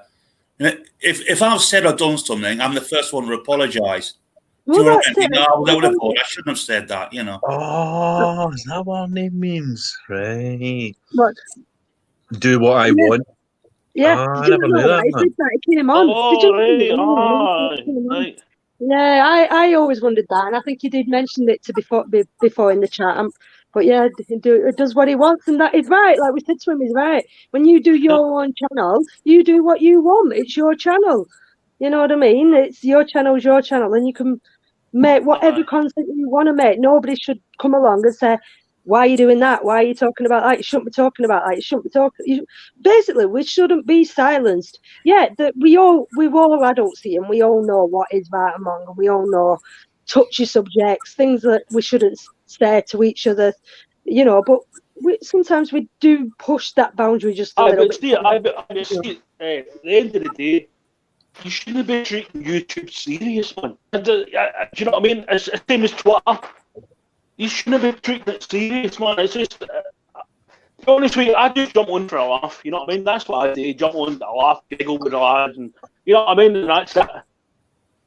I mean, I don't treat it the way I treat my ordinary life. If you know what I mean. Well, I'm not on Twitter or Instagram. I wouldn't have a fucking about to get on it, you know. And I think I don't want to. I think this is enough for me, really. Well, yeah, it is. I mean, this is what I'm saying. I mean, I am on other platforms, but I rarely go on them now. Absolutely, rarely. YouTube is my platform for sure. And like a few people said, YouTubers, it's taken over my life these past 3 months. If I'm not watching a video, I'm making a video, I'm either on a live stream or I'm watching a live stream. It has actually taken over my life these past 3 months, and it's a crazy, crazy world now. We've got our Facebook page, and you know, and I do this, and that's enough for me, to be honest. You know, is there? Do you guys here? Do you talk about it with anybody who isn't a part of YouTube? You know, and your friends and family. Have you spoke to them about this, and have you told them this is what you do? You jump on these live streams. Have you actually sat down and? No, this is my thing. My family, even Maddie and the chaps, the band members, they don't know I come on here. This is my thing. This is mine. This is mine. Same as me. I mean, my family don't know. One at a time. Sorry, my son knows I go in chat rooms and speak, but he doesn't know the name of the chat rooms. He's got no idea of my name either. So, I mean, I want this to be mine. Even Maddie and the chaps, the band I'm in, you know, I say I talk to people, and I have said, even though I'm saying it again, I've sent over, because we've just wrote a little song that will nearly finish next week. I said I've sent it a few friends I know in chats just to get their opinion. They say fine. Who we send it to? I say, well, I'm not telling you who I'm sending it to, because it's just getting a little feedback. Now, to me, this is my baby, if you know what I mean. Is there a reason for that in particular? Is there you kind of keeping it private? Is there a reason why you're not wanting them to come on? Or if they did, what would you think if they happened to fall across it? If they did happen to come on and, you know, they did happen to see that's the reason I don't put my face up. It could actually cost me money, because people could drop you. You know what I mean? You could. I mean, I do a lot of things for other people. And if we turn around and see you having a laugh on here, especially the stuff that me hung up to on a Saturday night, do you know what I mean? To blow up. No, I didn't, Trevor. You know. No, I didn't. Get your feedback, Trev. Did you send it? Did you send it to me? Did you? Did you send them that song? Well on. Oh, have you finished your song today, Teletype? I sent it all to Trev, man. Hey? I sent it all to Trevor. No, Trevor just said, did you get me feedback? No, I didn't. I don't know what you said. I messaged you back what Trev said. Oh, yes, sorry. Oh, no, yes, I did. Send it to me, Hung. Is it on your channel, Teletype, or is it just private? We're not finished it yet. We've got we're not finished it yet. It's got to have the bass, and it's got to be arranged, and it's got to be. I don't know if you can. Should I play a little bit if you can hear it? All right. Go on then. Why not? Oh, get on.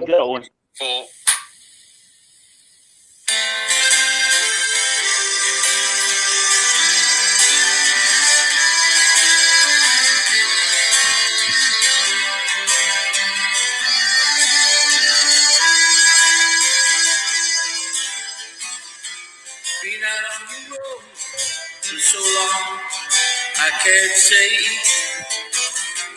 Driving through life towards the judgment day. As I drive on through, my thoughts, they're not clear.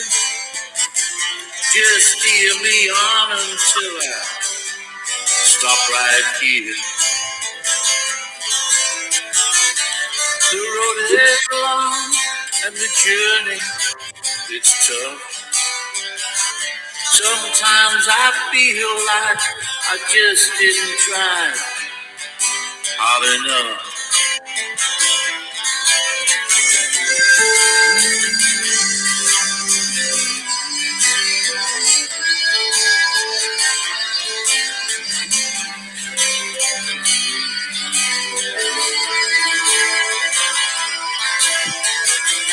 Well, I drive right on to the next stop. Anyway, something like that. That's quality, mate. Oh, I like that. I like that. Yeah, it fits in today's what we're going through. Long journey, isn't it? Well, yeah, it's called The Long Journey, yeah. It's called Yeah, The Long Journey. it really, What we're it's gonna very do, fitting. We're going to try and I like promote it. it for homeless and mental health. I'm privileged to have it played on my channel. I really am. Yeah.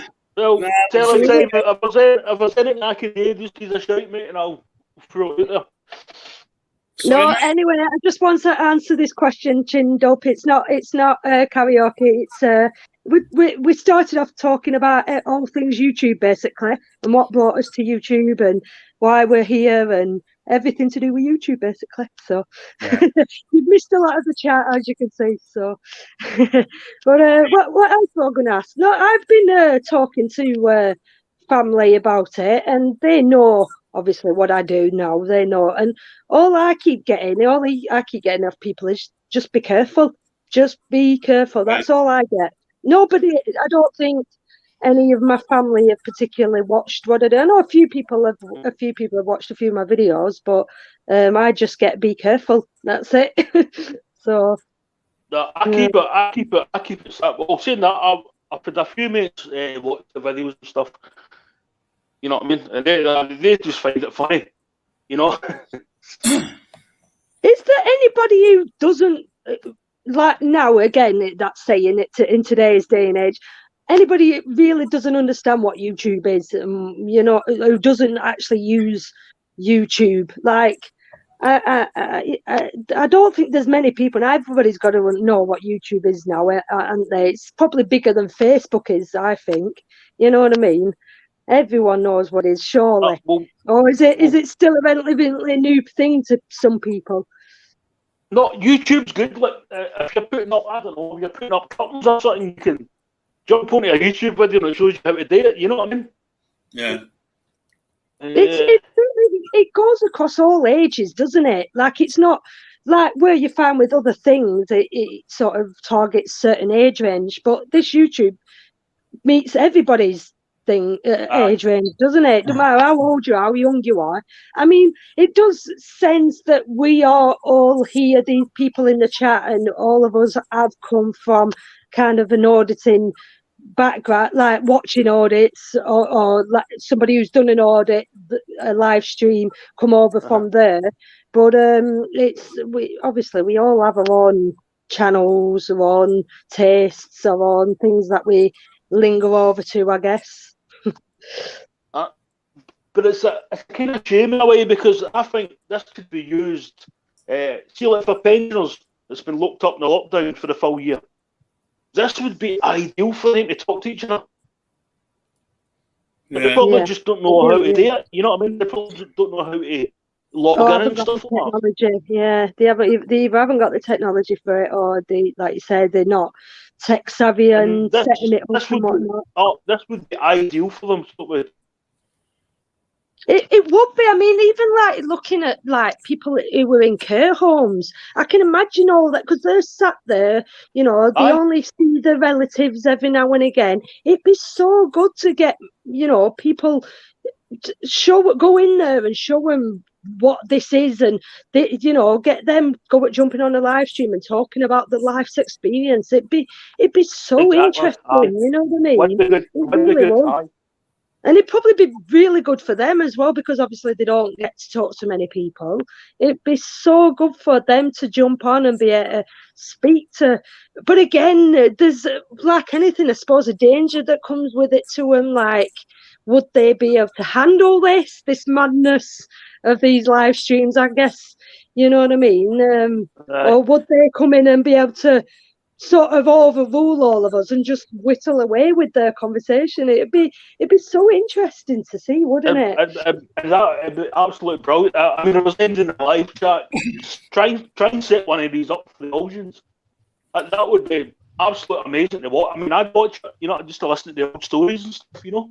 Yeah, that's it. To be able to sit there and talk to someone who, because a lot of these people who've got dementia, they still are. They can still remember certain things, can't they? And That's right. things, That's right. life experiences and things they've been through. They can sit there and talk to people about them for hours, and it's so interesting to listen to. I'd definitely be in for that. In fact, I'm even thinking to go to a care home myself and maybe have a word with the manager and see what she thinks about, especially like you say, with what we're going through. If they'd be up for doing something definitely. like this, Music, you know what I mean? music's very important. Yeah, with dementia or Alzheimer's or elderly. animals as well. Again, animals is another one. Yeah, music, animals, very therapeutic. Babies, yeah. I talk about animals. Where is we always any day? I've not seen them. Yeah. Well, is he? Ozzy, come here. Come here. Where can people here in the chat see YouTube in 10 years' time? Pardon? Say that again. Where can the chat and people here think YouTube will be in 10 years' time? I know, it's mad, isn't it? It's not going to be the same. No, I mean, where do you think this could go now? Yeah, because I've noticed a lot of stuff happening with YouTube now with the chats and it is, and it's like, where can this go? What can this become? See, to be honest with you, I think in 10 years' time, see all these people that's got channels now, I think they'll be massive because the way it's growing, everybody that's got a channel that's doing me videos and stuff, they'll be massive. Tell the live, to me, it looks like the live streams are actually overtaking the actual videos in themselves. The vlogging videos, the live streams are more people are doing these live streams than they are going out. And obviously, it's obvious because of what the situation we're in. But it does seem like there is more live streams happening than there is videos these days. Yeah. A lot of people are turning to the live streams, and but like you say, what interests you may not interest someone else. It all depends on who it is. You can do anything, can you, on YouTube? It'll appeal to some people. But wouldn't it be good to somehow link all these live streams up though as well? Like get, I don't know. I'm thinking massive here, but I was thinking that to a live Sky program. We can actually pick which live stream you wanted on. Oh. Even this could overtake TV. Instead of turning on, all these different 100 different random channels there are, you're just turning on and finding all the different live streams, and you're flicking through different live streams. And if you miss one, you get to catch up. The one thing I do hope that YouTube does evolve with is the whole copyright and all that kind of shit and stuff like that. And I hope they can come to some kind of arrangement where you can actually fucking share stuff. To me, if it's on YouTube, it's on YouTube, and everything should be a game, man. The way I looked at that, like if you pay YouTube, say £100 a year for copyrights, and then you could put whatever content you wanted on your lives. Yeah. Something like that, Yeah. That's a point. Something like that would be good. Maybe I should get the old business feedback on tomorrow morning and get you all in there. It's getting the cooks going now. This is what I'm saying. More and more people are setting up their own channels, and like I said, this is our new way forward now. Into the year ahead. Is this the way things are going now? How we're going to communicate with each other? I mean, people are getting fed up with normal TV, and it's just repeat. I've got about 2,000 odd channels sitting there, and I watch UK Gold, which is only bulls and horses and stuff like that. You know what I mean? Yeah, and bad TV is. They've been on dozens of times, haven't the UK Gold? Millions of I agree with you, mate. Yeah, I agree with you. Yeah, I definitely agree with you. Yeah. But I think a lot of auditors going around, irrespective of what you're ordered. I actually don't think they point the camera up higher. Even if I think if you're innocently walking around talking, it's normally pointed straight ahead. But maybe if you point your camera, maybe look at the like sort of higher, like the top of the buildings and all that, and things like that. Even though, do you know what I mean? Rather than down a road. Does that make sense? Because you can see the end of a road where you're walking, and I reckon if you're talking or describing something or saying something, it's nice to pan around sort of the buildings or the more. Does that make sense? Yeah, it's like you're leaning more over towards the architecture side of it, aren't you? That's where I'm coming from. Yeah, yeah. Well, that's what I mean. I love old buildings. You say I'm fascinated. Yeah, when I was married and I used to go on holiday to fucking Greece or Turkey, wherever, fucking my missus wasn't really into that. And I'd get up about 4:30 or 5 in the morning, fucking jump in a taxi, drive about fucking 10 mile away, just drop me off. And I used to go fucking walking around these fucking back alleys and all that looking. I used to get fucking back fucking 3 hours later, and my missus said, "Where have you been?" I said, "I've just been for coffee." She just fucking woke up. Like I said before, I just like visiting new places, like towns and cities and whatever, and I just enjoy seeing the city in its whole, not in particular buildings and what the buildings look like. I just enjoy being in a new place, in a new city. I do as well. You know what I mean? I love it, and I do miss it. I really, I've been there. In the UK, I've been near enough everywhere. Yeah, I just love visiting new places that I've not been before and just seeing what new things there are there that we haven't got, new shops that you don't come across every day. Because, like you say, you get a bloody Poundland everywhere near enough. You get your typical shops that you see all the time, but I'll tell you one of your videos that I really, really enjoyed. Can you remember that brand new massive building that you did an audit on? It was empty. Oh yeah, the EG one.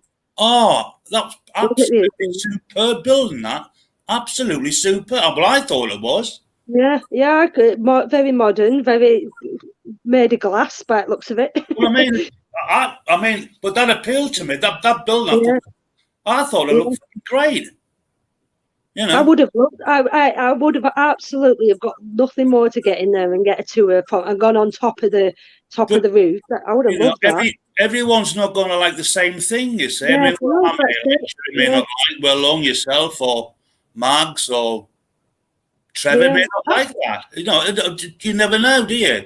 I mean, on my personal perspective, I'm not there for, what the area. I like when I watch these, in particular audit videos, I just like seeing interactions between people, whether it be a good or a bad one, or how people respond to certain situations. So I am mainly there for the interactions, and that's why I like, for example, someone like Banana Man, and how he conducts himself in his videos and the interactions and how he carries his videos out. I love the interactions between people and the different opinions and different responses, and that's why I kind of did when I went to Clitheroe and I did that video, and I did ask people's permission, and it was very interesting hearing what people have to say and what their intake on it.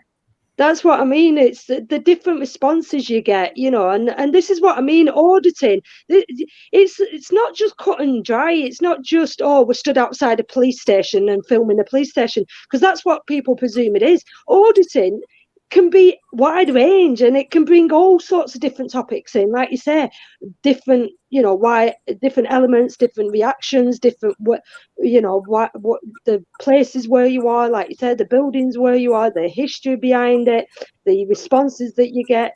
There's so much different, and I think that's why overall it does make it interesting, because there is lots of different elements to it. Yeah, but I think police stations have had its day now. I think that for me, I think we've all been done. I think that's why we're in America. They're still making their way around. They're still visiting the different. Whereas here, I probably think, I'm guessing, near enough every police station's been visited, and once one's been visited, there's all of them's been visited. So I think that's why. I think they've been tipped off as well, to be honest. Well, I mean, but that's a good thing. That's what we want. That's what we was aiming for. So now, well, hopefully, this is what I'm saying. If we do go back to a police station, they ain't going to bother us because they know what it is we're doing. But you still get, as you've seen from people's videos, you still get these people getting arrested. Yeah, you know what I mean. Even though that's what I'm saying. But I've a lot. I mean, they're starting to get arrested now, and that's kind of slowing things down. I've noticed that. People stop doing the videos now because they're getting arrested. You know what I mean? I seen a boy hiding behind a wheelie bin the other week. I was like, obviously up to because of the cops went by. You know what I mean? I was like, if that's the way he's getting you, you know what I mean? Get up. Move on to something else. You know what I mean? Why the fuck was somebody hiding behind a wheelie bin? There was a video I watched the other week. The wee guy called Free behind a wheelie bin when the cops came. I mean, if we get shit like that, you know what I mean? What's the point? The only one I had thingy that I hope Kat can actually agree with me on, man, that I think is getting too far on is that when I watched Matty Blackburn the other day, man, I was just fucking, I couldn't believe it, man. I was taken aback. The way he was talking to the people, man, he's calling random people on the street. I do actually, yeah, I heard you the other day talking about that. I thought that's out of order, Kat. That is out of order. I think the trouble is with some of these auditors, I mean, I've got to be careful what I say is, let's take someone like, we all know our man Charlie Veach. Charlie is an amazing, the videos he does and what he talks about is amazing. But have you not noticed some of his videos? He's not even asked now. Someone will say and he'll go away. How dare you tell me what to do? You know what I mean? Because he's getting to the point where he knows nothing can be done now. So it's kind of like touching on, is it kind of getting a bit too big for his boots now because of the position he's in? Or is it, he's just heard it so many times before now, it's just telling him to do one. There's nothing you can do to stop me. I've noticed in the last few videos I've seen of these people, they put more adverts on their videos now to try and generate more money. And they put the same video up maybe 5-6 times. The same video up. But I actually think the worst thing you can do is go in groups of 2s and 3s. You're in a no-win situation straight away. Well, I think, especially in America, when you see people doubling up and you see 2 people together, I like it on the objective is you're getting it from 2 different angles. So if something happens to one of them, it's caught on another camera. It's caught on another camera. Yeah, one's in the background. Yeah. There's one dealing with the audit and the situation, and there's one always in the background, about 10 yards behind, videoing. I mean, watching these people teaming up, it has got to a point where I think, personally, I'd rather go it solo. A lot of them, I prefer watching them on their own than when they team up. Some of them work really well together. I think some of them work really well together. And then others, they spoil each other's styles. And that's what I worry about. I worry about maybe teaming up with somebody and then it kind of me either spoiling their style or them spoiling my style. I think that's why the Free went back on his own. He didn't want to like the group style, you know, which is fair enough. Yeah. No, I do agree with that. Well, I'll give it a go. Yeah. I'll be on my own, which is great, you know. But see, being proper says you do what Kat's did, and she walks up and says to them, "Do you mind if I film you?" And most of them will say, "Aye, no problem." Exact same as me. If you walked up to me, if you come up with a camera in front of me, I'd go, fuck off. You know what I mean? Yeah. But if you walked up and says, "All right, well, aye, no bother." I think it's just to do with manners. You know what I mean? Do you know, funny enough, I was talking with a relative about this the other day and we got into a big discussion about it. And she said if she walked down the high street and saw somebody just stood there randomly filming, it wouldn't bother her at all. However, if that person came up to him into their space and put the camera in front of him, then it's a different story. And I get that. And I said, well, all right then, kind of take that into what if someone stood outside a shop, right? And then they catch you, you get out of a car and they follow you into the shop. They've not walked up to you. If anything, you've walked up to them and you've walked past them into the shop and they follow you. And I said, would that be the same thing? you know what I mean? Because I said, how do you know as well that, especially somebody with a mobile, it could look from your perspective that they're filming you, but however, you don't know. They might have the camera at themselves and they might not even be filming you. They could be just filming themselves. You know what I mean? Well, like Trevor Random said earlier on, you know, there's 101 cameras in shops and streets where you walk. You don't take any notice. But if someone's physically got a camera pointing in your face, that's a different fucking ball game altogether. That's a different ball game altogether. So you can turn around and say, well, you're being filmed in the shop, you're being filmed in the street, but that's a hell of a lot of difference. Like it's like out of mind, out of sight, out of mind kind of thing. I mean, seeing that. I mean, the way I look at it, like, say I'm walking to Tesco's and there's somebody filming in front of Tesco's, I would give the camera away, if you know what I mean. Wave, you know exactly. You just wave at the camera and just carry on about your day. That's it. That's what I mean. There's nothing on the camera for a matter of seconds. You know what I mean? It's a totally different story. If they start to and point the camera at you or away round and stuff, you know what I mean? That's just mental. But because you've just said there as well, my relative said there, she said there's a difference between, like, we get that a lot, sticking a camera in someone's face. And I argued till I were blue in the face about this with her, and she says, all right, I think we've got two different ideas of sticking a camera in someone's face, because like I said, as an auditor, we don't necessarily walk up to someone and stick a camera in the face. 9 times out of 10, if you watch these videos, it's people actually walking up to the camera. We don't actually just physically walk up to someone and randomly put a camera in directly in someone's face like that.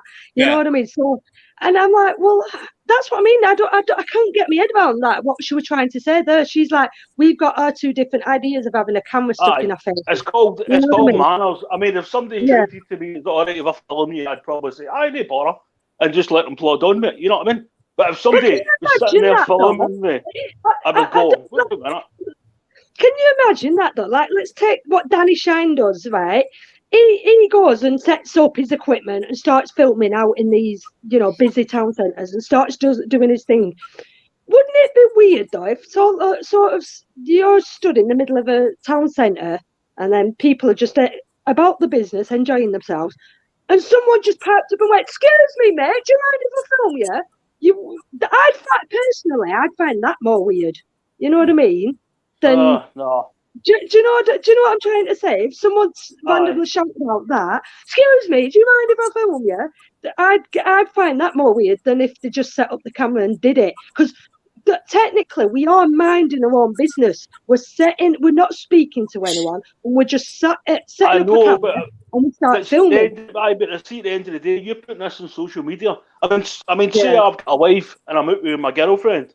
Yeah. And you're standing there, you know what I mean? I think I'd be kind of angry if this is getting put out the internet, you know what I mean? So you need to think of these things before. Well, again, so I guess that's where, like you said, and I'm not married before you all start. I was going to say, especially when your wife's back in the house.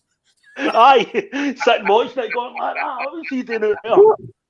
I take that what you've just said there on both parts. Yeah, you've got to be respectful. But if, say, like I said, I'm just out there filming. If someone respectfully come up to me and said, "Oh, excuse me, would you mind blurring out my face?" Or, "Excuse me, do you mind if you didn't put my camera on your film?"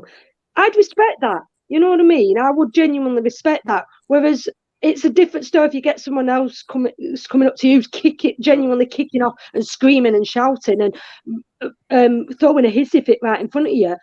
That's drawing attention to yourself. But what I'm trying to say is, why cause all the hassle in the first place?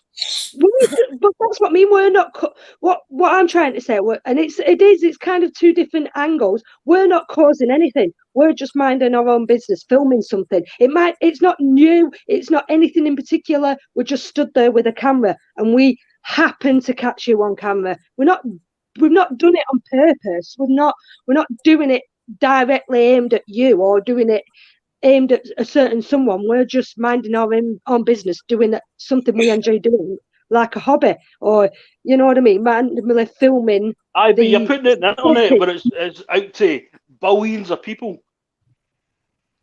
I mean, that's like, do you know what I mean? That's like me chapping somebody's door and filming them the full day and putting it on the internet. It's the exact same thing. I think there's a difference though between someone being on your camera for a matter of seconds because they just walk past you in the high street to actually filming them and following them around. I don't think many people do that as such as, you know, actually particular sort of following someone around in a town centre. I don't know anybody who does that.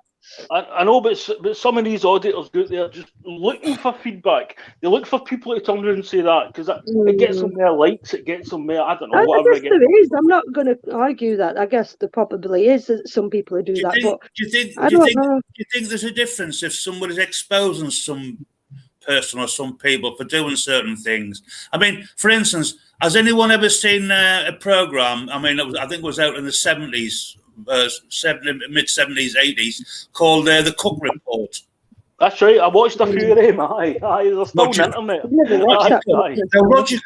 Roger Cook, to me, was probably one of the first guys that pointed the camera in your face. He'd find you. But these guys were nasty. Some of these guys. Exactly. They deserve the camera in their face. Jerry, that's what I'm trying to say. That's my point. He was exposing. There's always elements. There's always the good and bad in them. Exposing people. Yeah. And Roger Cook. If go on YouTube, Kat, and look for Roger Cook, The Cook Report. This guy was ruthless, wasn't he? He was class. He's ruthless. The guy's ruthless. He used to get punched and everything, didn't he? I was going to say, he get done a few times. No, he was to me the ultimate auditor. He would go there, bosh, get his facts, get his information, and hit you with it, wouldn't he? He didn't fuck about the Cook. It's called The Cook Report. Roger Cook. Kat. Roger Cook. The Cook. I looked it up. I don't think I've heard of it. Because there's that other one. There's been a few in the like hidden cameras, and there's been a few. I think, and I mean, I think the bottom line is if you're out in public, you're out in public. It's not like we are walking into your private business or your private homes and doing it. We are out in public, and I think that's where the stem lies. It's not like we are. No, the thing is, I get what you're doing. You're passionate about that. It's the same as me in football. You know what I mean? Even though my team's absolute garbage, I still follow them. Shut up, hon. Hey, try sport fucking Sunderland, mate. Fucking Jesus. Anyway. But no, I mean, you're absolutely passionate about what you do, but you've got the manners to ask people and says, all right, you have film, and people turn around and say, aye, no. You know what I mean? Simple as that. And you respect that. That's what I mean. I have got manners, and I will ask.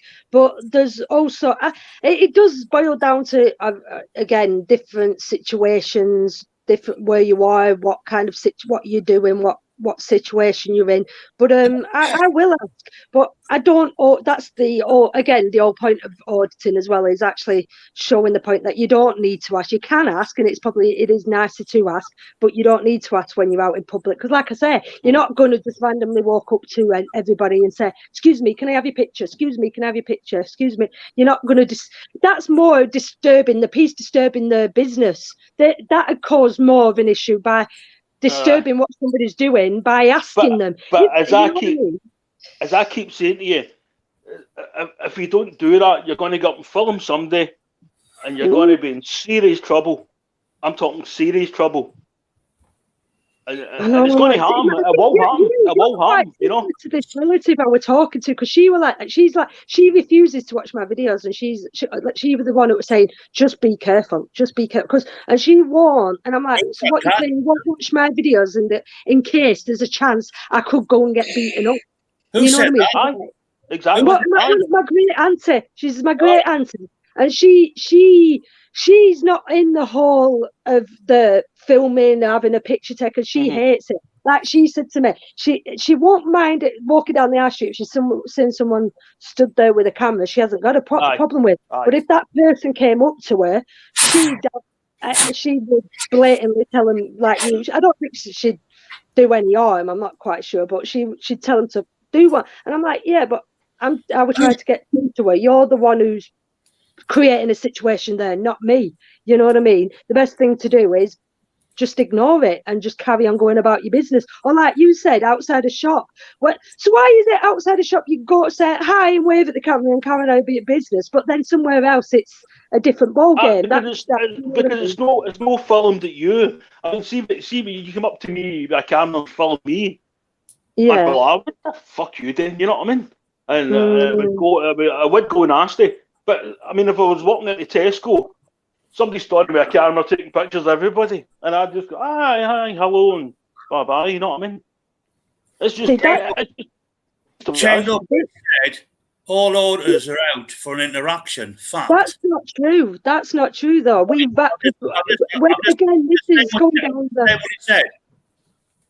this is going down the path of having to explain myself, because that's your opinion. That's what you think. That's fair enough. That's what, if you think that, then there's no point in sitting here till I'm blue in face trying to convince you otherwise. But our message is, what we're trying to get out there is, we are allowed to do this, and we'd rather get no interaction. Leave us alone. We're minding our own business, doing what we want to do, which is taking pictures out in public. Leave us alone and don't give us that interaction.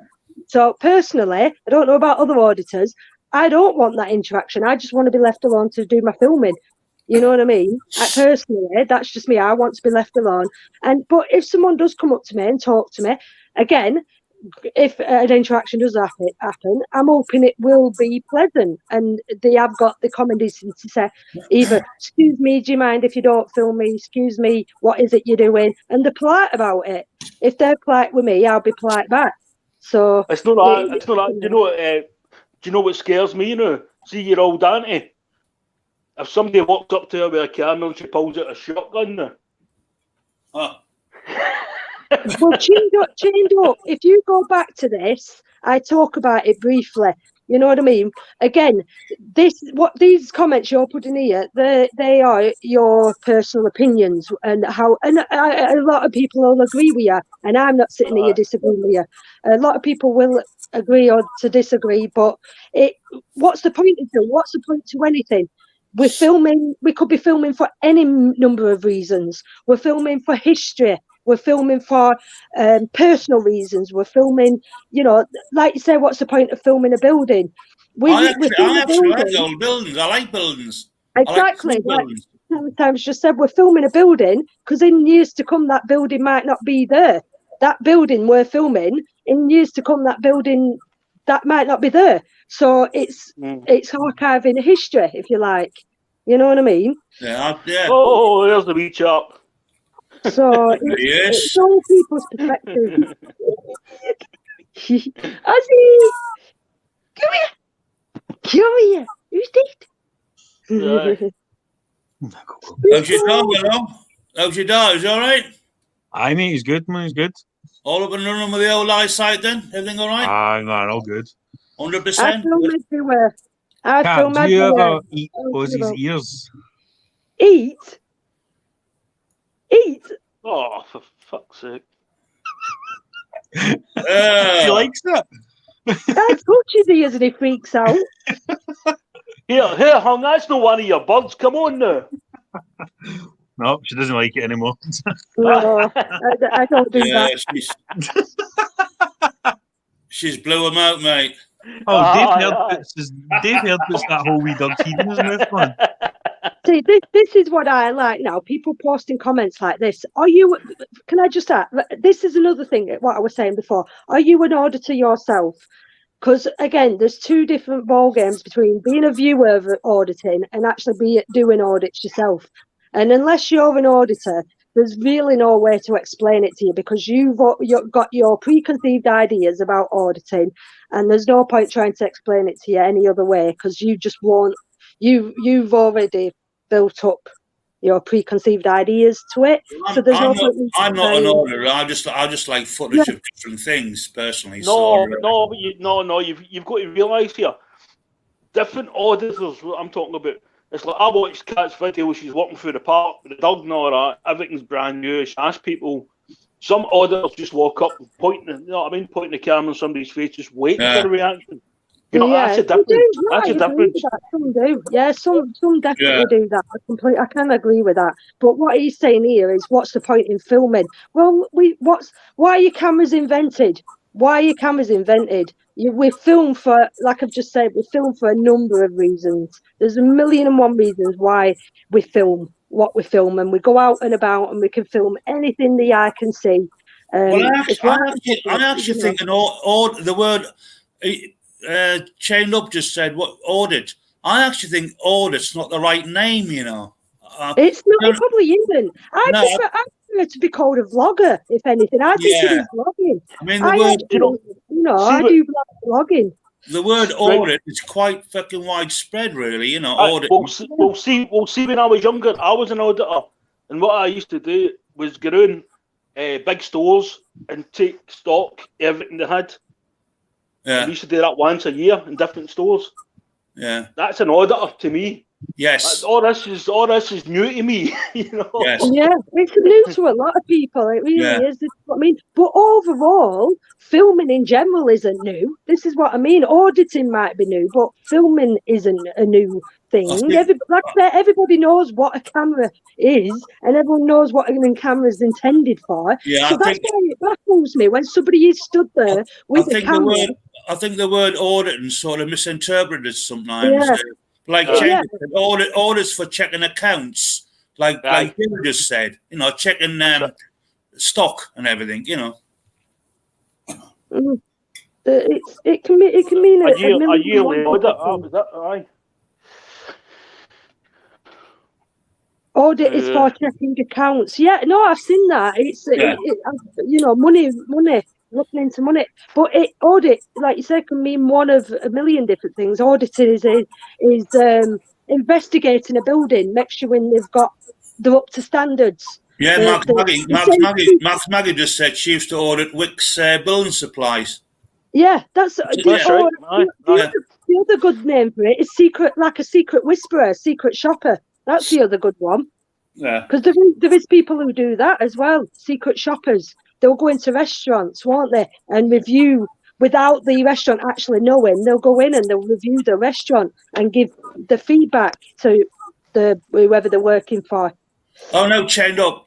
We know exactly what you mean, mate. We're not pointing anybody out, mate. We know that. That's what I mean. I like comments like that. I do. It's hard work when you do get the same. He's basically asking a question. He's not pointing anybody out. I agree with that. No, I do.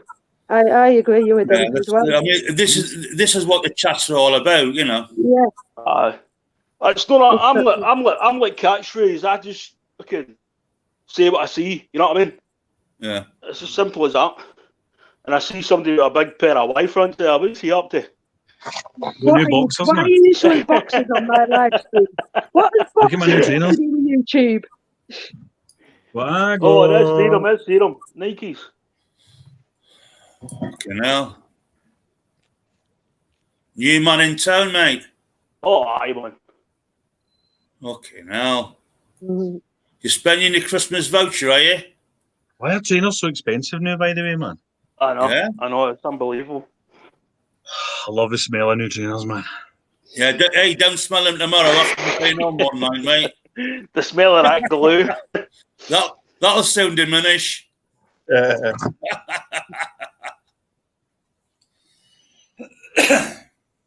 know why our trainers so expensive. That's strange. I know. So why do we waste the money on a lot of things we waste our money on? I don't understand that. It's a while since I bought any new clothes. Yeah, same here, to be honest. Fucking £105. What the fuck? Aye, crazy. It's just crazy. I mean, when I was younger, we used to get trainers for like $1.99, wee black things. And I'm showing my age off now. I'm not telling you any more. That's something keeping quiet. Hey, Jerry. Aye.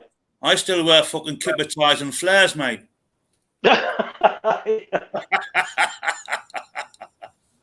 Fucking tank tops and fucking loons, man. Winkle pickers.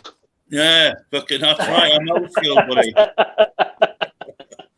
I tell you what, they're probably fucking worth more than fucking Willow's got now. Aye, they are. If you get the first Fucking ones, decent. aye, they are. Yeah, double-breasted fucking jacket. Aye. That's the thing. All the retro stuff's coming back in now, man. Yeah. It's all dead expensive, man. Velvet crushed fucking jackets. Yeah. Well, I don't know about that, but I mean, we used to walk about with a shell suits on. Oh, what a mess. They're still wearing them, aren't they? Is it still going? I don't know. Isle of Wight, they're all wearing them. They're still. Who's Jack? Yeah, he's stupid. Who's Jack? Yeah, he's stupid.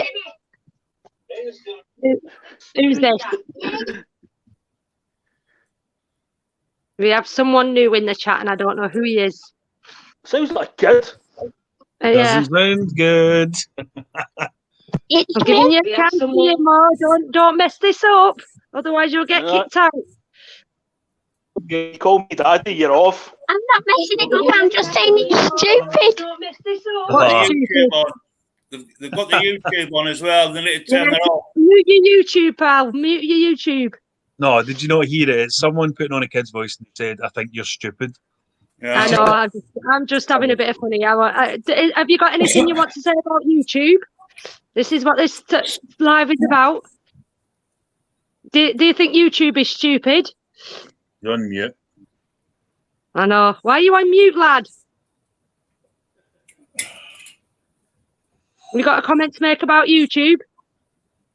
I know. Why are you on mute, lad? No. I'm trying to give him a chance. Shall I kick him? I want to give him a chance. Like, on you go, right? Give him another chance. One more chance. Come on, don't mess this up. All right, Batman, are you coming on? Nah, I don't think they're coming on here. My mate Batman's in. I don't think this. I think this Jack boy is kind of maybe jumped in a bit too deep here, hasn't he? He's jumped on a panel, and he don't quite know what to say now, do you? I think it's like a Teletubbies or something you should be on. Come on, Jack. Otherwise, I'm going to have to kick you out. Have you got input to put in? I say you should do a vlog on mosque and how they why they still open when churches and everything else. I understand it's religion and stuff. Yeah, but if Boris has put us in the full lockdown, shouldn't churches and mosques be shut and everything else? Yes, Jack, what do you think? Jack, what age are you? I have been asked this before. Would I do a mosque? And it's a tough one. It's a tough one because obviously on the religious side, you've got to be careful, haven't you? Because you're going down the religious route. But that's again, the problem right there. for the building itself, just for the building itself, like you say, Teletime, the more I like the look of the mosques, I really do. So, you know, I go just to purely take a picture because of what the building looks like. But yeah, I would audit a mosque. I think I would do, but for the religious side, I'd say no. So it's a tough one. That is a tough one. Yeah, you've got to be careful when you're picking dabbling in religion and things like that. You've got to be very, very careful. Because I noticed when I did do that Morrison one, obviously there was a mosque in the background, and so many people commented on obviously the prayer and whatnot. It was so loud, and to be honest with you, I did notice it on the day, but I kind of because I was in that situation, kind of blocked it out a little bit. But everyone commented on that, and I'm like, why is everybody focusing on that when it's not even about that? Yeah. I really like your videos. Oh, thank you, Jack. That's so sweet. Thank you for coming on the panel. It's brave of you. How old are you? Sound very young. 16. You come on, are you 16? Does he sound 16? Yeah. You sound very young, but you're very brave to do this. I appreciate you coming on and having your input. Do you think the mosque? You're welcome. Do you think the mosque should be open, Jack? No. No. Oh, okay. Why is Who that? else is there with you? Why is that? It's because like I do get why they like do mosque and stuff, but obviously with COVID it's not very good. Okay. Yeah. Like technically spreading the COVID around. When they're If going there Boris to is going to pray. put us in a full lockdown, at least shut everything down, and not keep our things open, because Our church is otherwise we're closed. never. Our church is Otherwise we're closed.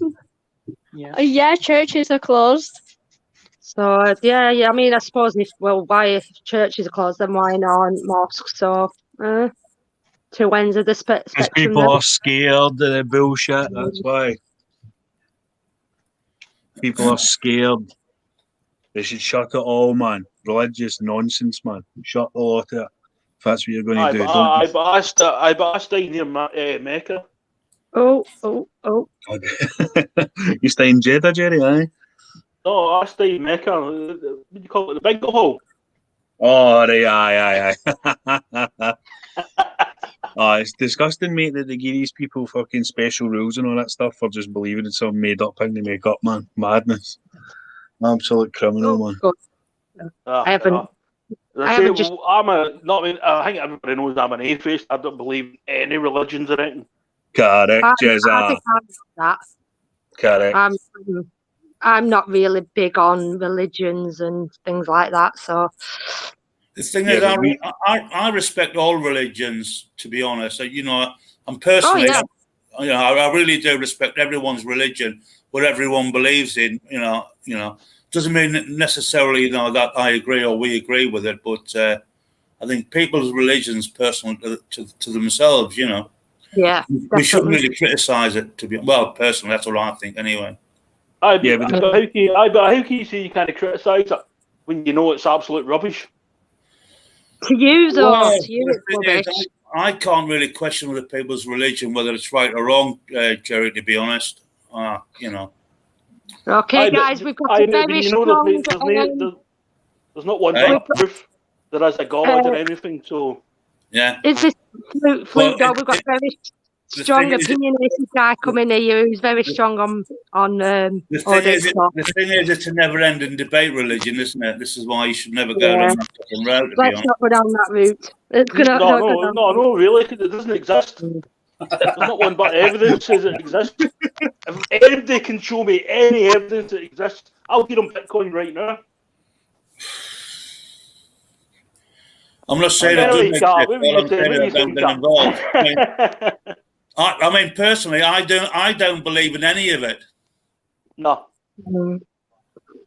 That's why I don't fucking want to debate it. Because I'll get nowhere. I'll get nowhere with it.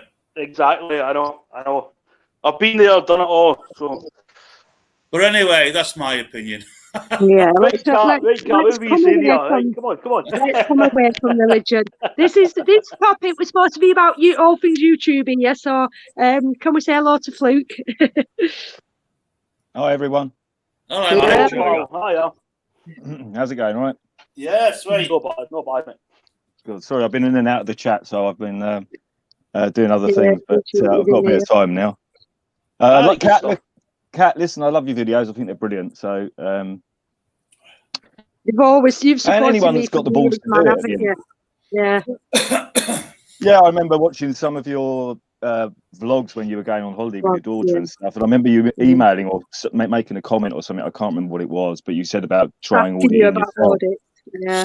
And I said to you back then, like I've said to everyone, even up to today, I've always said to people, if you're going to do it, try sort of hitting an easy target first before you progress to police stations and military bases and things like that, you know, because it does take a bit of a while to sort of get your nerve down. And I've been a photographer for 30 years, and that's the reason I started auditing, was because someone sent me a video of a police officer harassing a photographer. And the police officer actually took his camera off of him and started deleting images off of his camera. And when the photographer protested to the police officer turned around and threatened to knock him out. Fucking hell. I think So, I Kanaki mean, News said the similar thing, didn't he? He said that he was getting into trouble just because he started taking pictures of police cars, and it's ironic how it's very similar situations of why you started doing it. well, the thing that makes me laugh the most is the fact that I was taking photographs back in the early 80s. You know, one of my first ever cameras didn't even have an autofocus on it. That's how old I am. You know, so and that was almost at the height of the IRA and stuff like that. You know, but now it's all about terrorism. It's just such bullshit. You know, it really is bullshit. It seems to have died down a bit now and gone over to the more using the COVID tactic now, hasn't it? Rather than I haven't heard the terrorist one being used. COVID's just become another catch-all law like anything else. Yeah. I've watched some of the live streams of the lads up in London following the demonstrations and stuff, and the police just come up and give it, where's your press pass? Where's your press pass? There's no such fucking thing as a press pass. You know, it's bullshit. You know, if you work for the BBC, they issue you with a press pass, and you can join the National Union of Journalists, but that's just a union, and they give you a plastic card that shows you're a member of a union. It doesn't give you any rights to enter a public press conference in a police station, because they'll want a proper press pass, and they only let in, you know, the mainstream media. They won't let in an independent journalist because you don't have a press pass. So, and the thing with if there was a central body issuing press passes, that would be licensing of the press, which was abolished in this country 325 years ago. Yeah. So for them to say for the police to say, I watched a live stream just the other day, I think it was Subject Access, was up in London, and they said it's not an official press pass. Now, there is no such thing as an official press pass. It's as simple as that. Everybody, under even international law, everyone could do it.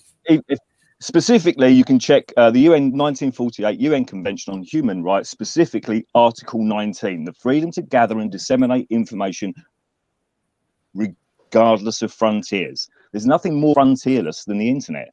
And also under that, the first very word in that paragraph, in that Article 19, states everybody. It doesn't say the BBC has a right. It doesn't say ITV, Channel 4, Channel 5, Sky has a right. It says everybody has a right to freedom to gather and disseminate information. Fluke. Yep, yeah, sure. Hello, mate. Have you heard of the all one word workersofengland.co.uk? Again, that's I think it's the EPA, isn't it? If you go on www.workersofengland.co.uk, apparently they will give you a membership card with a telephone number on the back. So if you need to produce do you know where I'm coming from? I know which one you're talking about, because Subject Access and Subject Access and Tyrant Finder UK have both got one of those cards. And some police officers accept it, and some police officers will tell you they won't do it, you know, because they won't make the phone call. It's as simple as that. Plus, on the other side of that, I have a right to walk down the road just as much as I have got a right to carry a camera. Now, why would I pay the National Union of Journalists £200 a year to exercise a right I've already got? Yeah. Makes no sense, does it? I mean, if you've got a driving license, you know, I don't have to call the government every morning before I jump in my car and go to work and say, is it okay if I drive my car? You know, I don't need to ask permission to exercise a right. No, I don't need to pay a third party £200 a year to drive my car, because I already have a license to drive my car. I just thought I'd mention it because I actually wrote it down the other day, you know, because I was I agree with you. There's also, I think that's partly to do with another area called the EPA or something. I think it's English Press Association. Yeah. But again, why do I need to pay a third party £200 a year to exercise a right I've already got? You know, and that's what the police. That's what the police don't understand. I see a lot of these companies jumping up now. You need a license to do this. You need a license to do that, and it's all private companies that's doing it just to get money. Yeah, exactly. It's just a nonsense, you know. It's an absolute nonsense. is the thing that's even more frustrating, is the police take an attestation or an oath to become a constable where it stipulates quite clearly that they have a fundamental part of their oath is to uphold fundamental human rights. And there can be nothing more, you know, than the free press in an open democratic society, than a free press, you know, whoever that is, you know. You're only judged on what work you produce. So I've produced other videos as well as auditing and stuff like that, where I've gone through law and things like that to try and help other auditors and whatever. Yeah. And, you know, I've done other stuff as well to do with COVID and stuff like that as well. But the point is, you're only judged on the merits of the work you produce. If you're an independent journalist and you produce a bag of tosh, you're going to get found out pretty quickly, you know. If you don't do your research and present it in such a way, you got to get your information right, and you're going to make yourself look like a dickwit on live on the internet, you know. You can get caught out. You can get caught out quite easy, can't you? Really? Yeah, exactly. I mean, I did a video. It's got to be about at least a year ago, where I tried to address this issue of terrorism and photography. When it comes to the police, you know, and the police being attacked by terrorists and how they've got to keep their, you know, police stations safe and all this nonsense. Do you know what I mean? Yeah. Whereas if you go back to September, and I went through all the deaths that occurred to police officers since September the 11th, 2001, only one police officer has died in terrorist-related incidents in the last 19 years. Right? Bloody hell, I didn't realise that. Only on top of that, 174 citizens have died in the same time period as a direct relation of terrorism, right? All right. And on top of that, over 880 people over the same time period have died in police custody. So who are the terrorists? That's some serious stats, isn't it, really? Well, that took me about 10 hours worth of research to produce a 15-minute video. Dedication for you. That's it. See, I'm totally different. Like I say, I just go out and film in public. I think you've got to be armed with your information and your facts before you approach, really, sometimes, you know. Yeah. I think the other thing, there was a guy in the chat earlier, I can't remember his name, I think it's Chains or something. Yeah, he's still in. I think he's still in. Okay. At the end of the day, when I'm out auditing, it doesn't matter. You know, I've put up videos of passes. I did a company called Aerotron UK Limited, which is based in Crawley, and they're a government defence contractor. And I filmed their whole place. I filmed the front, the side, the entrance, the security gates, everything, the whole fucking 9 lives, just like you would do in any other audit. And they completely and utterly left me alone, right? And I put in the title, Aerotron UK, we like a pass. And that video's had like 800 views. So whether I get a reaction or not is irrelevant. The point is, I don't want the reaction. I want people to just respect my rights as a photographer. You know, now when you put up something like that, it doesn't get any views because people want the interaction. People, you know, they want whether it's a good interaction, bad interaction. The tend to move the video on, don't they, to the interaction.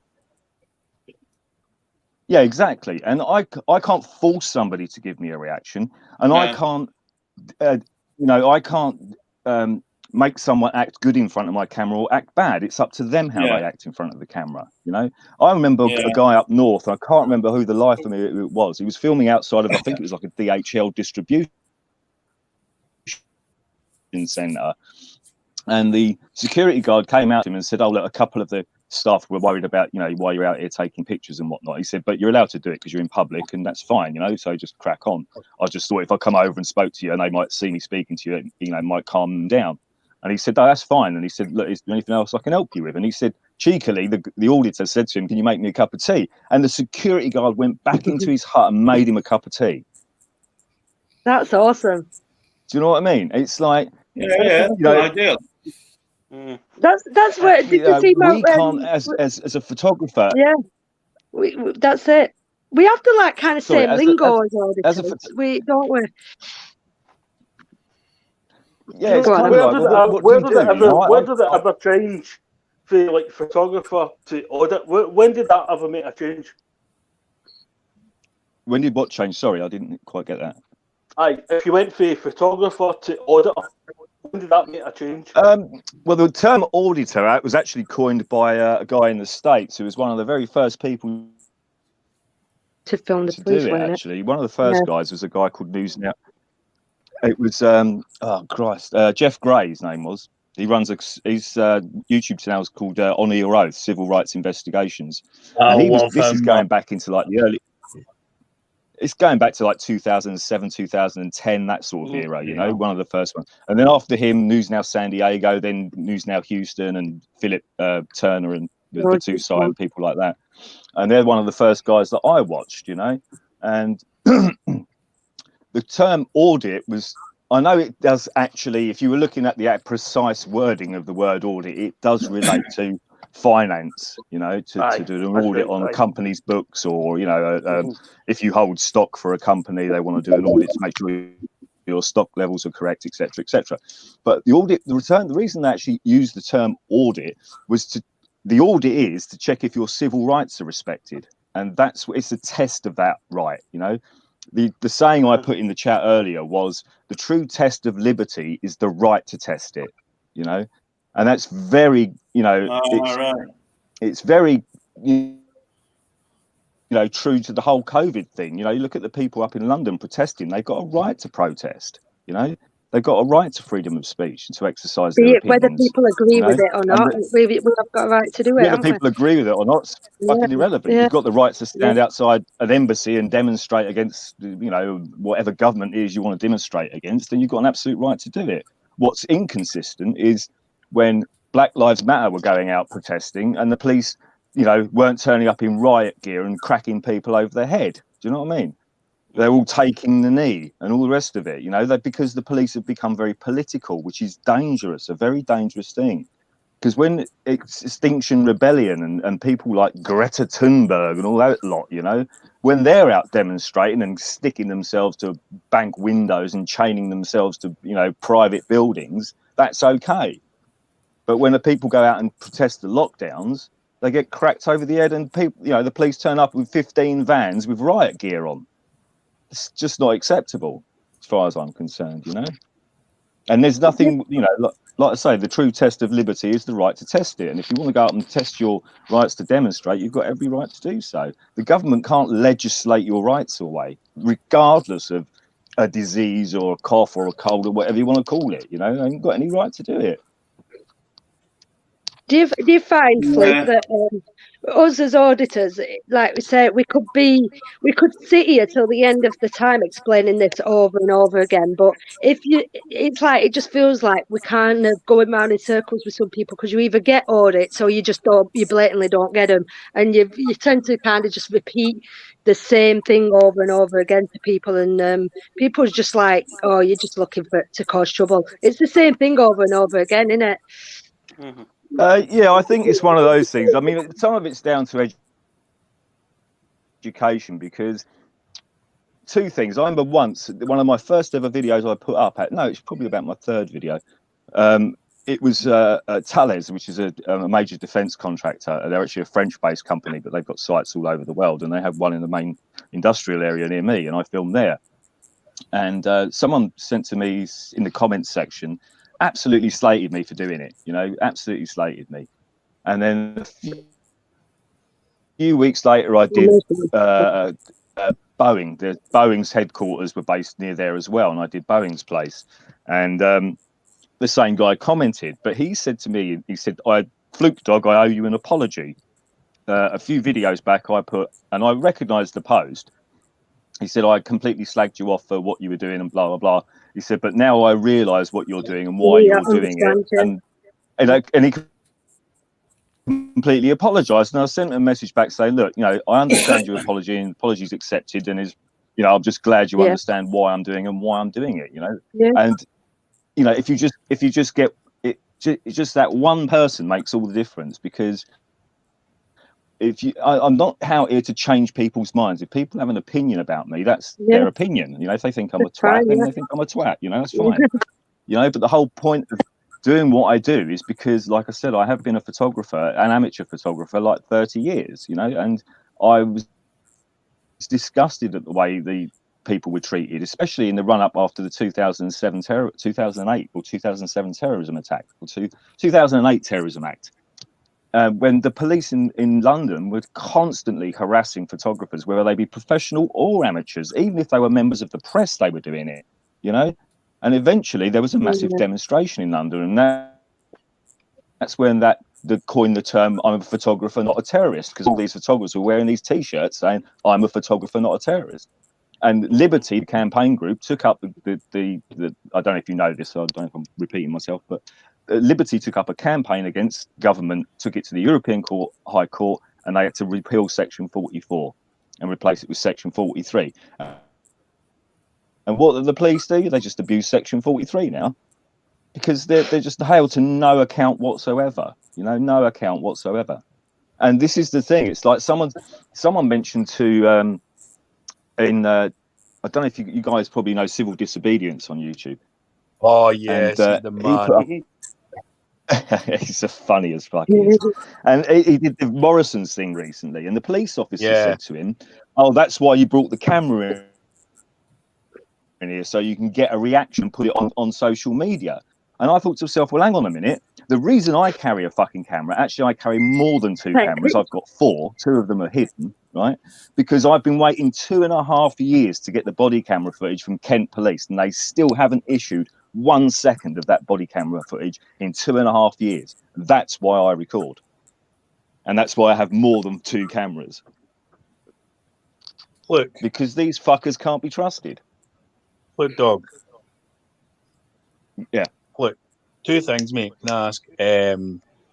Why do you think that the police always will side with anyone who works in a store, whether it be like a manager, an owner, or something like that, and they will always, almost always disregard basically whatever someone says? Sorry, hang on, I couldn't hear that. They've done wrong. Can you hear me now? Hello? Can you hear me, Kat? I can hear you. All right, cool. I can hear. I've got you. Can you hear him, Fluke? Or is it just the accent? Sorry, I didn't hear any of that. All I heard was "well hung" say "Fluke dog," and then that was it. I didn't hear anything else for the rest of it. So do you want to hear me? Go again. Go on then, Fluke. Try it again. Fluke dog, can you hear me? Yeah, I've got you now. Right, cool.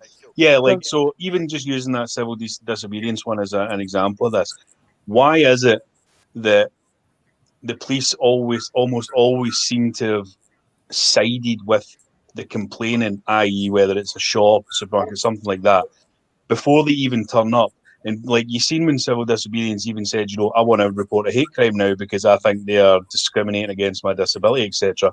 And the guy basically just laughed and disregarded anything he said. It's as if they've almost just walked in there and went, he's here for a fucking wind up and a piss taking and just to antagonise things. And they just completely fob them off. And that seems to be part of the problem here, is that the police are so unimpartial and they always seem to side with the corporate and the kind of big businesses.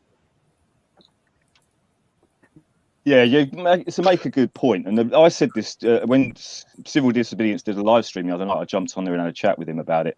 And I did say to him then, at the end of the day, the police aren't there to enforce, Morrison's corporate policy. They're there to enforce the law, and they didn't do it. They complete dereliction of duty. As far as I'm concerned, that's misconduct in public office, and that should be started being used against the police. Because they've got a duty to hold up the law, not a duty to hold up Morrison's corporate policy.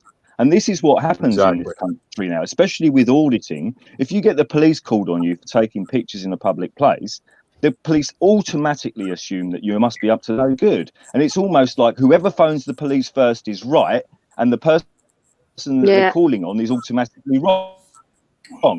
So you automatically assume to be guilty of something until you explain your innocence. Do you know what I mean? And then even then they're not happy. It's not your job to automatically but the police are not the same caliber. The police are not the same caliber as they were 20, 30 years ago. Yeah. They're not the same caliber. They're not the same caliber. They've lost the heart behind it. They've lost why they're there. They're not the same caliber. Do you watch Man in a High Castle, Luke? Yeah, I've seen we used to have respect for police many years ago, but lately, I mean, the quality of the police absolutely shocking. Aye. Well, the thing is, it's like when you watch a lot of the American auditors and photographers and Second Amendment activists and whatnot, and I love the Second Amendment activists. They've fucking got some real balls, they have, to go out carrying a gun.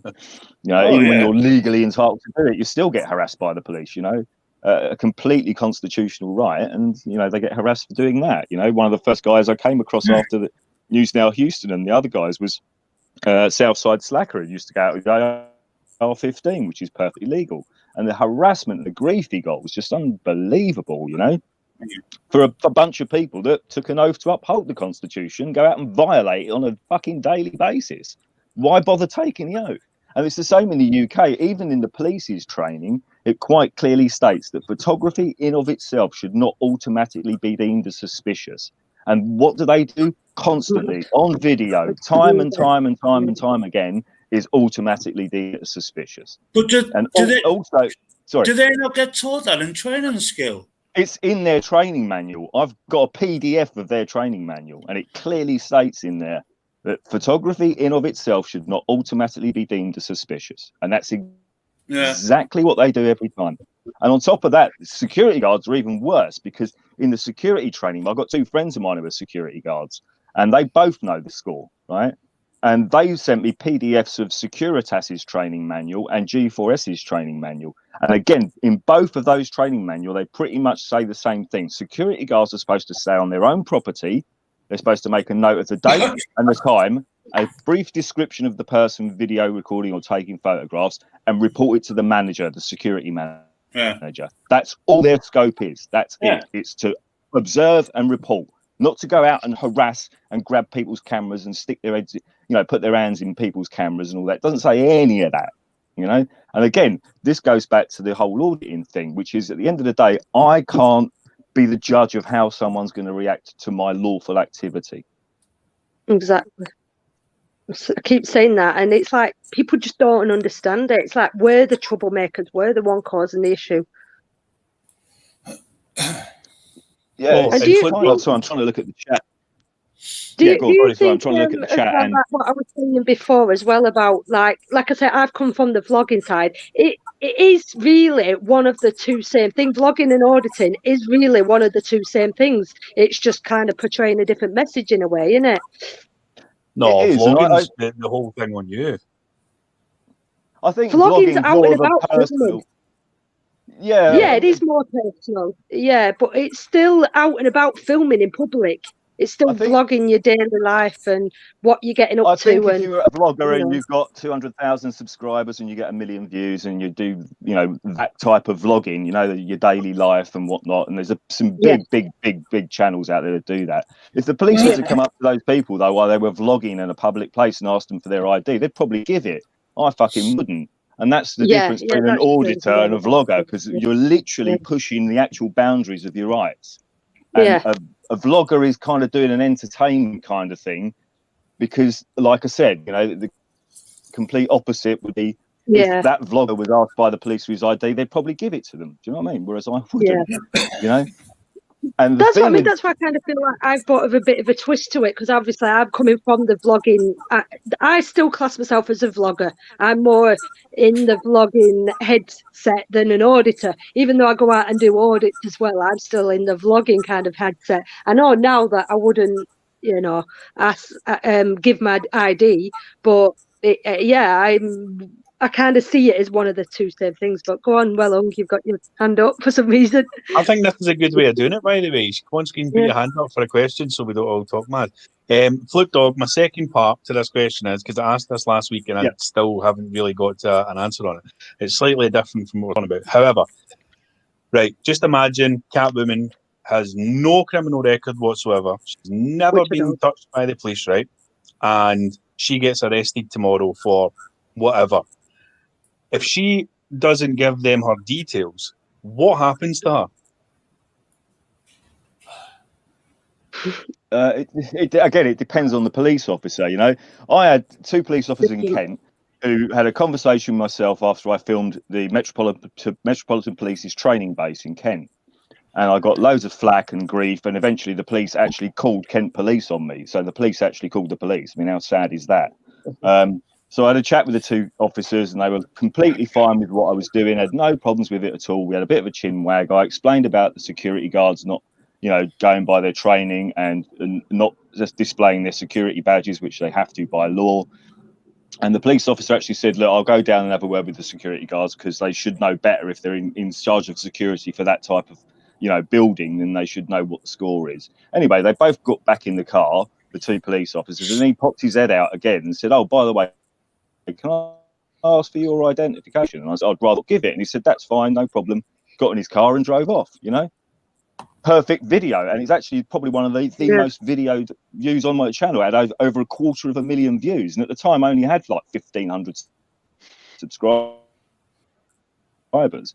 So to get 250,000 views on a video with 500 subscribers was amazing. But the whole thing about it was that every comment was like, brilliant coppers, stood up for your rights, respected you. But in Scotland, it's totally different.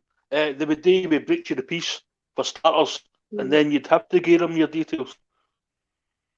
That's why I was mentioning the man in the Art Castle. The last three videos he's been arrested, and you know what I mean. And he never hands over his details. Aye, but my point is, right? Yeah. If the police come up to Kat, right, and they say, we suspect you of attempted murder or something, right? And she's never been in the police system before, and they say, what's your details? And she says, I'm not giving you them. So they arrest her for failure to provide and under suspicion of the crime. Once she's in the police station, there is no way on this earth that they can extract her DNA from her body if it's not on a system. So how do they ever know who she is? Yeah. And what happens? Because they've seen it on YouTube, you know who she is. But nobody knows the answer to this, man. Do you just live in the cells for the rest of your life or something if they can't identify you? What the fuck happens? Yeah, I think the problem with that is this is where you get court order. Police officers. Court order. Sorry, I didn't kind of understand that. I'm saying they've got a court order to find out her details. But how are they going to ever find out her details? They can't provide you. Could they? They can't get a court order to find your identification. It's as simple as that. No, any court worth its weight would not. If the police turned up and said, "I'd like to take Fluke to court because he wouldn't give me his real name," it's not going to stand up because I don't have to give you my fucking name. But what would they put a charge on her, and then she'd have to give details? What if she doesn't? Yeah, but then they go down the route of alarm, harassment, and distress. For argument's sake, Section 5 public order offence. They come up with any old bullshit. There you go. Aye. Now, at the end of the day, even if exact same. Yeah, I know Scotland's kind of slightly different, but the thing with the UK, in England anyway, in England and Wales, even if you're arrested for a crime, right, and they take you to the police station, you still do not have to identify yourself. They can book you in as unknown. They can't force it out of you. They can't. They like to think they can, but they can't. They can't. It won't help you, and it won't do you any favours. And you'll probably spend an extra fucking 10 hours in the slammer for it. But at the end of the day, it doesn't matter because they can't identify you, even if you have committed a crime.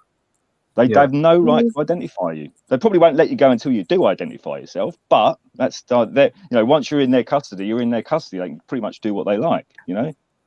Aye. Because I was talking to someone else as well because I wanted to know if we as people can get our records expunged, not our records, but like our DNA fingerprints and stuff like that from the national database. Right. I think once they've taken your DNA, you're pretty much fucked. That's true. Fucked. Aye. So they've got to forget. But see, I think that goes against human rights. They shouldn't be allowed to have that. Well, it doesn't. But then, it stays on a computer system for the rest of your life. When you've got, I think that's the thing. When you've got a criminal government, right? When you've got a criminal government, whether it's left or right, because I don't agree with all that statist bullshit, right? When you've got a criminal government that's literally writing legislation that can take away your rights to have your DNA stored, then it doesn't matter what your rights are because they've just overridden them. Just like you can't have 2 or more people in a public place anymore under COVID legislation. That's simply to stop people from demonstrating. It's got fuck all to do with public health. It's to stop people demonstrating. It's as simple as that. If they've arrested you for blooming doing something as legal as taking pictures that you're not committing a crime, then they'll do anything, won't they? At the end of the day, they just they'll make up stuff. Yeah. I think the other thing. I think another all important thing to mention, right, is I didn't do this on video because it was a bit difficult. But what I did was, the place I used to work, we used to see quite a lot of customers there each day, and we talked to them on a sort of fairly personal level. And what I did was, one week I spent, as much time as I could asking people the question: if you were walking down the street and a policeman came up to you and asked you for your identification, would you give it to him, right? And literally 100% of the people I asked that question said yes, they would give it to them. And I said to them as a follow-up question, did you know that you had a right not to give your identification? And literally 100% of them said, I didn't know, I didn't have to give it. And that's what you're fighting against, because the police get so used to going, give me your ID, give me your ID. And people give up their rights, give up their rights, give up their rights.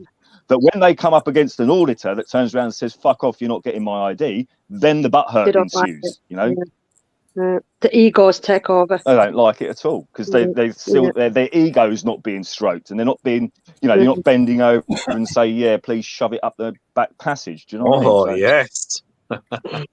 Nice. And that's the reason why auditors get so much. That's the reason why auditors get so much grief to stand up for their rights. And it's not just your rights to say that. We get such, and that's the other element of it. We get such a bad reputation of, oh, you're just there to antagonise the police, you're just there to cause trouble, and we get a bad reputation of people presume we hate the police. We know full well we need the police there, but we need good police there, and we need police doing the job that they're supposed to be doing and arresting criminals, not bloody photographers. Yeah, but the reason you're getting that backlash is because of fucking arseholes like Marty Blackburn who are there to cause problems. There you go. You're getting tired of it, man. Spot on. What's your opinion on that then, Fluke? On other auditors who are maybe taking a bit of a risky, are they messing it up for us, or are they still portraying the message? I mean, all they're doing is they know this to get money out of YouTube. That's what they're doing. If you guys can't see that, but is that down to your opinions, though? That's what I was trying to say with this whole YouTube thing. Is that down to each individual's personal opinions and what? I could go and release videos that are doing that for money. You know what I mean? But obviously, I'd never do it. But I could, if I wanted to, walk down to my local cop shop and start following them and go, "Oh, wait, can I be?" Anyone could do it. That's what they say. Anyone can do it. It's just how you go about individually. How you go about doing it. Some people are a bit more gobbier than people. I think if I could just come back to that thing about other auditors or other, guys that do what we do, whatever you want to call them, YouTubers or whatever, is some people are very, everybody does things slightly differently, but the bottom line is you're going out taking pictures in a public place and you're refusing to give your ID. Those are the two fucking main points of auditing, right? Now, if you're going to go around being loud and brash and, telling people to fuck off and this, that, and the other and having it off with security guards, if that's the way you want to approach it, that's up to you. It's your channel, You're the one that's going to get, grief if people don't like the way you've done that, And it's not for me to say, he's a good auditor. That's how they ended up with court cases. Yeah, and it's kind of, it's not up to me to sort of say, oh, he's a good auditor and he's a shit auditor, because everyone does it in their own way. I don't say, if you want to go out and F and blind at the police or the security guards or whatever, that's up to you. I mean, it doesn't matter where you go. You need to have manners, it's part of your life. You need to have manners. But if somebody doesn't like to film you, you come and say, it's all right to film you. Most people will say aye. You know what I mean? I don't, I mean, at the end of the day, it's like with asking people. I mean, like I said earlier, I don't phone the government every morning and say, is it okay if I drive my car today? And I shouldn't have to ask people if I'm filming in a public place. I mean, generally, I know, but your car's not a personal. No, I mean, it's not a person. Your car's just a wee object. Yeah, but I have a right to take pictures in a public place. I shouldn't have to ask. Your camera's an object. Aye, but if you're walking up to someone, that's in their personal space. That's them. I'll tell you what, I've said this. Person, I said this to Civil Disobedience. There's a couple of guys on his live chat a few weeks ago said the same thing about me. And I said, look, go back into any of my audits that I've ever done, right? And if you can prove to me that I've gone up to someone and stuck my camera in their face, I will pull that video down, because it's never happened. I wouldn't like it done to me, and therefore I don't do it to other people.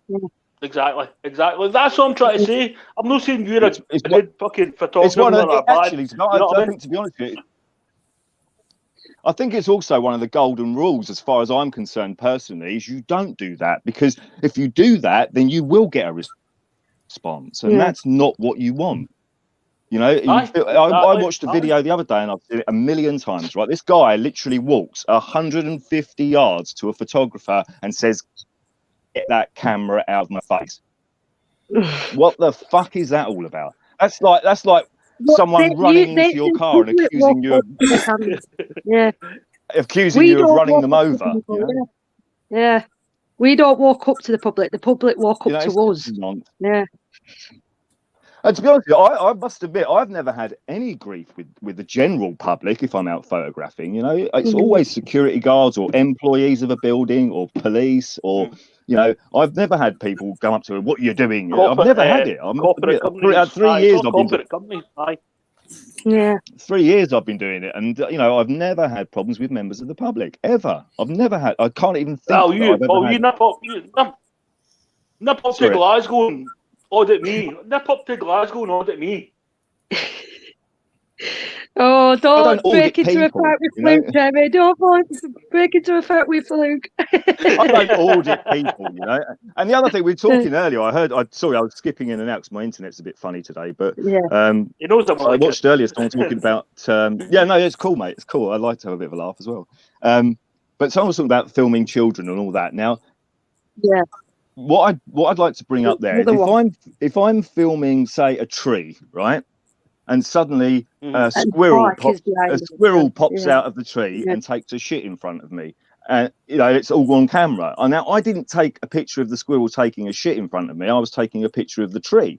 So that would be incidental to me being there. Just like if I'm in a public place and a child walks in front of my camera, that's not my problem. And it's not illegal to do anyway. The only thing you can't do with regards to children is distribute or store indecent images of children. Yeah. But the squirrel doesn't expect you to put a limit on it. That's the difference. Going out intentionally videoing children is a big difference.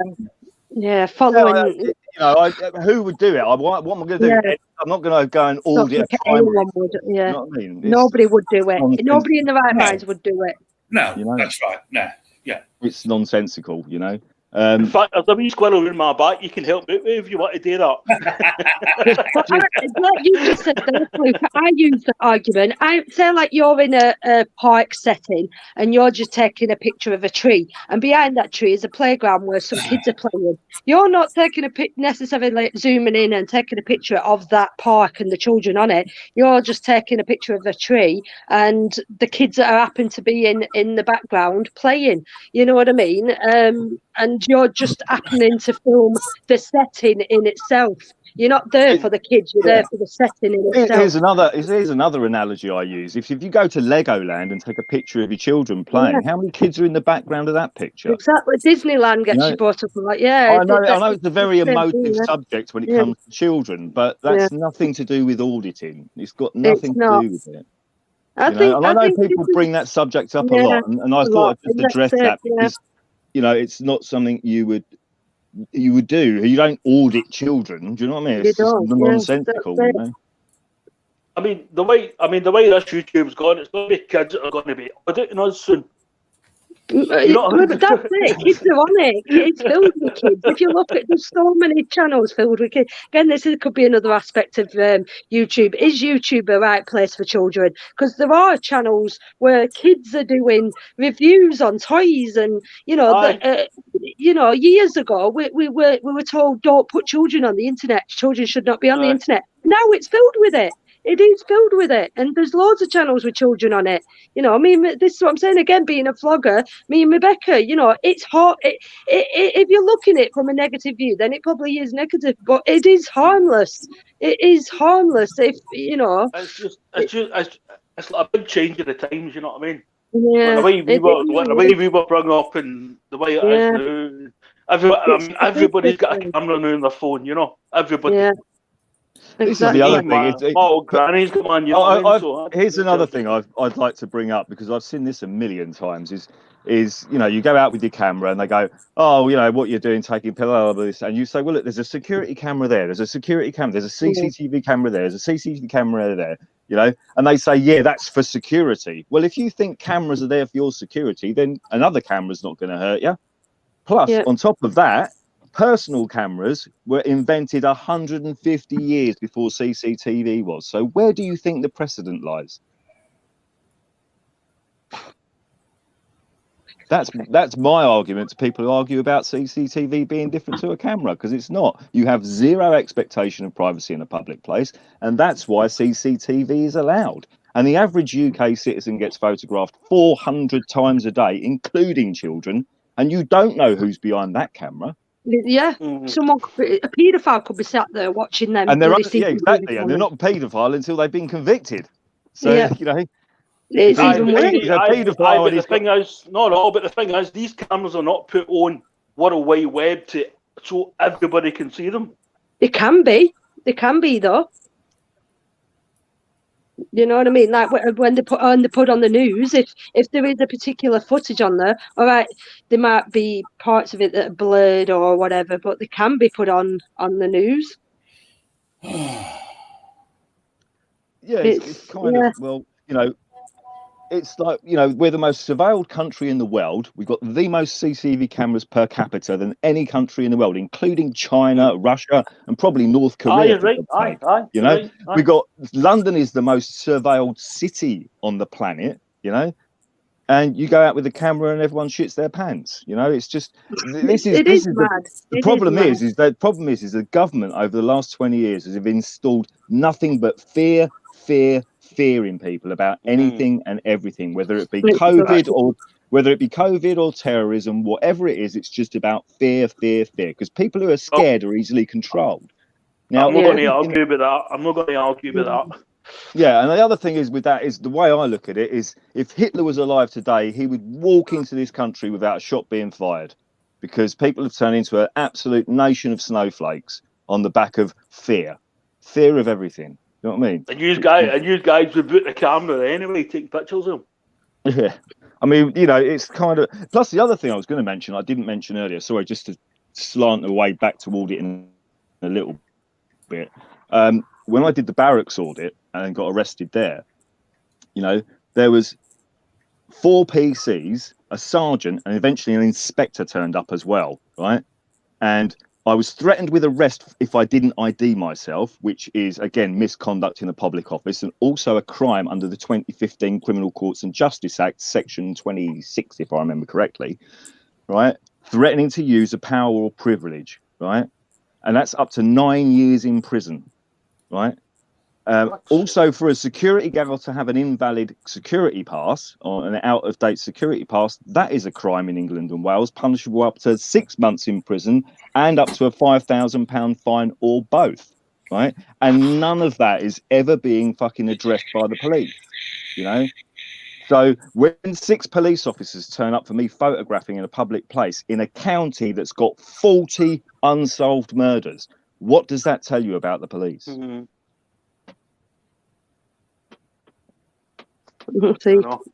See, speechless says it all, isn't it? It's the other day, what was that? Sorry, it was Auditing Britain did that video outside of West Yorkshire Police headquarters, right?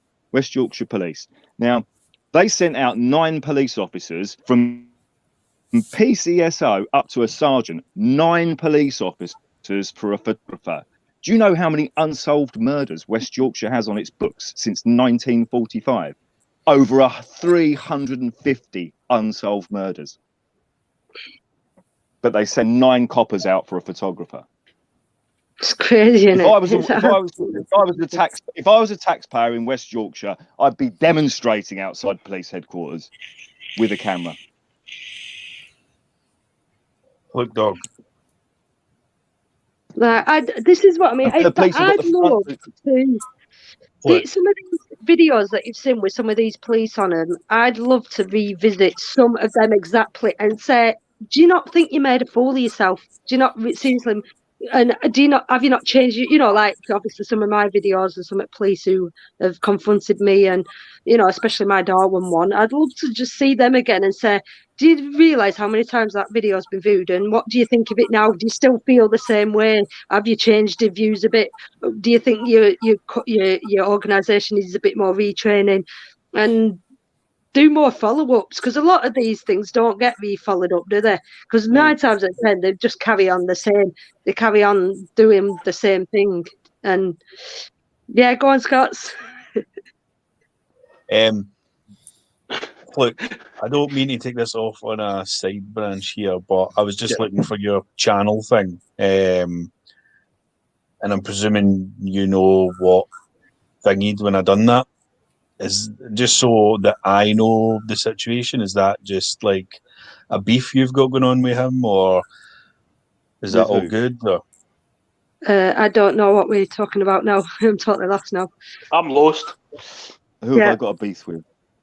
Well, I just typed in Flip Dog to YouTube, and then obviously there's quite a lot of video things that people try to go at you and stuff like that. Do you know, it's funny enough. People Fluke. Yeah, sorry, I'm kind of not understanding the question. Yeah. Jerry Helmet, is it? Jerry Helmet. I knew we're talking about even particularly as well. I'm lost. I'm lost. Rephrase, Scott. You like True Reporter or something, Flick? Sorry, someone was talking over you. Sorry, are you True Reporter? No, I'm not True Reporter. Oh, what? Is there's someone else called Fluke Dog then that Marty Black my channel with? He's Fluke Dog. There's a guy. Fluke Dog is my channel. If you look up Fluke, it doesn't come up Fluke. It's Fluke Dog. It's my channel. Right, can somebody put guy up there? Fluke Dog's channel on? What's that one? Is that a different Fluke Dog? That's me there. Yeah, the one you got there. All right, so Marty Blackman's obviously got things with you or something then. Well, he's now swallowed his pride, admitted he was wrong, but it's up to him what he puts out. All right, I just wanted to check, mate, because obviously I don't believe everything I see on YouTube and stuff. But I just wanted to ask you because our erstwhile man that was convicted in the end. So at the end of the day, that's what that was all about. It was nothing to do with me personally. But when people make us, again, touching on the kids thing again, people take it very, very, very to heart when it comes to children, which is understandable. I've got nephews and nieces, and I don't have children myself, but my brothers have got kids, and I understand how people feel about that sort of thing. But I was left in a no-win situation, put it that way. Whether I said something or didn't say anything, I was fucked either way, because I remember you're never right, you're never wrong. Yeah, I remember speaking to a friend of mine, and I explained to him the whole situation of everything that had gone on, and he said, "Well, look, you're damned if you do, you're damned if you don't. So you're fucked either way." So what could I do? At the end of the day, he had every right to, be treated as innocent until proven guilty, which is the cornerstone of British justice. And we can't stand out there giving it, I've got a right to take photographs, I've got a right to do this, I've got a right not to identify, and then completely turn on someone who had a right. Oh, that was Bart Simpson that said that, wasn't it? I know, I wasn't mean to, just because I was looking for your channel there, man. I just seen that and I thought, fuck. No, fair play to Wellon for mentioning it. Too many people with just one-sided. Yeah, listen, I got a lot of flack over that whole. Yeah. I got a lot of flack over that. And that's what I mean. Your local researcher, well hung. Yeah. I just wanted to find his channel because I quite like talking to him, man. You know what I mean? And then I've supported Fluke for years. Like I say, when going back to his Barrett video, that's the first video I watched. Isn't that what year were that in now? That was years ago, wasn't it? He was my original auditor. The Barracks one. The original Barracks. The Barracks audit. Yeah, that was with Spitshine. Yeah, we won't go there. Yeah, and that's what I mean. Fluke Dog's the first, probably one of the first British auditors I started watching. Back years ago, and he started supporting me as a vlogger, as I said. Hey, Audit. So it's one of them, and I think, like we say, this is why I wanted to come on today and talk about YouTube in general. Once you jump on the internet, it doesn't matter what platform you choose to do, what channel you choose to set up. You know, along the way, you're going to do something, aren't you? You're going to mess up some way or other along the way. And it's how you handle that, and are you big enough to admit it? Are you big enough to talk about it? There's no point hiding away from it, because I think once you're on the internet, there's no hiding away. You've opened yourself up. No, but this is why I would rather people in a chat to show the faces. Now, I've seen Wellong's face, as ugly as it is. I've seen yours. You've seen mine. But you know, I'm up front. Luke Dog's shown his face on his channel. He doesn't have it. So, Daily time. If you want to see my face, just email me and I'll send you a picture. Yeah, it would be nice. It would be nice to see your face. I've asked you for one loads of times, Jez. Yeah. I think the other now, thing Jerry, is... I know your situation, mate. I respect that. I really do. I do not. I want to see his face. Oh, Ed, do you want to jump I told you I'm going to take you for a pint. You know what I mean? You'll see my face. One more person can jump in. I think like I said about my video, whether it's, I don't think my webcam works particularly fucking well, but but my face is all over fucking YouTube, all over my channel. I've done plenty of pieces to camera when I've actually been out auditing and all that sort of thing as well. If you look at my Parcel Force video, I did 3 or 4 different stories while I was out there recording. But you did deliver my fucking parcel right then. Yeah, it was absolutely my fault. It was my fault. Fucking force. Oh my fucking word. They asked me to sign for it. Tell team, I'm going to send you a picture of fucking Mr. Potato Head, man. Parcel Force is worse than fucking Amazon. Hermes are the worst, man. Hermes are scum, man. Fair play, Flute, mate. I'm only joking. No. It's one of them. Like fucking joking about, you know what I mean? And people, and like we said, I think people are always going to judge on it. Whatever you do, people are always going to have the say. And you could, like I said, sit here till you're blue in the face explaining yourselves, and it'll never get anywhere with some people. Like you say, sometimes there's just no point in explaining yourself because you're just not going to get anywhere. No, it's very true. It's like I don't feel like when I explain myself in a way when it comes to auditing, if you like, to a certain degree, I don't feel like I'm explaining myself. I don't feel like I have to explain myself. I do in the sense that if it gives someone an education and it teaches them about their rights, then that's great. They don't have to then go and pick up a camera and start going out photographing. They don't have to go out auditing, But if they want to understand why I do what I do, then I explain it to them. If they want to accept my explanation, that's fine. If they don't want to accept my explanation, then please carry on. Move on. I can't believe the amount of people that, especially when I first started doing the audits, was the amount of people that would constantly, not amount of people, because I'd say 95, 99% of the comments were positive, because people knew exactly what I was doing and why I was doing it, But I'd get those 1% of comments, and it's like, well, hang on a minute, why do you keep coming back and watching my videos and commenting? If you think I'm a dick, if I think someone's a dickhead on YouTube, I ain't going to subscribe to them. I ain't going to watch them. It's as simple as that. Whether they're doing makeup tutorials or whether they're doing, fixing cars online or whatever they're doing, if I don't like it, I don't watch it. It could be some fucking nutter addicted to dickheads that's watching. You know what I mean? Maybe that's what it is. Why do some videos get stuff? Well, we know a particular person, I won't mention his name, but someone who's got 10,000 subscribers. For what? How has he got that many when he just... You might drop his name in the private chat if you want, so Flute Dog knows who He's only got 5,000. Pardon? He's only got 5,000. Is it dropped? Oh my God! He was never at 10 grand. Are we talking about car wash? No.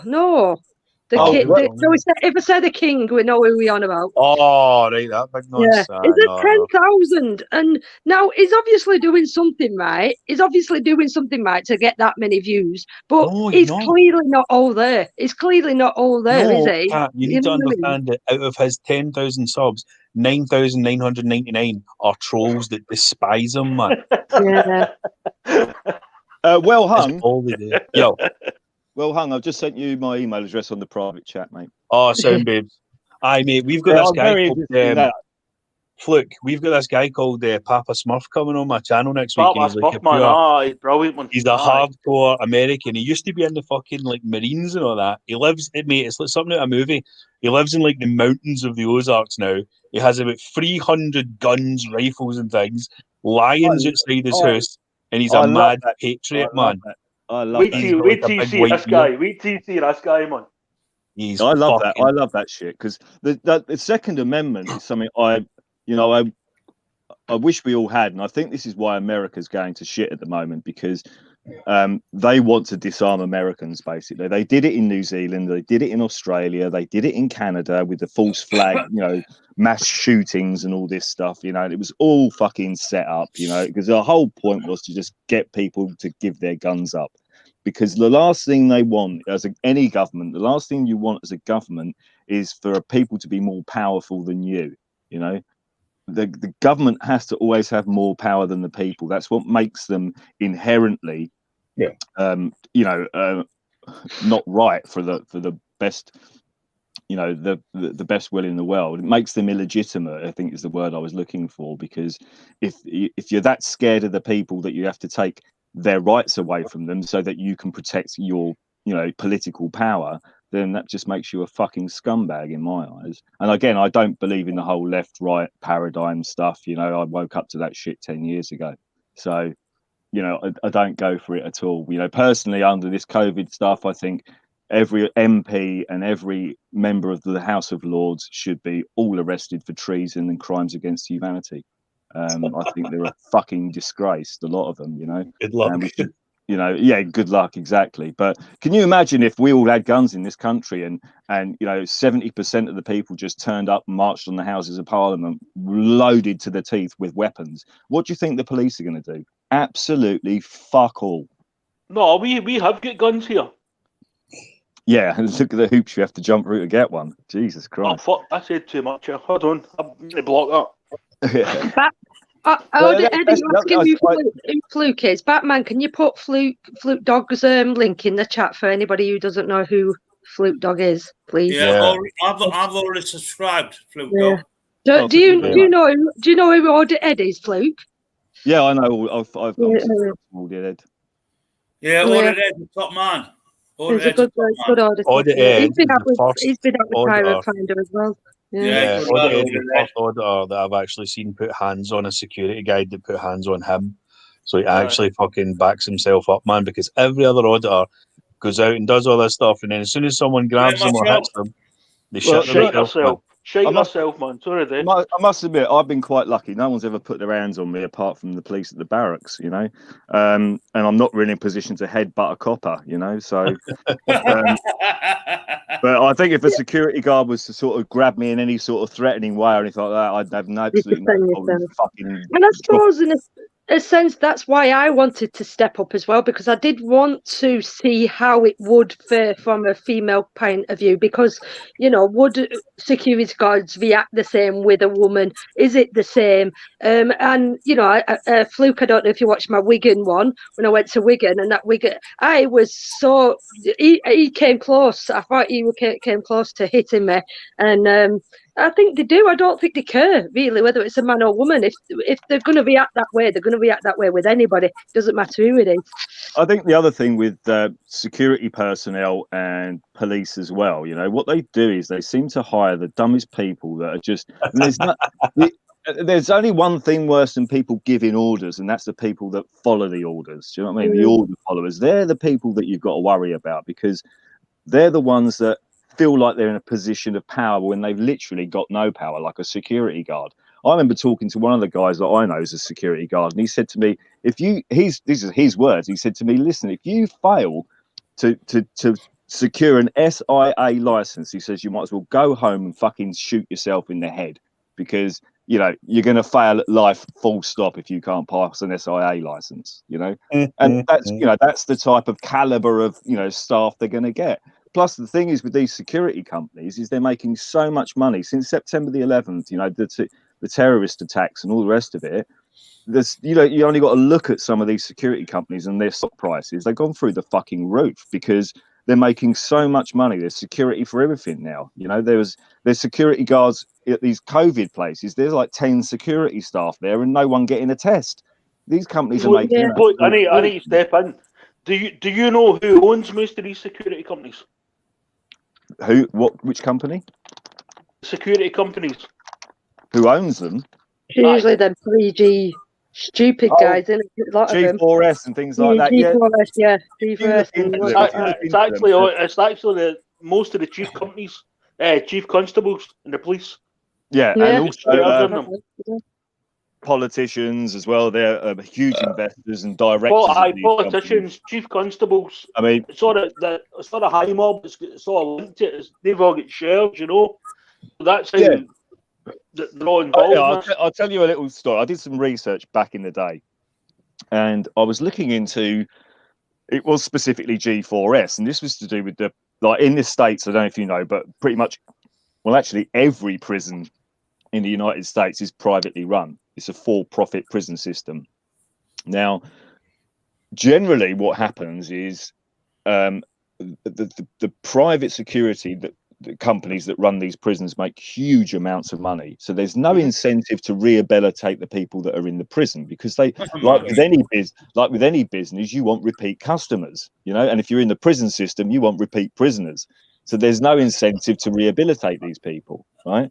So the same started happening in the UK. Back in, it was 2010, Theresa May was the first Prime Minister in the UK to sign off a private prison to G4S, right? And at the same time, who was one of the directors of G4S? Theresa May's husband. So, you know, and then now we've got, since 2010, we now have 16 private prisons in the UK, all run by Securitas, G4S and the like, and that their ilk. And we have the same system now because they're not run with prison officers, like trained, qualified prison officers.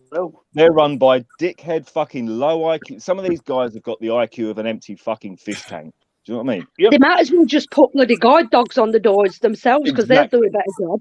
And so you end up with the same thing. The same problem is you end up not rehabilitating these prisoners. They spend up 23 hours a day locked up, you know, and they get no help, no sort of. And as soon as they come out, again, what do you need if you're running a private prison? You want repeat customers, just like with any business. If you run a sandwich shop, you want repeat customers. Do you know what I mean?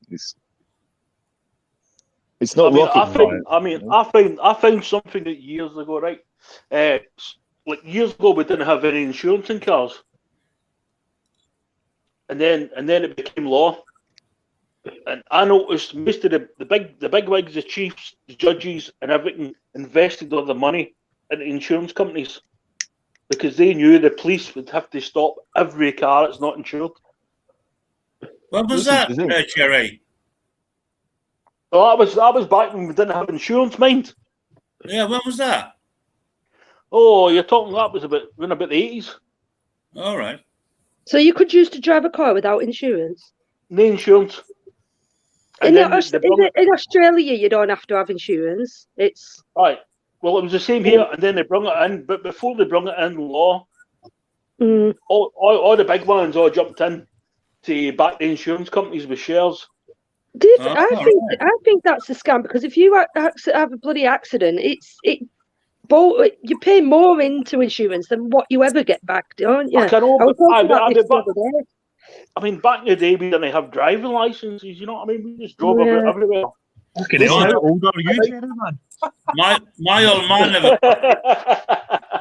man never passed his test because he was in the army, so he used to drive jeeps, and it was automatic. He just got a fucking license, but he never took a test at all. No. I think this is the thing. I go back to things like when I talk about government per se, is because this is exactly how governments operate. They take away your right to travel and then sell it back to you, in the form of a license. They take away your right to travel and sell it back to you in the form of a passport. It's like it's nonsensical, and people who believe in this sort of stuff. I mean, it's not even that. No, I mean,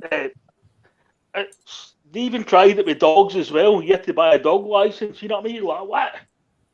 You have to have a license for a dog. In some states in America, you have to have a license to have a cat. Oh.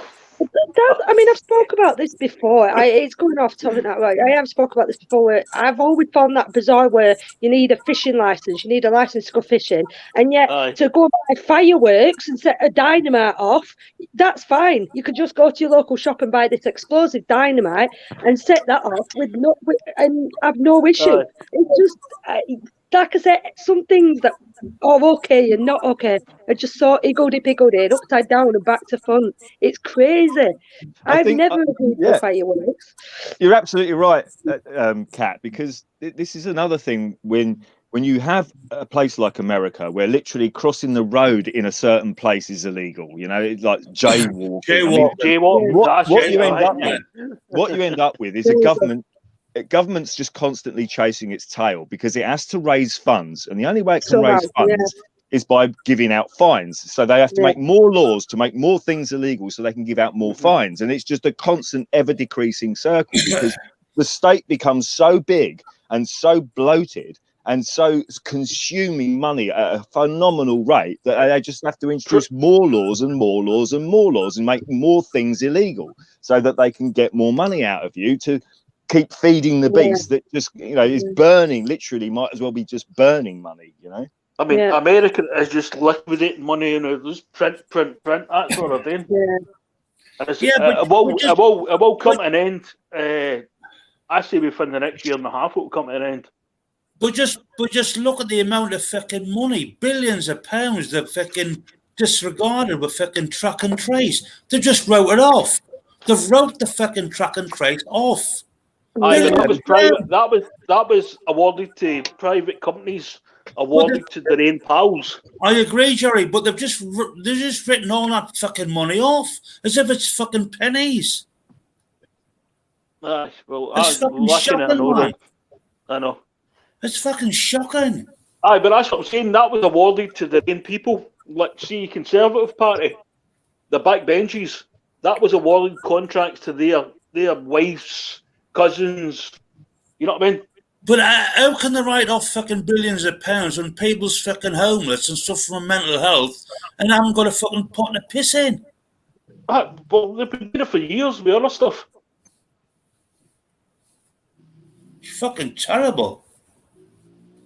And it's, you know what I mean? As that boy said, if you don't start waking up to it, you'll end up partying.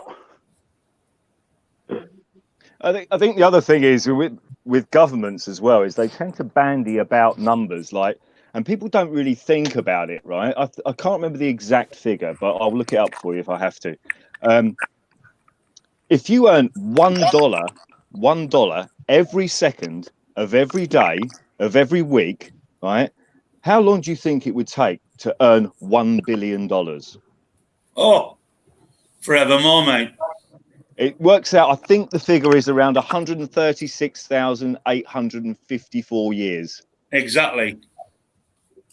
So when you get, prime ministers standing up there saying we're going to put $10 billion into this and $10 billion into that, they say the word billion like it means nothing, So literally, I think it's 136,000 years roughly to earn $1 billion if you earn $1 every second of every day. Exactly. And that's what people. It's like feeding an elephant a fucking cherry. Yeah, I think it's people just don't kind of. They don't record it, do they? Did some cunt just record the balls there live on fucking YouTube? I was just about to ask then, are you going to say anything? Because if not, then you're going to have to leave, but I don't know. I'm just sitting watching and I'm going, that's certainly not what I think it is. Was that Scotsman's sister then? I didn't even know who it was, man. I was like, what the fuck is this? I'm beginning to be glad I didn't hear that. So. People copying off Scotsman and just going on naked. There's somebody watching. What happened there? Someone done Did naked? you not see that? Somebody went on and recorded a picture of their boys on live. Aye, rewind it back. Yeah, just be going. I'm actually glad I missed that. I know. I was like, I'm hoping it's something. That's what I couldn't understand what Flick was saying. I was like, that's no fucking real, man. I was like, I've got the wrong channel here. See, I want to give people chances. This is what I'm saying with YouTube. I want to give people a benefit of the doubt, but if they're just going to come on and be rude or be naked or not say anything, then you're going to get. Why would you do that? I don't know. I actually think these live streams. I actually think these live streams and chats has been very therapeutic for me. Yeah, no. Overall, this is what again talking about YouTube. Overall, I think these live streams are brilliant. They're absolutely brilliant, and they're brilliant for bringing people together, bringing up conversation, talking about different topics. As long as we can have an adult conversation about it and put thoughts and feelings aside and opinions, and we can actually have a good discussion about it. They can be really good and really helpful. I live in a terrace street. Today, I seen Mrs. Richardson clearing her windows outside. The fucking postman hasn't even been because it's fucking Sunday. I've even missed the fucking postman. Yeah. I mean, for some sick bastard to come on and fucking record their boys, I think he was in the wrong place. Fucking nuts, man. I don't know. This isn't a porn channel, mate. This isn't a porn channel. I'm sorry, but you know. It's not even that. It didn't even look. There was a few fucking wee lumps on it I wasn't happy about. Did you see that? Aye, that didn't look right at all, by the way. I can't Did you see that hung eye? Oh, that was nasty, man. That was a real video, by the way. That was someone sitting doing that. Aye, that was. I know, but did you see the wee lumps I was talking about? Aye, it was like wee purple balls. What the fuck? Aye. He needs a doctor, man. Kat, you've got some moderators on your channel, haven't you? Yeah, there's some. I think we've got some moderators. Thanks for putting up my links to my channel. But what I want to say, any doctors in the house? I'm so glad I missed that. Hey, Fluke Dog. Yeah. I have subscribed. Can you put your channel in there for other people that want to add on to you, mate? Yeah, hang on 1 second. I was just going to ask because there was a few people in the chat that I noticed earlier, and they were kind of asking questions as well, and I couldn't read the chat and concentrate on the. Yeah, I mean, that's if you can't, can you? It's a difficult thing if anyone in the chat has any questions, that's if Kat doesn't mind. Tell me. 1 sec, mate. Go on, Fluke. What were you saying? If somebody has questions in the chat, sorry, I saw my name pop up a couple of times, and I don't know whether it was people just sharing my channel or whether they were asking questions. One was asking questions about how much I earn from YouTube, and I earn fuck all. Yeah, I know. Don't tell them fuck all, mate. So no, I mean, but if anyone's got any sort of questions they want to ask, if they put it in the chat, then that's great. And I'm sure they'll be happy to answer. Yeah. Yeah, and obviously. Again, this is what I was talking about before about YouTube. At the end of the day, for some people, this is a job, isn't it? And if we do make money out of it, we're not hurting anyone. But you know what I mean? But what people earn is nobody's business, for fuck's sake. It is.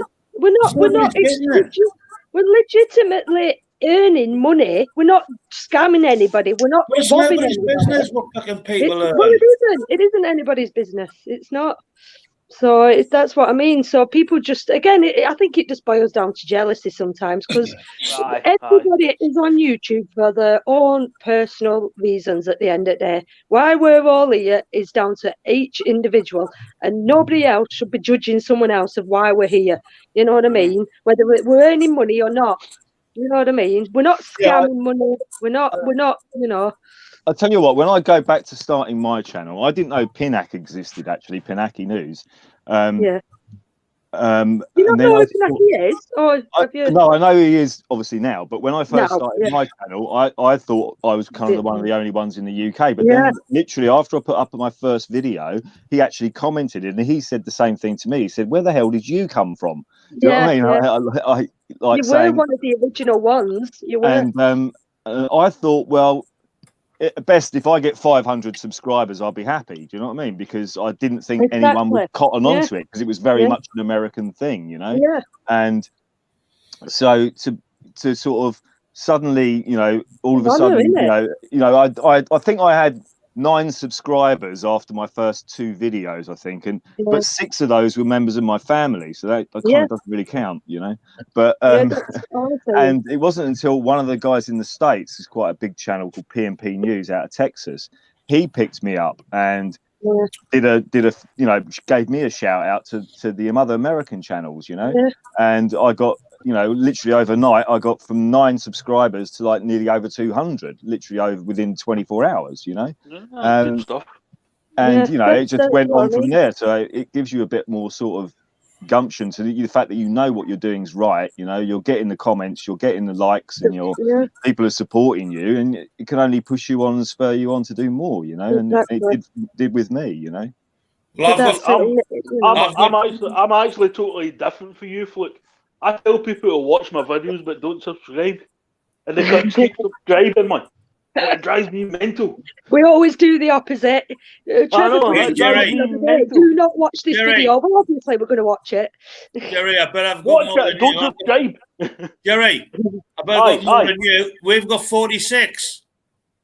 46 what? These are all small. These guys are all great guys. I've been on live streams with I've got about 300 or something. I don't want them. I've got 46.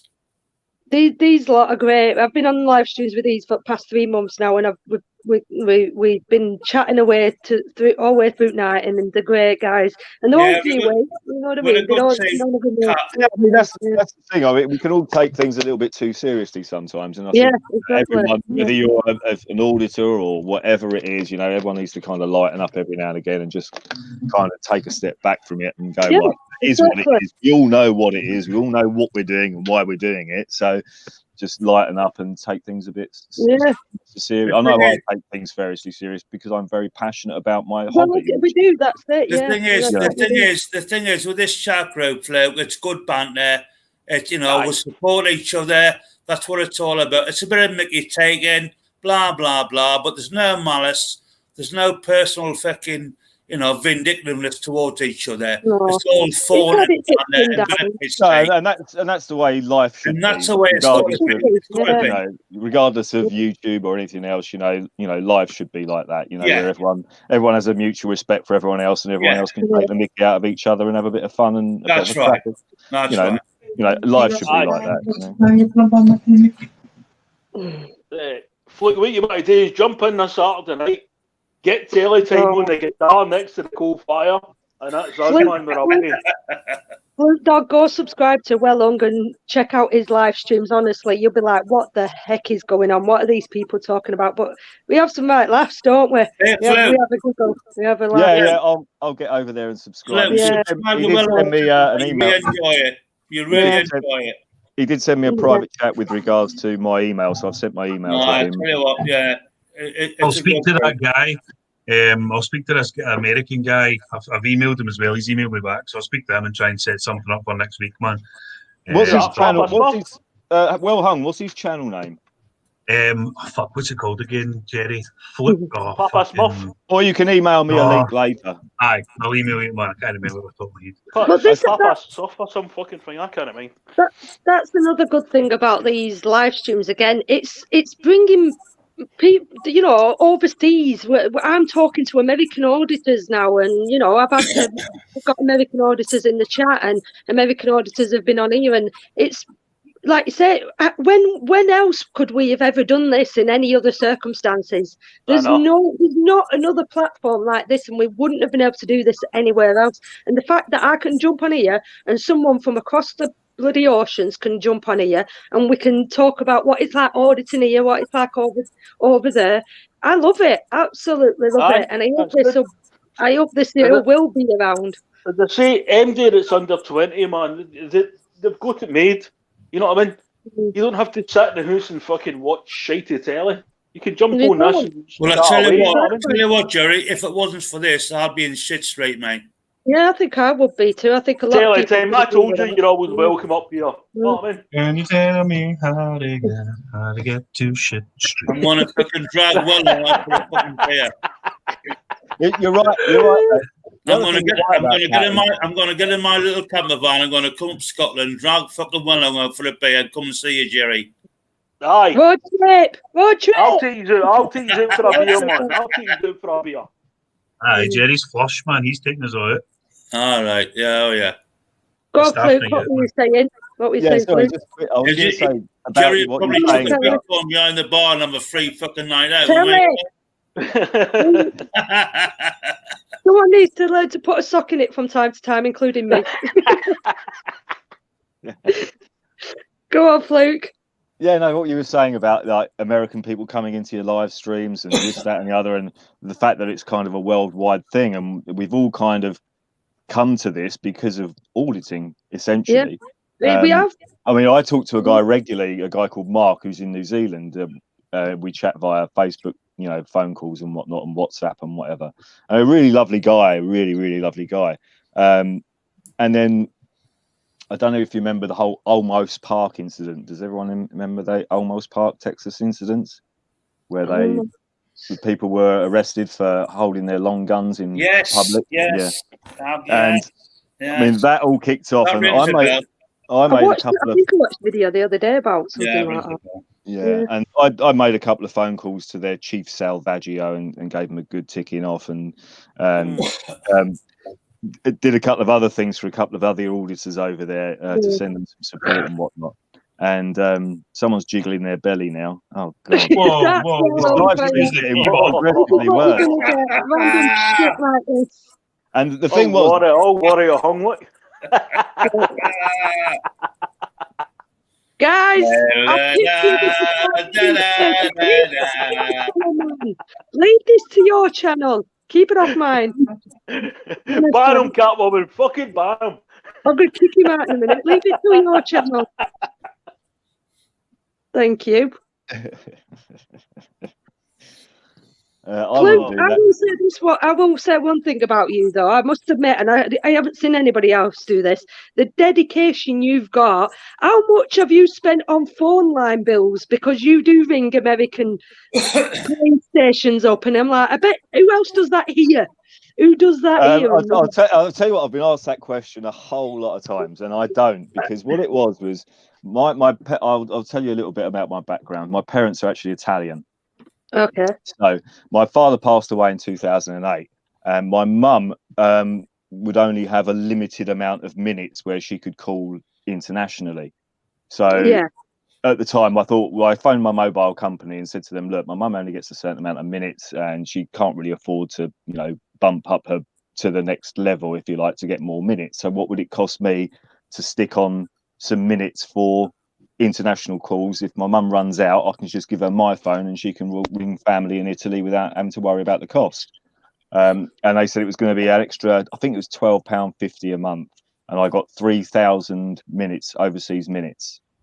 So I did it really for my mum more than anything. Use that, right? But she very rarely used her own minutes, so whenever she did use mine, she'd only use maybe 100 minutes worth of the calls. You know, I had I had 3,000 minutes, so each month she'd use maybe 100 minutes or 200 minutes of my stuff. So I thought, well, we might as well use it up because it doesn't roll over every month. So that's when I started doing the phone calls to the States, because it didn't cost me anything really.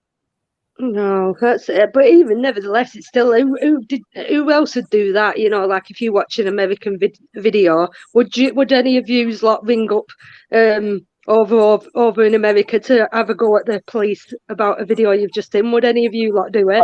I think the reason I did it as well, it was a bit of a surreptitious reason for doing it, but the reason I did it was because it made them realise that, like, when I did a phone call over the whole Almost Park thing, I spoke to two different officers, and I said to them, look, at the end of the day, you know, what you have to realize is you might think these guys are just doing this for YouTube hits or whatever, but it's not. It's about their rights, you know, and you've got to remember that this stuff goes around the world. You know, I said this stuff has gone to New Zealand, it's gone to So you're Australia, sort of it's gone to, giving it away you know, to them, it goes everywhere. And I'm ringing from the UK. Why do you think I go so far out of my way to make a phone call from the UK to your police station to say what you did was disgraceful, a violation of people's fundamental constitutional rights that you swore an oath to uphold?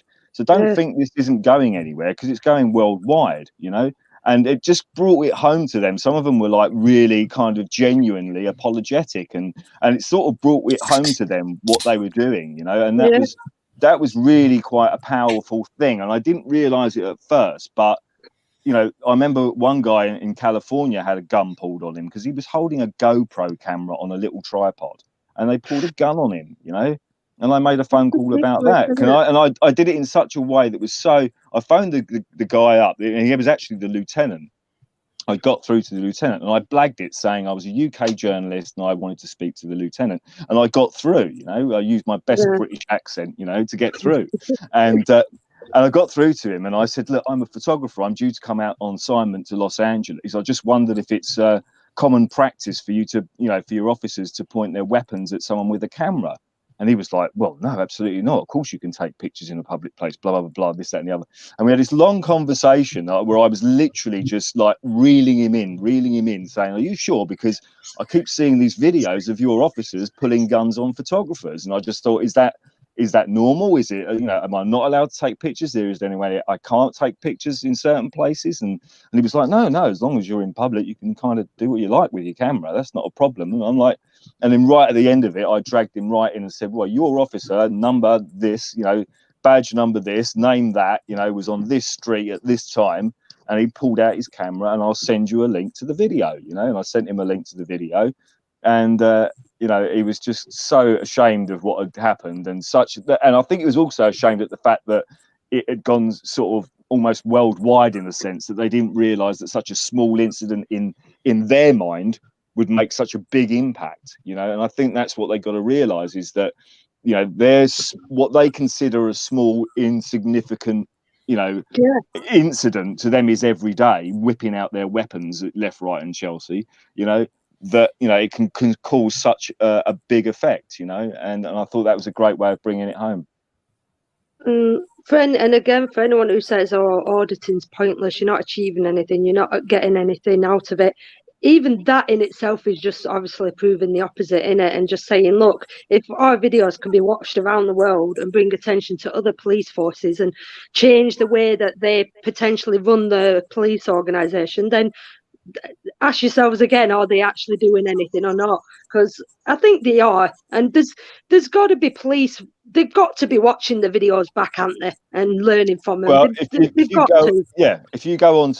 you just Google search UK police forums, and then when you get on any of them, just put in auditors or photography or YouTube auditors, and you'll see us all come up. I'm on there. Auditing Britain's on there, Focus Pocus is on there, you know, we're all on there, so we know they're watching the videos, you know. So it's kind of, you know, and the thing is this is what makes it even more frustrating, is you're actually, and some of the positive comments on the police's forums are actually police officers saying, look, just leave them the fuck alone, and they won't have a YouTube video. You know, just leave them alone. They're allowed to do it. Leave them alone. You know, and you know, and otherwise you just make yourself look like a dick. You know, and that's up to you. If you want to make, if you want to make yourself look like a dick, then please come out to my camera and make yourself look like a dick. You know, and like going back to that whole, oh, they're only doing it. They're only doing it for this, for a YouTube interaction. Well, if that is the case, if that is what you wholeheartedly believe, don't give us that interaction. Then, if you know that to be true, don't give us that interaction then. Ignore us. It's not rocket science. It's common sense. Yeah, it's You know just what I like, mean? and it's not like there's only one guy in the UK doing it, and they're like, you know, There's might be loads. surprised. Yeah, Yeah, there's it's not more like, you people. know, a police officer might be Yeah. surprised that someone just turned up at the police station with a camera, you know, and they didn't know about it. They know about it, and they still fuck up on a fucking daily basis, you know. It's mad, isn't it? It's crazy some rubbish they come out with. Like the other day, like I said, when I was watching that Man in a High Castle. Oh, why would I go and look at the CCTV cameras? I don't know. Why would you? Probably because it's called investigation. I mean, come on, you know what I mean? He Yeah, literally anything. said, why would I go and look at the CCTV camera footage? Why? I thought, did he just say that, really? Well, you know, it's just anything that involves any work for the police, and they're not interested. And this is another thing I was going back to, not only to do with auditing, but to do with COVID to a certain degree. Yeah. Is they've got the police constantly whinging and moaning about they don't have enough resources, they don't have enough officers, and these are the people who are going to turn up at a woman's house and arrest her at 7 o'clock in the morning for taking video of an empty fucking hospital. And you're telling me you ain't got the fucking resources? Don't give me that shit. Do you know what I mean? You know, this is the very same. This is how dumb these coppers are, right? In 2010, they reduced the amount of police officers in the Metropolitan Police by something like 20,000. You know, they got rid of them, saying we can't afford it. Government got rid of them. And then the government capped the very same people's wages to below inflation, which means that basically you were effectively taking a pay cut. And then these order followers go and do exactly what the government tells them. You know, how dumb do these people have to be? That's it. And like I said, it's fine if you don't like auditing. There's nothing wrong with that. If you don't like audits and you don't get them, that's fine. But have a bit of common sense about it. People do go out and take pictures, and people do go out and make videos. And whether you like them or don't like them, it is legally allowed, and we are allowed to do it. We're not causing any trouble. Leave us to it. Leave us alone. You know what I mean? It's such common sense. You know what I mean? I mean, it is. I mean, again, the other that guy who's showing his balls there, man, he likes auditing anyway. You can see that. He just audited his bollocks live on YouTube. Oh, there we go. He's put himself out for the world to see. Yeah, don't know what that was all about, but there we go. I think it's called a limited hangout. He made me distressed for my life. Then I might just have to ring the police and say, I've just had a streaker on my channel, can you come and get him? Yeah. I'll be able to recognise them, because I seen a couple of dodgy spots on their boys that they're not doing it. I've just got my camera sorted out at last. Woohoo! Can see your beautiful face again. Yeah, I've just got to sort it out. Come on, Wellong, why are you hiding? Come on, Jerry. I had it plugged in the wrong USB thing. Oh, what you like? Technology savvy, you. Technology savvy. I can't believe I've been doing this for 5 hours. Honestly, I come on thinking, right, I'm only going to do this. I'm the day, man, with auditors, with Teletime, with a nice boy called Fluke, with Will Hung, with a young chap on earlier talking nice and all. Mate, I've really enjoyed this live stream. It's been really good. Thank you so much, everyone. I always appreciate it. I always get a bit preemptive of like, oh, it's not going to go how I wanted. Like I said, I'm not going to mention the person's name, but I was sort of only going to bring one person on, have a chat with them. But obviously, this person was busy, very, very busy, and I understand that. Thanks a lot, Catwoman. That really cheered me up.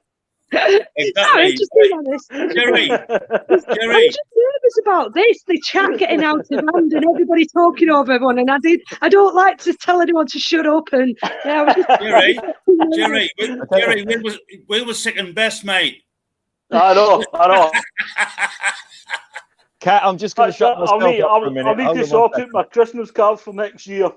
No, honestly, I think I have to say, I'll be honest, I think Teletime's got the loudest voice on YouTube, don't you? I think you've got the loudest voice on here. You really do, and I think this sometimes I think as well. You know, this was a big learning curve when it came to these live streams. Was there was a lot of big characters, isn't there? You know, you get sort of, all right, I can talk forever, but I'm quite quiet next to certain blow. Oh, here we go. Here we go. There we go. I've said this to you before, I know.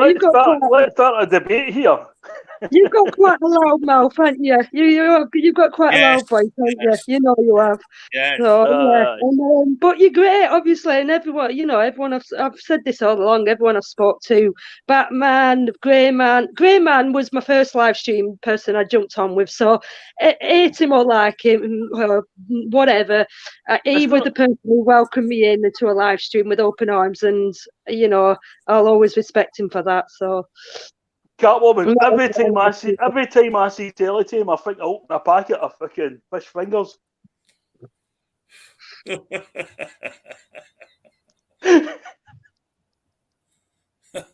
Honestly, the comments have been great as well. I've been trying to keep an eye on the chat as well, and the comments have been wonderful. You know what I mean? There's not been many people really. So, I mean, is that it then? Has the sort of trolling died down a little bit? Am I kind of, or have they just realised it's not working with us lot?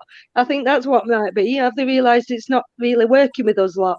Because to me, the trolling has died down a little bit. It's all about fun. It's all about banter. Yeah. It's all about having, of course it is. Come on. It's all about keep laughing at the trolls. I keep telling you. Exactly. I don't want to ignore them. I want to welcome everybody in.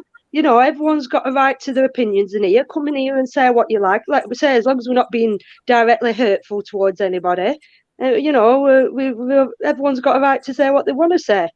So, thanks for Red. Nice guy.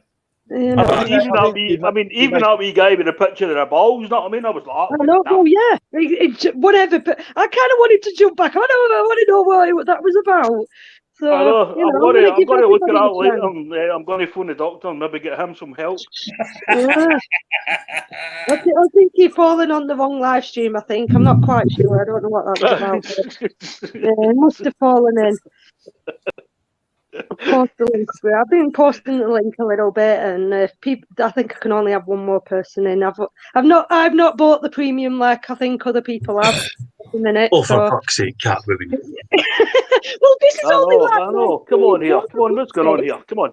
So, does YouTube charge you to having more than 5 people on your live stream or something? Ask Wellong. He's the expert at this. Oh right. No. See this StreamYard platform that we're using. So basically, you have to use. I don't know why. Well, the reason you use this is so you can have multiple people on at once, obviously. But because they offer that, then they do it in I think 4 different levels. So basic, which is a free one, you only get 10, 20 hours or something like that. I can't remember, a month. Yeah. So literally 2-3 lives and you're done for the month. But then the next step up is 20 quid a month, and that gets you unlimited time and up to 10 people online. And then the one above that is 50 quid a month. And the only difference between that one and the £20 a one is you get it in HD 1080, and that's fucking it. Stupid. So the £20 a month one's quite good value. Okay. I didn't know that. Sorry, I just thought it was. I don't want to see somebody's balls in 1080. Do you know what I mean? I don't want to see someone's balls in any level, let alone. Oh well, then I wouldn't go up to Scotsman then. Let's stick to the 20 quid one. He hasn't. Flute Dog hasn't met mash up yet. He's gonna love mash up, innit? Oh, trust me, you don't. Honestly, this is how can I compare it to our Lungs channel and the people that come on there? The people we get on there is sort of like bit extraordinary compared to you, isn't it? Eclectic and eccentric and wonderful, open human beings. Sorry, well hung. I just saw that video, the message in the private chat. Sorry, yeah. So I've got his name. Hang on, where has it gone? Oh, there it is. Uncle Surf. Yeah, that's his name. Oh, yeah. Papa Smurf, man. Oh, yeah. How good is he, man? He was amazing. And that's his YouTube channel, is it? Aye. Okay, I'll check him out later. I think I was just telling somebody yesterday who I jumped on his live stream for the first time. He's a relevantly new YouTuber, and a lot of people don't like. Obviously, everyone knows about YouTube now, but a lot of people don't know about the StreamYard, and it's like, oh, I'll have to check it out. And I think, like you said, now I'm so jealous, to be honest with you, because like I said, a few years ago when I went to New York, I wanted nothing more to go live from New York, and I couldn't because I weren't allowed.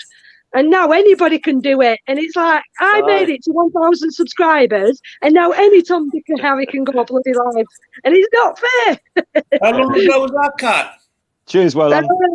I went to New York in 2018. So right. you know, I would have loved to have gone live from there, but back then I couldn't do it. I couldn't do it, and it just weren't fair. So I want to go back there again now, just so I can go live from New York. Hey, this is my first ring for 2 weeks. Oh, Yeah. Your first what? First ring for 2 weeks. Oh. Decided to have 2 weeks off. So I've the next time you go to New York, give us a shout, and I'll put you onto some people. Well, I'm sure, like I said, through this, like I said, I'm sure now there'll be plenty of people willing to. Hey, give me a shout.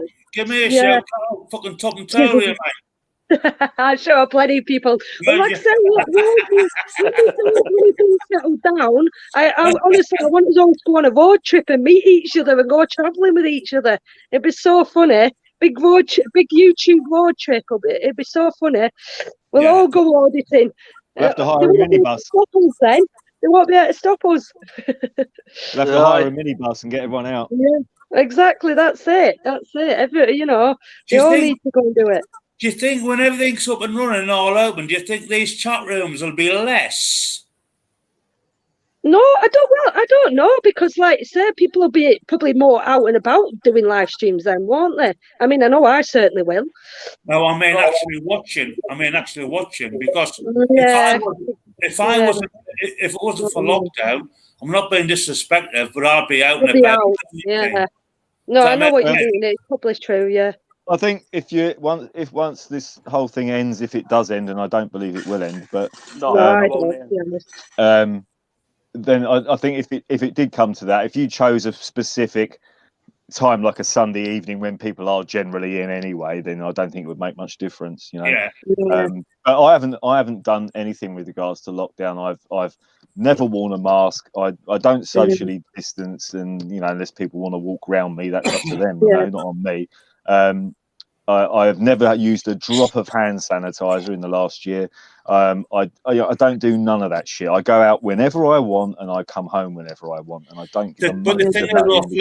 But the thing is, Fluke, since fucking March last year, you know, it's got the situation where I've got five grandkids, and four of them has been that fucking poisoned.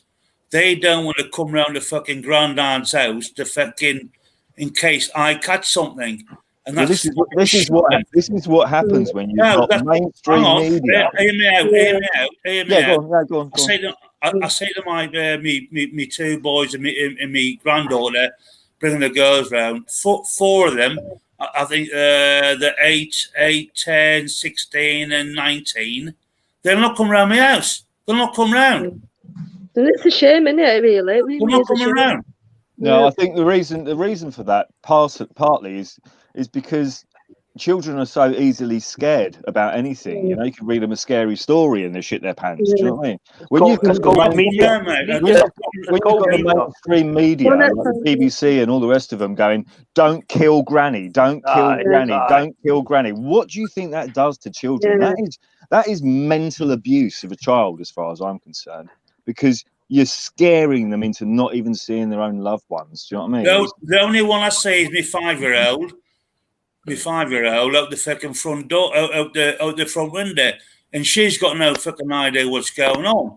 And because the other ones are getting fucking indoctrinated with this fucking poison, I'm thinking, what the fuck is going on? It's getting fucking worse. Again, you've got to look at a positive way. Look at the money you're saving on sweeties. Well, yeah, we're saving money by not going out, I guess. You know, we are saving money. Well, unless you're doing any online shopping, you are saving money.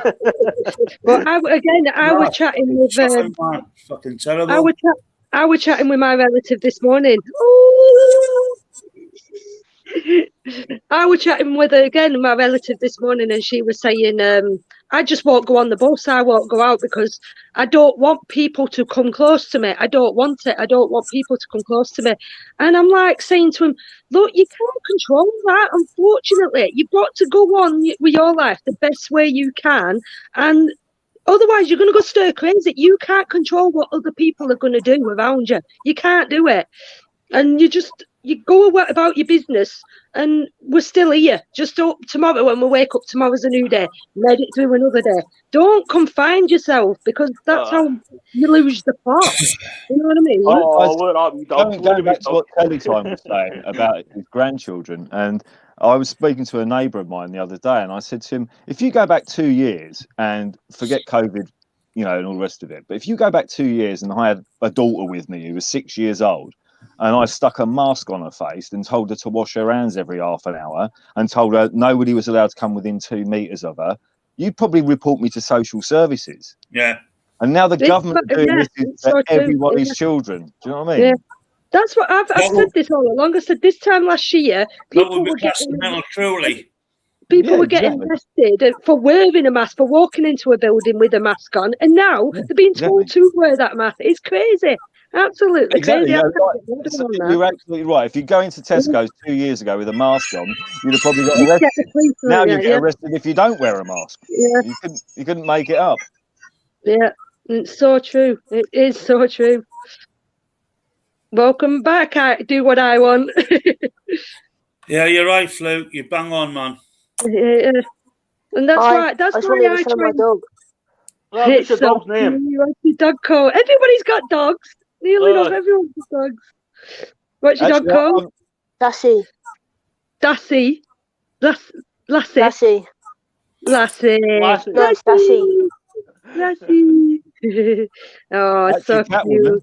See if I can get a collar on camera, but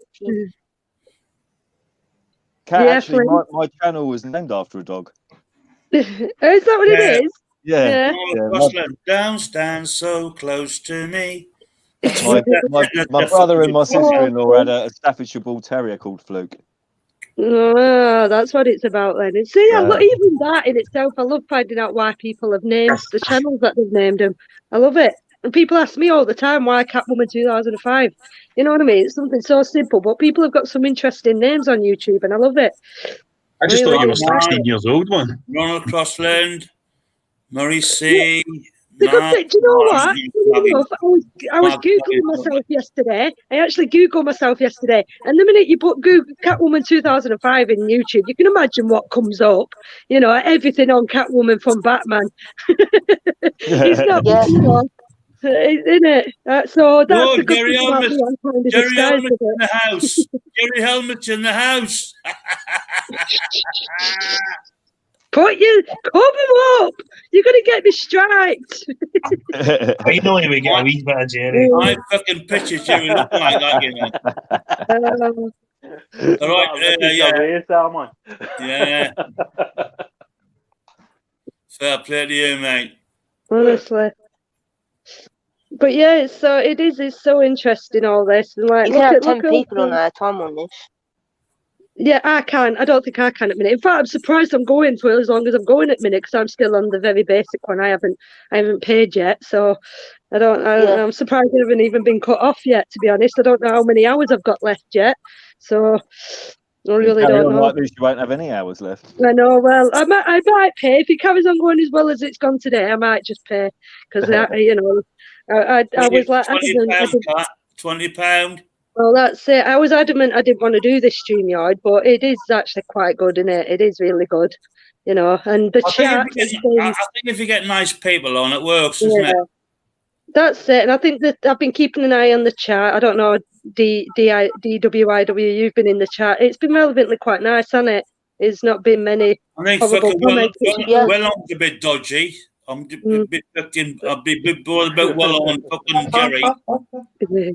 Them two are dodgy. We know them by now, though. I think we're used to them dodgy too. Hey, now tell you what, now them two guys are bread and butter guys. They're bread and butter guys, man. You can spot a bread and butter guy. Everybody's bread and butter guy. A fucking mile on. There you go. Fuck's sake. I can spot bread and butter guys a fucking mile off. Well, this is the first time I've spoken to the other telly tie, Garrett, Jerry, and Will Hung, and it's been brilliant to talk to you and meet you for the first time. So, And you, mate. And you. It's been good to meet you. See, and you, buddy. So it's a great way of bringing people, like-minded people together. In a certain, we all probably live. I don't know. I live on near the south coast in the UK, but I know Cat's up north and Well Hung's Scotland, isn't he? Yes, boy. Where are you, DW? Where are you? I'm in UK. Yeah, which area? I'm just going to go private parts, sorry. Pardon? What did you say? I live in Sudbury. Oh, okay. I live in Sudbury. Yeah. There we go. See, all different. And we've got Sudbury. Don't tell him your name, Pike. And then we've got an American auditor in the thing. Do you watch Caroline Fortworth, Fluke? Do you know who she is? Yeah, I know Caroline. This guy goes out with her quite a bit. I've been on her. Oh, because I looked for his channel earlier and I couldn't find it. Yeah, he's I think American Auditor. I think you put your link in the chat, haven't you? Do it again. I think you've already done it once, but yeah, he's. Because I looked for American Auditor, it just comes up with Auditing America. That guy. Yeah, it does. I noticed that actually. You kind of clash with Auditing America there. You've got a good name. It's the other way around. So you've kind of gone creative with your name. Where's this guy's channel? And now it makes sense that because I know Carolina. Well, I don't know her personally, but I've obviously. Hey, while you're on here, subscribe to Maddie and the Chaps on YouTube. Yeah. Maddie and the Chaps. He's N-A-D-D-Y and the Chaps. I'm sure Mags, Maggie, and Batman will put all your links in. The cracking moderators will put all your links in. We've only got 46 subscribers. Yeah. Mags, Maggie, get on your job, girl. Get putting them links in the chat, and Batman. So. And anybody else who's got a channel, feel free to maybe put your channel in, and I don't know, you could copy and paste it or something, can't you? I'm not sure. So you're quite free to plug for subs over here. I don't mind. So I'll have your subs. I'll leave the traffic. Who's eating crisps? Sorry, that's me actually. Sorry. At least I didn't get my balls out. Well, I was going to say something earlier. When Trevor came on earlier with his grinder, that's bugging a lot of live streams with the grinder. Yeah, I know. I was getting a bit worried about the grinder.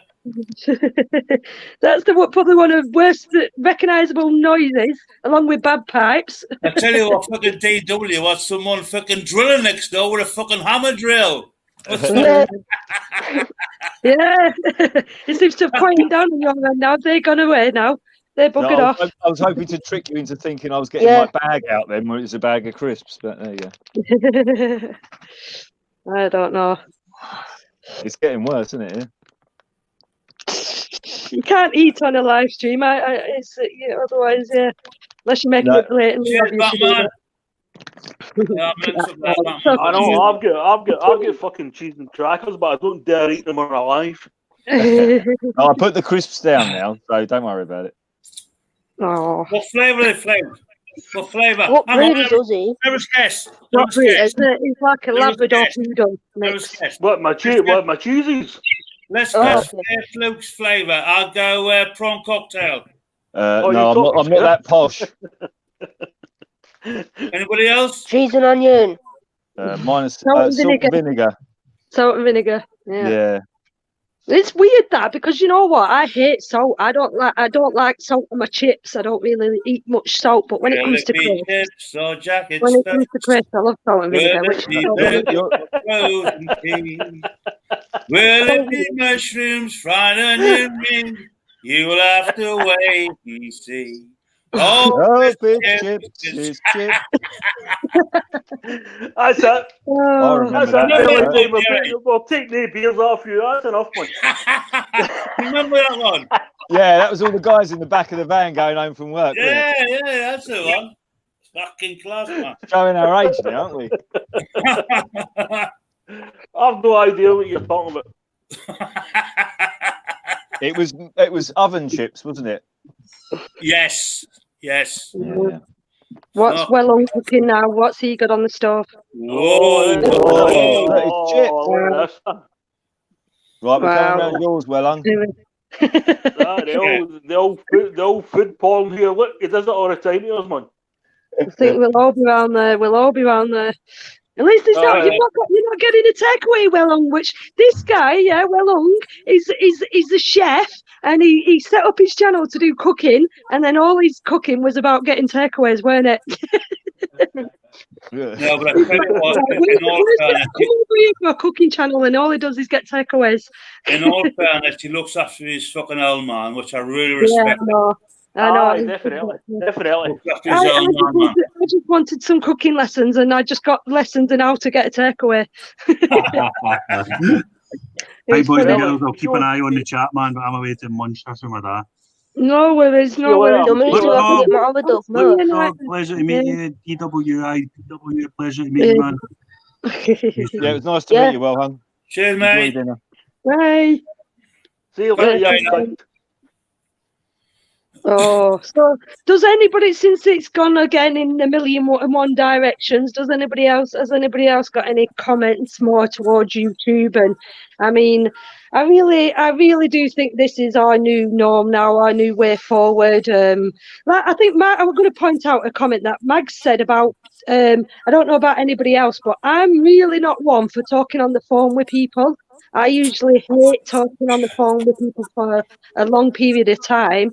But recently, it's just been hours. I'll get on a phone call with somebody, and I've been on with them for hours. And I agree with you, Kat. I'm not one like that. I'm usually more likely to sort of say to someone, look, if you want to chat, let's just meet up and go and have a beer, or come around the house, have a cup of tea or something, and chat as long as. But then I find myself talking to some of the guys that I've met on YouTube who are not actually auditors themselves, but they'll call me and we'll sit there chatting for hours about because we've got so much in common. Even though I've not met these guys before, physically, I've talked with Mark from New Zealand. I've talked to him for like an hour and a half on the phone.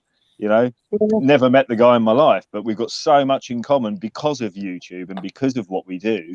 That you have this connection, this automatic connection. You're about human rights and civil liberties, and you can just go on and on and on and chat about it. I mean, going back to the Olmos Park thing that I mentioned earlier, where the police arrested a load of guys with guns that were completely lawful and legal to have their guns. And when I did the phone call to their chief and another guy there, the sheriff's department, and the amount of people that got on the comments section from Texas, and they were saying, if you want to come to the Olmos Park March, let me know. You can stay at my house for free. I've got so many guns here. I can lend you a fucking rifle. You can come on the march. You can stay at my house. You can use my car. You can go out auditing. You can stay as long as you want. The amount of offers I had to go to Texas for the Olmos Park March was just ridiculous. And I even sent a message to one of the guys saying, look, I'm not sure that even if I could come over there, that I'd be allowed to carry a gun. And he said, no, as long as you've got the owner's permission to carry the rifle, you can carry it. Doesn't matter if you're a US citizen or not. And I was like, really? He's like, yeah. And he was like, I've got AR-15s here. I've got AK-47s. I've got this. I've got that. I've got MAC-10s. I'm like, what the hell are you talking about? It was crazy. Honestly, it really was. There was just so many offers coming in about coming over there just because I made those 2 phone calls, That's it. And like I said, I'm sure now. Have you heard of the Go on. Have you heard of what happened in America recently? And they were coming off. There were a bunch of people going into that place, that building, storming the Capitol building or something. Yeah, they weren't ready for that, were they? Yeah. I'm hoping that American Auditor. Do you want to jump on? Would you like to jump on and? Complete and utter from an American point of view. You know, it'd be Got nice a to new get people on, aye, talking aye. about that. Yeah. Oh, who's dropped out? He's gone again. He's gone. Yeah, I'd like That was American Audit Cat. to come on. It's Cat, mad, isn't it? I watched a guy called Press for Truth, right? His name's Dan Dix. He runs a website called Press for Truth. This guy has been on YouTube for well in excess of 10 years and running his website. And he did a video the other day. He's now been banned from YouTube. He had over 500,000 subscribers on YouTube for the last 10 years. Yeah. And he's been banned from YouTube, right? He's been kicked off Facebook. He had 350,000 followers on Facebook, right? And he's been kicked off Facebook. He's now been kicked off Twitter. And on top of that, they've kicked him off GoFundMe. They've kicked him off Subscribestar. They've banned him from PayPal. So even if you want to support this guy, you physically cannot support him. Oh my God. It is getting ridiculous. No, you can probably send them Bitcoin. Yeah, that's probably about the only way you probably could support probably him. could do it. Yeah. And that's if you can even find his fucking videos anymore. I mean, this is ridiculous. I just want to actually put what Miss Angela said there, like we were talking about before. I don't think you. To be honest with you, if you don't know, I wouldn't even bother looking into it because you're never gonna know, are you? And you know, come to the places where you basically drawn to. If you enjoy it here, come here. And then these guys are all good guys. Follow us around. Follow Maggie around. So I've just read Miss Angela's comment, and it isn't about. You don't have to suss out who's right and who's wrong and who's the rest of it. It's where you feel comfortable. If you feel comfortable going to a certain channel and watching videos or joining in a live stream or whatever it is, then if you feel comfortable in that area, then you go there. Jump on it. You love it, man. Don't look too deeply into it, otherwise it will drive you mad. It will drive you mad. Especially YouTube. I mean, looking into the mainstream media is one thing, but looking at the YouTube is quite another. You know. Because that's what I was saying. This excuse you. So many different channels.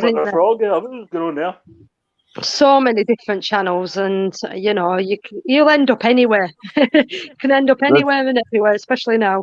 I think this is the other thing with YouTube is the censorship now is getting ridiculous because I'm subscribed to over 400 channels on YouTube, and I regularly get about 60 to 70 notifications every day of people putting up videos. In the last 2 weeks, that's dropped to around 20, 25 notifications a day. So the amount of people. Have you noticed as well? We're being unsubbed. Oh, everyone's disappearing. We're being unsubbed from a lot of people. Notice a lot of channels I've automatically being unsubbed from as well when I haven't unsubscribed to them. So check your list. And people saying they're blocked when they're not blocked, and a lot of weird things going on. You know what I mean? I was subscribed to a channel called Money GPS, which is a guy based in Canada, and he does a lot of financial stuff and looking at the markets and how the Federal Reserve and what they're doing and this, that, and the other. And because I'm not just subscribed to auditing channels. There's a lot of alternative media and lots of alternative news channels that I watch as well. And I was thinking to myself, crikey, he usually puts up at least a video every other day, And I thought, I hadn't heard so I thought I went onto his page, and it showed me as still being subscribed, but he put up like 6 videos that didn't appear in any of my notifications over the last week. So I unsubscribed from his channel and resubscribed, and this morning I got notifications that people put up 2 new videos. So it might be just like refreshing your page, maybe having a good refresh of your page, and it's not even that. It's literally like they're blocking him from. They're blocking the notifications, is what they're doing. So they don't have to unsubscribe you from his channel. Because when I went back to his channel, it was showing that I was still subscribed, and I'd hit the bell for all the notifications. So what YouTube are doing are blocking the notifications from going out, so I don't receive them, even though I'm still subscribed to him. Yeah. So you unsubscribe, resubscribe, and then this morning I woke up and I got 2 new videos from Money GPS. So there we go. It is the way it is, Strange. It is. I'd go through if you've got. I haven't kicked anyone, by the way. People have just seemed to randomly left, and I don't know where they've gone. I'll put the link in again. If anyone wants to chat, come in and chat, because I think I will be ending this soon. But if anyone wants to, there's probably some channel that's got grief for another channel, and that's what they do. They'll jump on and go, "Oh, this is brilliant." It just bores me to death, man. Just people arguing on YouTube, you know what I mean?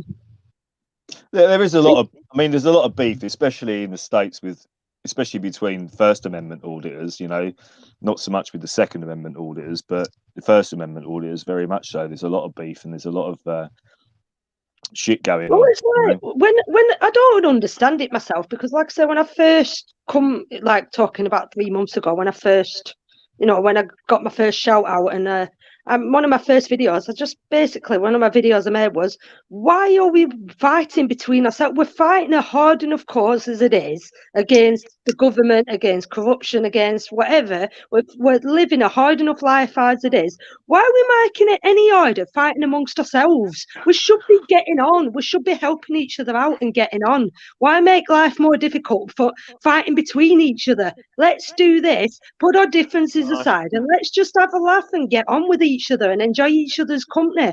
You know what I mean? You're absolutely right. I think what happens is with anybody that stands up against any type of government, whether it's standing up for your rights not to identify, standing up for your rights to, you know, freedom to gather and disseminate information, which is auditing, if you like, anything like that quickly gets infiltrated, right? Yeah. There are people that will sell their soul to the devil. And if the government comes up with, you know, how much would it take? Everyone's got their price. I've always said this. Everyone's got their price. If someone came to me and said, look, here's £50,000, would you start subverting the UK auditing community? I'd tell them to go fuck themselves.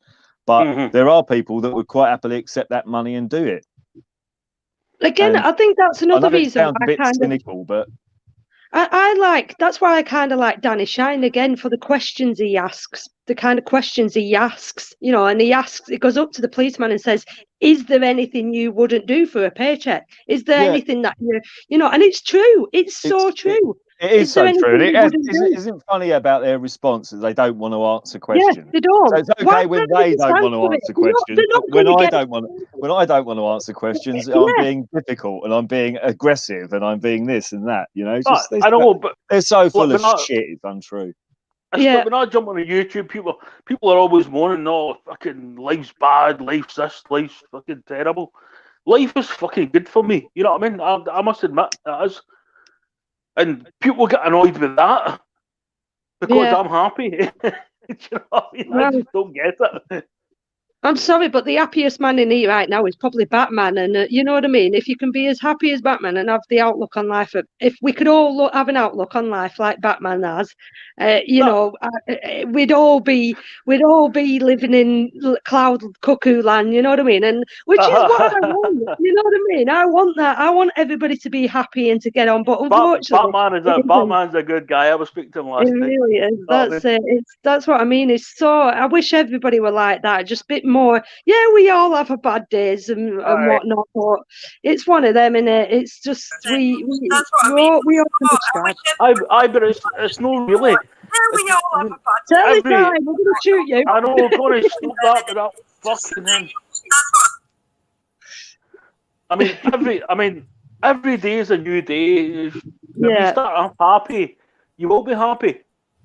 Yeah. I know people have got fucking debts and all that stuff with all this stuff that's happened in the last year and stuff like that. But I mean, at the end of the day, they can't touch you for any of that stuff. See if you get professional help and look at it, they can't touch you. They can't. Yeah, this is what I mean. I mean, people worried themselves sick when they get them bills sent through the door from companies. They're just a piece of paper. They're not going to do well. Exactly. That's what I say. Everybody. They're really not going to do well. I said to a guy sent me a text the other day, a lad that I lived here, and he said, look, you know something about this stuff and the law and this. And he said, I'm worried about all these COVID fines. What do I do if I get one? Yeah. I said, well, just fucking ignore it. You don't give him your details for a start. You don't hand over your details. Yeah. First of all, don't engage with them, because what they do is the police had those 4 E's, didn't they? Engage, encourage, educate, and enforce. Right? If you don't engage in the first place, they can't do the next 3 steps. It's as simple as that. If you don't engage with them and refuse to answer questions, they can't do anything. It's as simple. I answered this a couple of months ago, and somebody was asking me about that as well, and I said, well, see somebody you don't like, give them their details and let them deal with it. Yeah, it's kind of, and I said to him, look, at the end of the day, if it's a fixed penalty notice or one of those sort of things that they issue on the street, they're being enforced by a private company. Now, if a private company is going to start writing you letters about paying the fine, then just fucking ignore it. Corporation. Eventually, what they'll do is they'll sell your fucking debt to a To a third debt party, collection company. Yeah. and That's then right. you can That's just right. and then you can just sue them under GDPR because they can't share your data with another third party without your consent. Data protection rights. That's right. I had the You're same. spot on. Spot on. I'll explain a thing I had with Tesco's. Right, I'll try and be brief but basically what it was I went to Tesco's one day and put like 20 quid's worth of fuel in the car. Went in to pay and I couldn't pay with my debit card. It wouldn't accept it. And I thought, that's a bit strange. I said, look, can I just pop out and use the cash point? So I went to the cash point and I couldn't get money out of the cash point. I thought, well, that's a bit odd. What's going on here? So I went back into the Tesco. I said, look, I can't get any money out of the cash point. What do I do? And she said, oh, don't worry. It happens all the time. Just put your name, your address, your registration of your vehicle here. And she dated it and, you know, what time it was and this, that and the other. And she goes, as long as you pay it within 7 days, it's not a problem. So 2 days later, I sorted out the problem. Went back and said, look, I came in the other day, and she pulled out the form and there it was. There was my name and my registration number and everything else. And I paid the 20 quid. So she gave me the receipt. Anyway, normally I wouldn't keep a receipt for 20 quid for fuel, but I thought I better keep that just in case, you know, something happens, you know. Anyway, 3 months later, I get a text message from my brother because my car's registered to his house. And he said, oh, I received this in the mail today. I just thought I'd screenshot it and send you a screenshot. And it was a debt collection agency saying I owed them £75 for this £20 worth of fuel from Tesco's. And I was like, right, well, for starters, that's a GDPR violation. So I didn't even bother ringing the debt collection agency. I rang Tesco's. And I spoke to the woman. I explained what had gone on. And I said, by the way, are you GDPR compliant? Do you know what GDPR is? And she goes, I've never heard of it. And I said, well, I'll tell you what, you better escalate my complaint up the ladder. And when you do escalate it up, make sure. That's what I do. Yeah, I said, escalate it up the ladder. And every person you speak to, ask them if they're GDPR compliant. Because if they're not, you need to go to the next person until you find somebody that is GDPR compliant. So they escalated it up. 2 days later, I got a phone call from Tesco's, from someone who was their GDPR compliance person. And they apologized profusely over the phone, right? 2 days later, I got another phone call from the same woman, again apologizing. And then a day after that, I was offered £250 compensation straight off the bat. Because you can fine him up to, I think it's 5,000, isn't it? I think for one person against the company, the maximum you can get, and that's if you go through the Information Commissioner's office, is about 1,500 quid. 1,500? Yeah. But it's still not bad for someone just fucking up, basically. But the other one is, if say Vodafone shared 50,000 customers' information with a third party without any person's consent, they can be fined up to 4% of their worldwide turnover. But if you like run a company and you're getting hassle off this company, I'm sorry, it's 5,000 you're allowed. I think it really depends on. I know it's Teletime. Hold on, look. Oh crikey, that hurt my ears. Whatever it was. I know. It's Teletime. Come on, you Camden.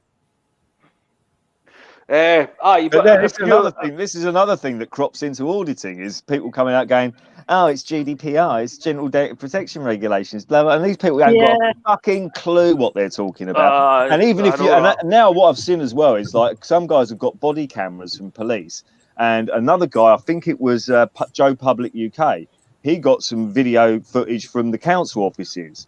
And they've gone through and meticulously deleted or not deleted, pixelated people's images, right? Which is complete bollocks, because if you read the GDPR regulations, it quite clearly states that somebody's image is not an identifier.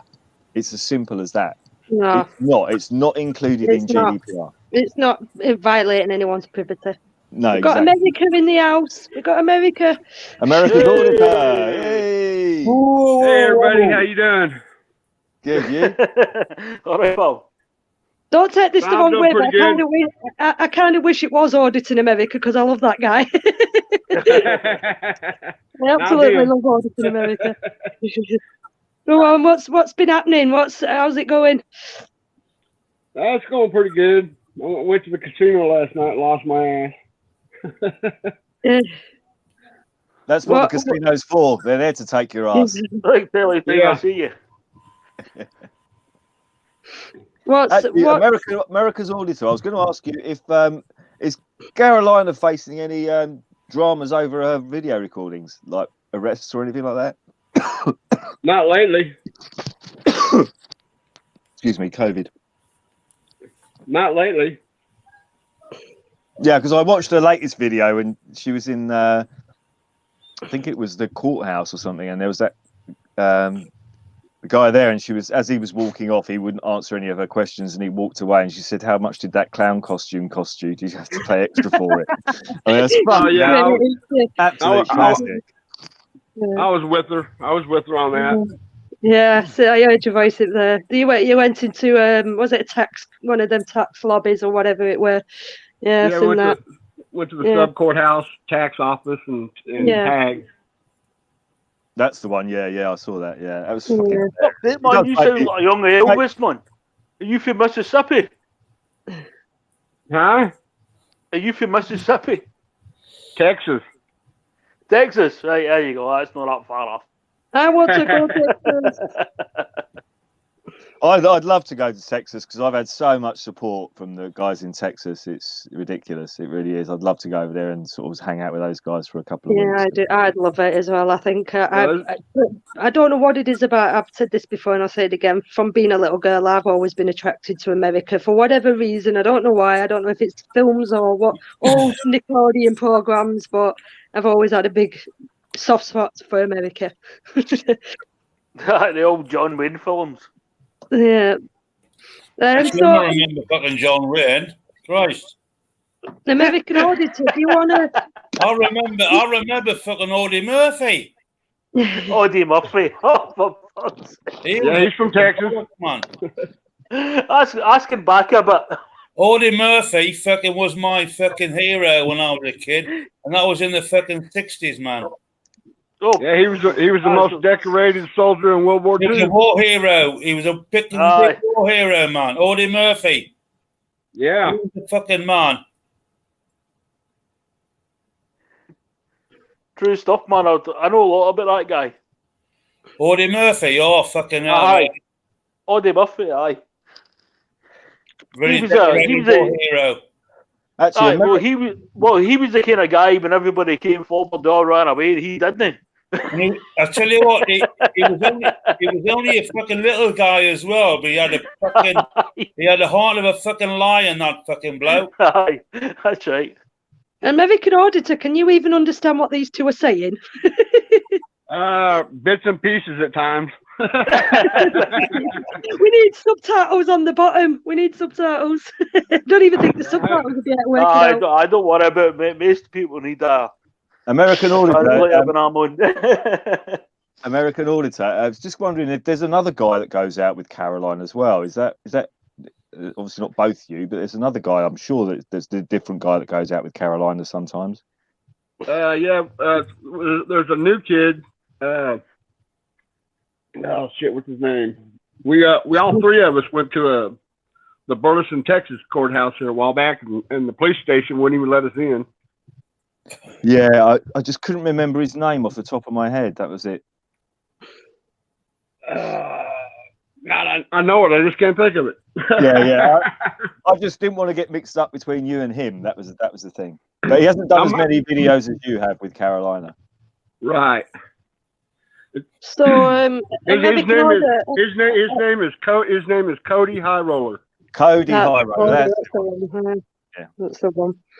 So American Auditor, I don't know about anybody else here, but I'm sort of curious of this whole situation of breaking into the Converse House, and Capitol Hill. do you want to talk about it in your own words, and what's your take on it? And I'm sure you spoke about it many times before now, but Well, Well, personally, the president said, everybody go there. He didn't say riot, do anything. And people got there, and some people climbed the gates, but the police actually opened the doors for the people and let them in. There's video of that.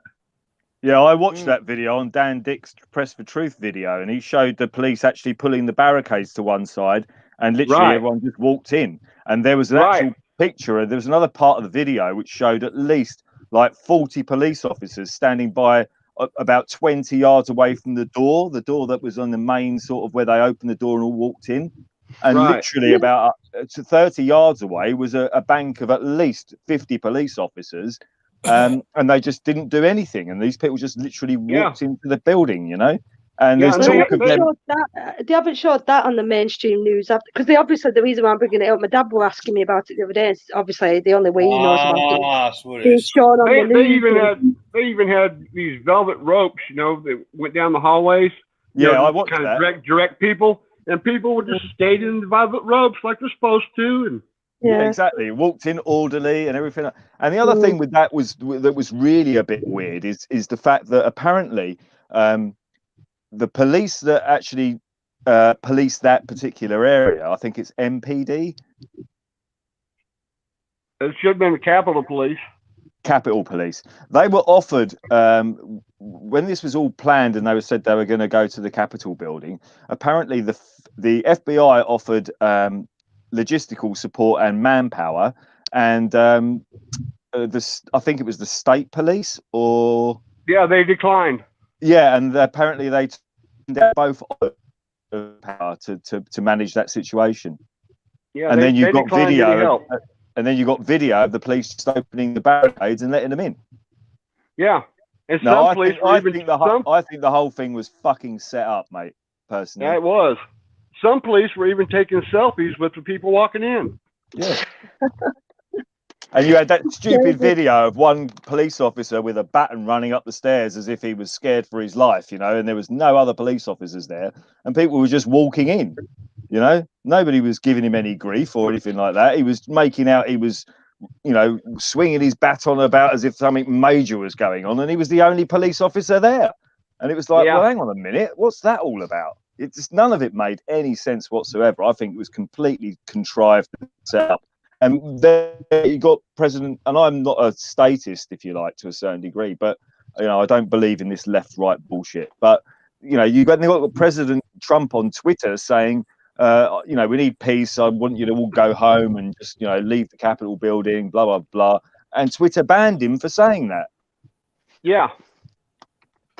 Well, corporations are now more powerful than the president of the United States, apparently, huh? Well, this is the way. When a tech company can take away the president's right to freedom of speech, you've got to start asking yourself some questions. Yeah. Benito Mussolini was one of the biggest fascists that ever walked the planet Earth. And even he said that fascism should be called corporatism because it is the marriage between the state and the corporations. Right. So this is what's happening now in this whole COVID thing. It's who can stay open? Tesco's, Sainsbury's, Co-op, all these major corporations, all these petrol stations, they can all stay open, but all these other little small businesses have to close. Now, if that's not collusion between the state and corporations, I don't know what is. And if that is fascism personified. Well, everybody in the government was still getting their check every week. Yeah, that's it. They don't give a shit, do they? It wouldn't surprise me if you saw Trump coming over to YouTube next, and he'll be setting up his own channel.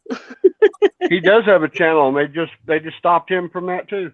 Oh, really? Oh my God, I'm surprised at that. I didn't realise he had his own YouTube channel, because I knew he was on Twitter, but I just thought you could see him doing his live streams. I think his channel is still there, but he's not allowed to post anything new. Yeah, surprise, surprise. It's the last thing fascists want is free speech. You know what I mean? Hey, here's one fact that most people probably don't even know: that Hitler was voted into office. Exactly. Yeah. Whoa. He didn't just take over. He didn't just take over. He was voted into office. Exactly, because people have to be convinced of fascism. A fascist can't take over a country because the people wouldn't agree with him. He has to convince that what he's doing is the right thing and convince the people that it's the right thing to do. Because government, and what people don't realise as well, is government is two words. Govern is one word, and mente is another word. Govern in Latin means to control, and mente in Latin means the mind, control of the mind. If you control someone's mind, you can control what they do, you know. Yeah. And the way they use control is by fear. All Hitler did was instill a shitload of fear in the German people that they were going to get turned over, you know. And he convinced them that they were going to get turned over by another country, or by this, or by that, or this, and just instilled so much fear. And he was saying, I'll protect you, I'll protect you, I'll protect you. And that's why they voted for him. Because he installed so much fear in the German people that they felt like they needed to be protected. That's what the left is trying to do over here. Exactly, yeah. Because the reason the left do, the reason that the powers that really are in power, and forget the government, because they're effectively the car salesman of a dealership, you know. That's a good way of putting it. Yeah, you know, there's a dealer principal, there's a sales manager, a parts manager, a workshop manager, there's a fleet manager, you know, and the car salesman does what he's told, and that's what a politician is. They're just the equivalent of a car salesman. They just do what they're told. You know, right? And the people that really run the country, the reason they want Joe Biden in, or the left in, you know, the woke left, and I hate to use the term woke because they're the most asleep people on the planet, but you know, the reason they want them in is because they want to take your fucking guns away from you, just like they did in Australia, just like they did in New Zealand, and just like they did in Canada. Because a powerless people makes it easy for government to even take even more control. Yeah, because most people think that our gun rights in America are so that we can go hunting and sport shooting or whatever. No, it's precisely to protect ourselves from our government. Exactly. If you're going to hunt for anything, hunt for tyrants. Yeah. Because that's what it's for. It's not that you can use it to go and shoot a squirrel and bake it if you want, but at the end of the day, the whole point of the Second Amendment is there to fucking be able to turn your guns on tyrannical governments. Exactly. And they don't come more tyrannical. Yeah, it don't come more tyrannical than the current, you know, political, you know, people that you have, whether they be left wing or right wing. It's irrelevant. There's still, you know, everyone talks about, you know, Barack Obama and you know, him wanting to take people's guns away, and then you've got Donald Trump bringing in red flag laws. You know, how's he for the Second Amendment if he's bringing in red flag laws? Yeah, it's bullshit. They don't know what the word "shall not be infringed" is. Yeah, exactly. I mean, it's like, this is what gets me about these statists, these people that believe in this left-right paradigm, you know, like the left is really good and the right's really bad, or the right's really good and the left is really bad. It doesn't matter. The agenda's always the agenda. It's like when President Trump first got elected. In the run-up to his election, he was going on about jailing Hillary Clinton, standing up for the Second Amendment, having peace and trade talks with Russia. And then as soon as he gets into power, he doesn't jail Hillary Clinton. He brings in red flag laws and then starts blaming Russia for his own election. I mean, what the fuck is, you know, because the agenda's already in place. You can say what you like into the run up to the election, whether you're Hillary Clinton or whether you're Donald Trump. You can say whatever you like. Once you get elected, then you follow what you're told to do, because the agenda's already set before you get elected. Yeah. See, I'm totally different for you guys, man. I don't vote for nobody. No, I've never voted. I've never really voted, to be honest. I believe if you're voting for somebody else, that means you've not got the stuff to do it yourself. You know what I mean? You're relying on somebody else to do it for you. Yeah. And that's the way I've always thought about it. I don't vote for nobody at all. If only we could, this is what I'm saying, if we could take the power back and just monitor ourselves. I know the world would probably be chaos at first, but it would be nice to see if we could actually just run it ourselves better than what the government can, and just. I mean, at the end of the day, I run my own life. I don't want any government to run it for me. I don't. You know what I mean? At the end of the day, I think over here they call it free man on the land, and I think in American Auditor would say that, and I think in the States they call them sovereign citizens. You know, Yeah. But the thing is whether you agree with that, and sovereign citizen is an oxymoron because you can't be sovereign and be a citizen. It's an oxymoron. But the thing is another thing people don't understand is anarchy. People, when you grow up and you go to school in this indoctrination centers, why is it they don't teach you about the financial system? Because they don't want you to know about the financial system. Why do they teach you that the word? One point I was going to say, but when you go to school, they teach you one side of the financial system, and everything that teacher says to you has to be right, even though it's wrong. And then another thing they teach, and this is another reason that you can tell why the education system is an indoctrination system. Because if you go down the street and ask anybody what they think anarchy is, they'll say that anarchy is when people start throwing petrol bombs and smashing windows and turning cars over. That's not anarchy. Anarchy, it literally, if you look up the definition of the word anarchy, it says to live without rulers. That's all it means. That's the definition of the word anarchy. At no point does it mention Molotov cocktails and throwing petrol bombs. It doesn't. Because the people that are... If you go back to school and you start learning this stuff, the teachers, what they're telling you is to get a job, pay your taxes, get a mortgage. What a load of rubbish. I was saying this to Rebecca the other day. She was coming over from school and telling me about what she'd learned at it, and I'm like, I'm so happy I'm not at school anymore because they just you can't. How can any child take in the amount of information? And get a mortgage, as soon as the child turns around and says they want to do, I'm guessing, a lot of kids today they say, "Oh, I want to be a YouTuber." Let's say for Apple.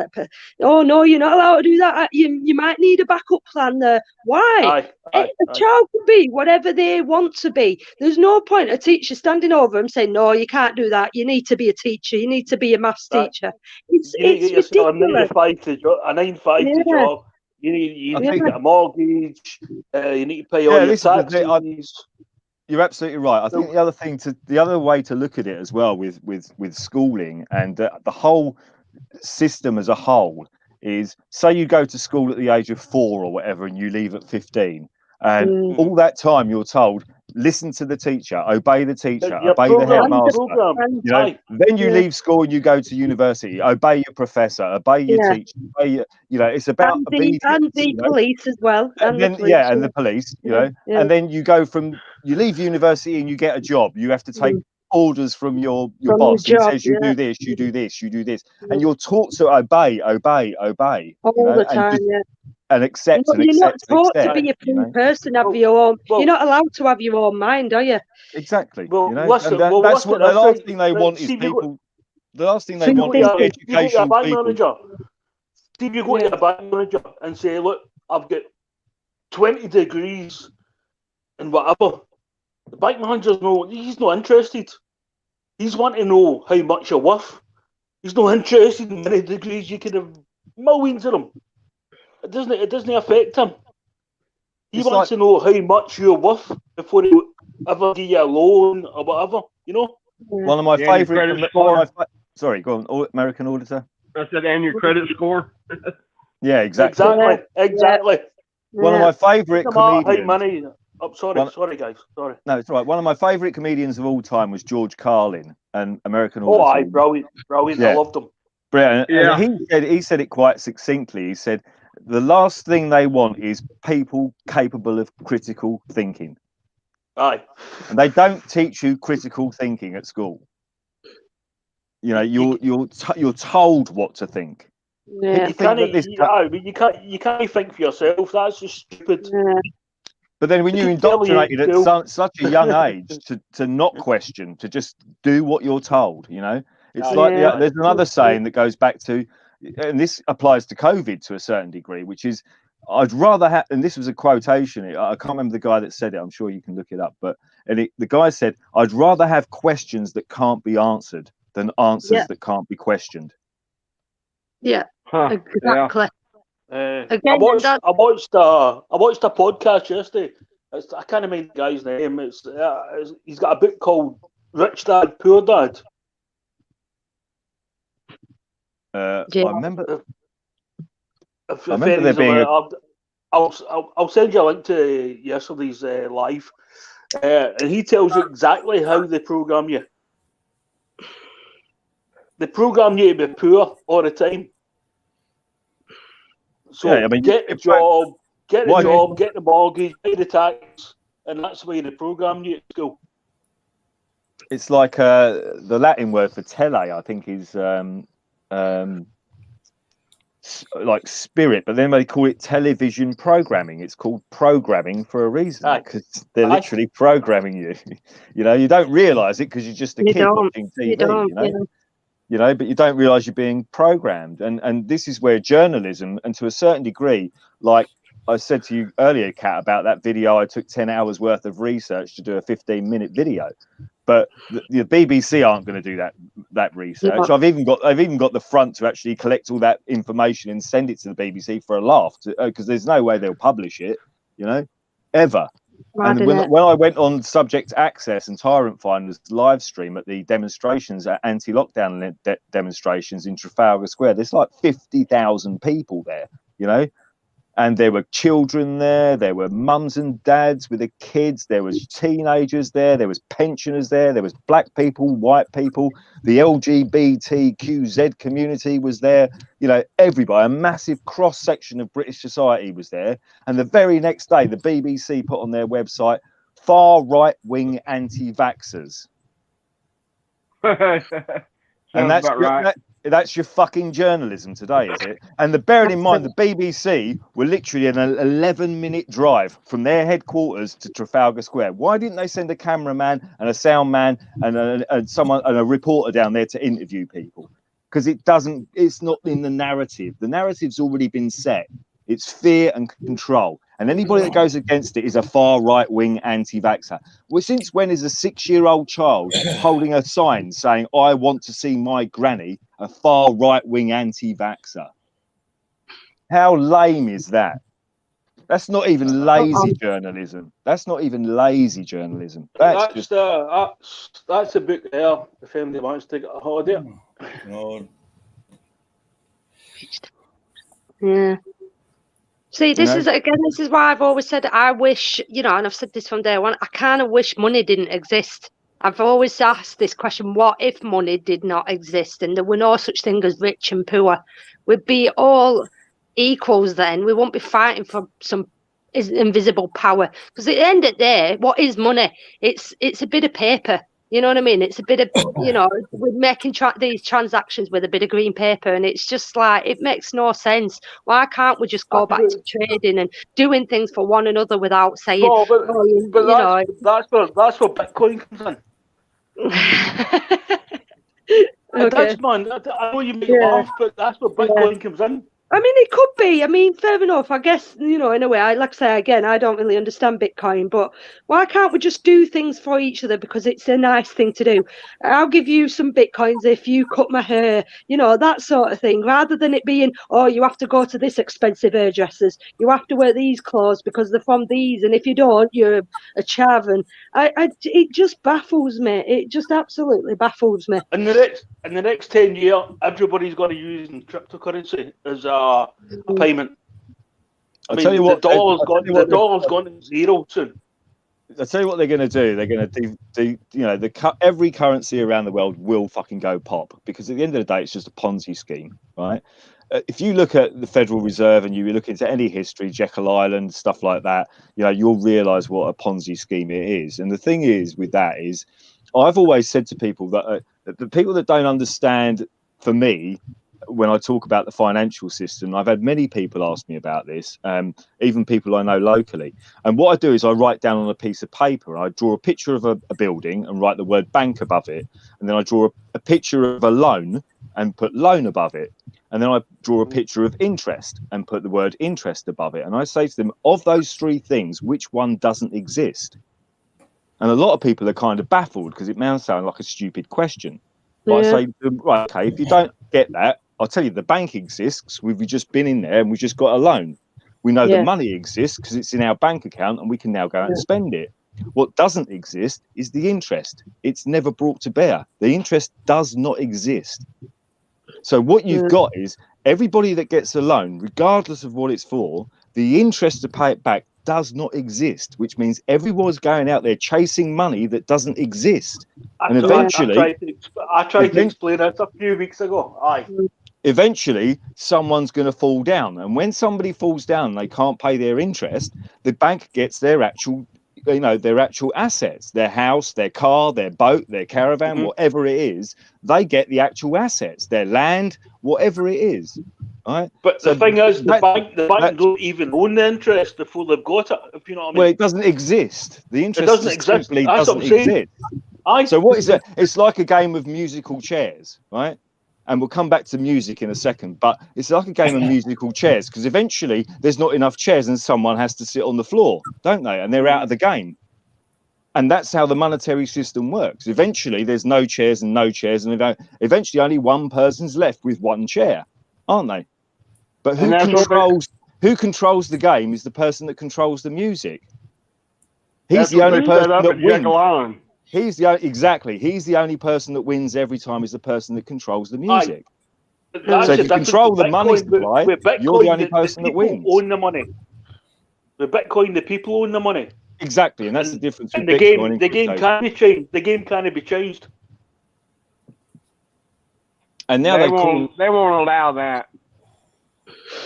No, I'll tell you what they're going to bring in. They're going to bring in CBDC, right, which is central bank digital currencies, right? Once the dollar goes pop and every other currency around the world goes pop, they'll bring in central bank digital currencies, right? And that's where they're going to try and convince people it's similar to Bitcoin. It's like a blockchain, this, that, and the other. But blockchain, the thing with blockchain is it's completely anonymous. You can send Bitcoin around the world and you don't know I've sent it. The bank doesn't know I've sent it. My neighbor doesn't know I've sent it. But what they're going to do is try and convince people that central bank digital currencies. They've got KYC checks now. Sorry, I didn't hear that. They say we've got KYC checks now for every exchange you go on. You need a KYC, which is know your customer. So you have to go and get a passport, maybe a digital face, that kind of thing. What, to use Bitcoin? Aye, before you can send money. Aye. No, you don't. That's just come in. That's just come in. As I say, if you jump onto any exchange, they'll ask you for ID. You don't need an ID to exchange Bitcoin. I know that for a fact. Aye, well, you can do it. Aye, you can do it in the black net. Aye, freaking, know what I mean? But the thing is, that's what I'm saying. If you want to exchange it on a legal platform, like Binance, you need ID. Yeah, but only if you're dealing with a company that's going to accept that kind. If you go to say you go to a website and they want your name, address, date of birth, and everything else to pay in Bitcoin, then just go to a website that doesn't ask for all those details. It's as simple as that. You don't need all of that shit. What they're doing is trying to enforce compliance. Is what what I'm saying is to trade Bitcoin, like Coinbase, Binance, you need to get ID. This is what they're bringing in now. It's like with YouTube and LBRY. LBRY is a completely blockchain version of YouTube, right? So you can post anything to LBRY and nobody, literally nobody, can take it down ever. It's stuck on the blockchain. That's it. Nobody can remove it. This is why the banks want to. This is why central banks want to bring in central bank digital currencies. And a way of another way of explaining it was like, can you imagine if you go back 10 years, right? And say all four of us, all these guys on here, all went to a demonstration, right? And you paid cash for your taxi, you paid cash for your train ticket to go to London, and you paid cash to get on the underground to go to the demonstration. And then you all went on the demonstration and you paid cash for a fried breakfast, and then you bought pret-a-manger for your lunch. And when we all went at dinner after the, we all paid in cash and blah, blah, blah. And then we all got arrested, right? For being on that march, right? We all gave a no comment interview. We'd all be set free with no further action because they got nothing on us, right? Now, you fast forward 10 years to today, where your phone's being tracked. The taxi's got what do they call those boxes? It's like a black box for an aircraft, but they put them in taxis now on public transport. Yeah, and you're paying with digital money. So now, then the digital money, right, and your phone, right? So now they can track where you got your taxi. They can track how you paid for your train ticket. They can track how you got on the underground. They can track where you spent your money for your fried breakfast and your pret-a-manger and your dinner afterwards. They can use facial recognition on your cameras to show that you were involved in the march. Now, if the same four of us got arrested for the same thing we did 10 years ago, and we gave a no-comment interview, it wouldn't matter because they've got all the evidence they need to convict you of being on an illegal march. Exactly. But that's why I don't go on illegal marches, and that's why I cover my face up on YouTube. You get me? I guess I don't see any reason to hide myself because I'm not in some important job. I don't care who sees my face, so that's why I don't really cover my face up. I think this is how contradictory this whole COVID thing is. It's like you can go on a COVID march, you know, but they want you to wear a face mask. Well, how's your facial recognition going to work then? Yeah, you know? That's true. That they got your phone. They don't need it. There's nothing more contradictory than this whole COVID thing. It's utter bullshit. The whole fucking thing. Right. But if I put my phone here, obviously it's going to click off facial recognition and a few of my exchanges. And I'll turn around and say, he's on this site, he's doing this. Yeah, sorry. Go back to what you said, Jerry. You said something about you wouldn't go on a legal march, but at the end of the day, a march isn't illegal essentially because you've got the right to demonstrate. Whatever you're demonstrating about, whether it be COVID or guns or the fact that you don't like Tesco's, whatever your beef is. But I just don't because I've no time for it. The point is, American Auditor will say this as well. When you've heard over the tannoys in the places like Chicago and Oregon, I think is probably one of the worst ones, where they just go, they come over the tannoy, the police saying this has now been called an unlawful assembly. You must leave. Yeah. What constitutes an unlawful assembly if you've got the First Amendment right to demonstrate? I don't know because I'm not in America. I'm UK. I was asking American Auditor that. Yeah, that's true because I got arrested May 31st for unlawful assembly. But except my charges was exciting a riot. That's it. Now they can just come up with anything, can't they? They do seem to make it as they go along, really. Sometimes they really do. But it's like they did a facial recognition test in London. I think it was like King's Cross, if I remember rightly, and they set up this camera. And what they did was they obviously used facial recognition to try and it was a test more than anything to try and correlate people's faces to whatever was linked to the police national computer.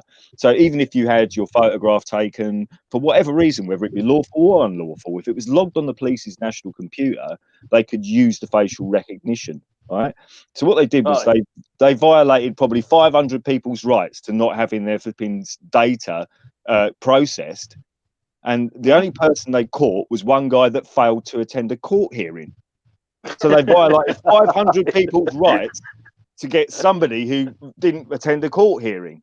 And the other person... It's probably just a driving license thing. You know what I mean? Yeah, exactly. And the other guy that they nicked he came out of the tube station and some bloke said to him, "Oh, be careful because the police are running facial recognition down there." And he pulled his scarf over his face so they couldn't run his face.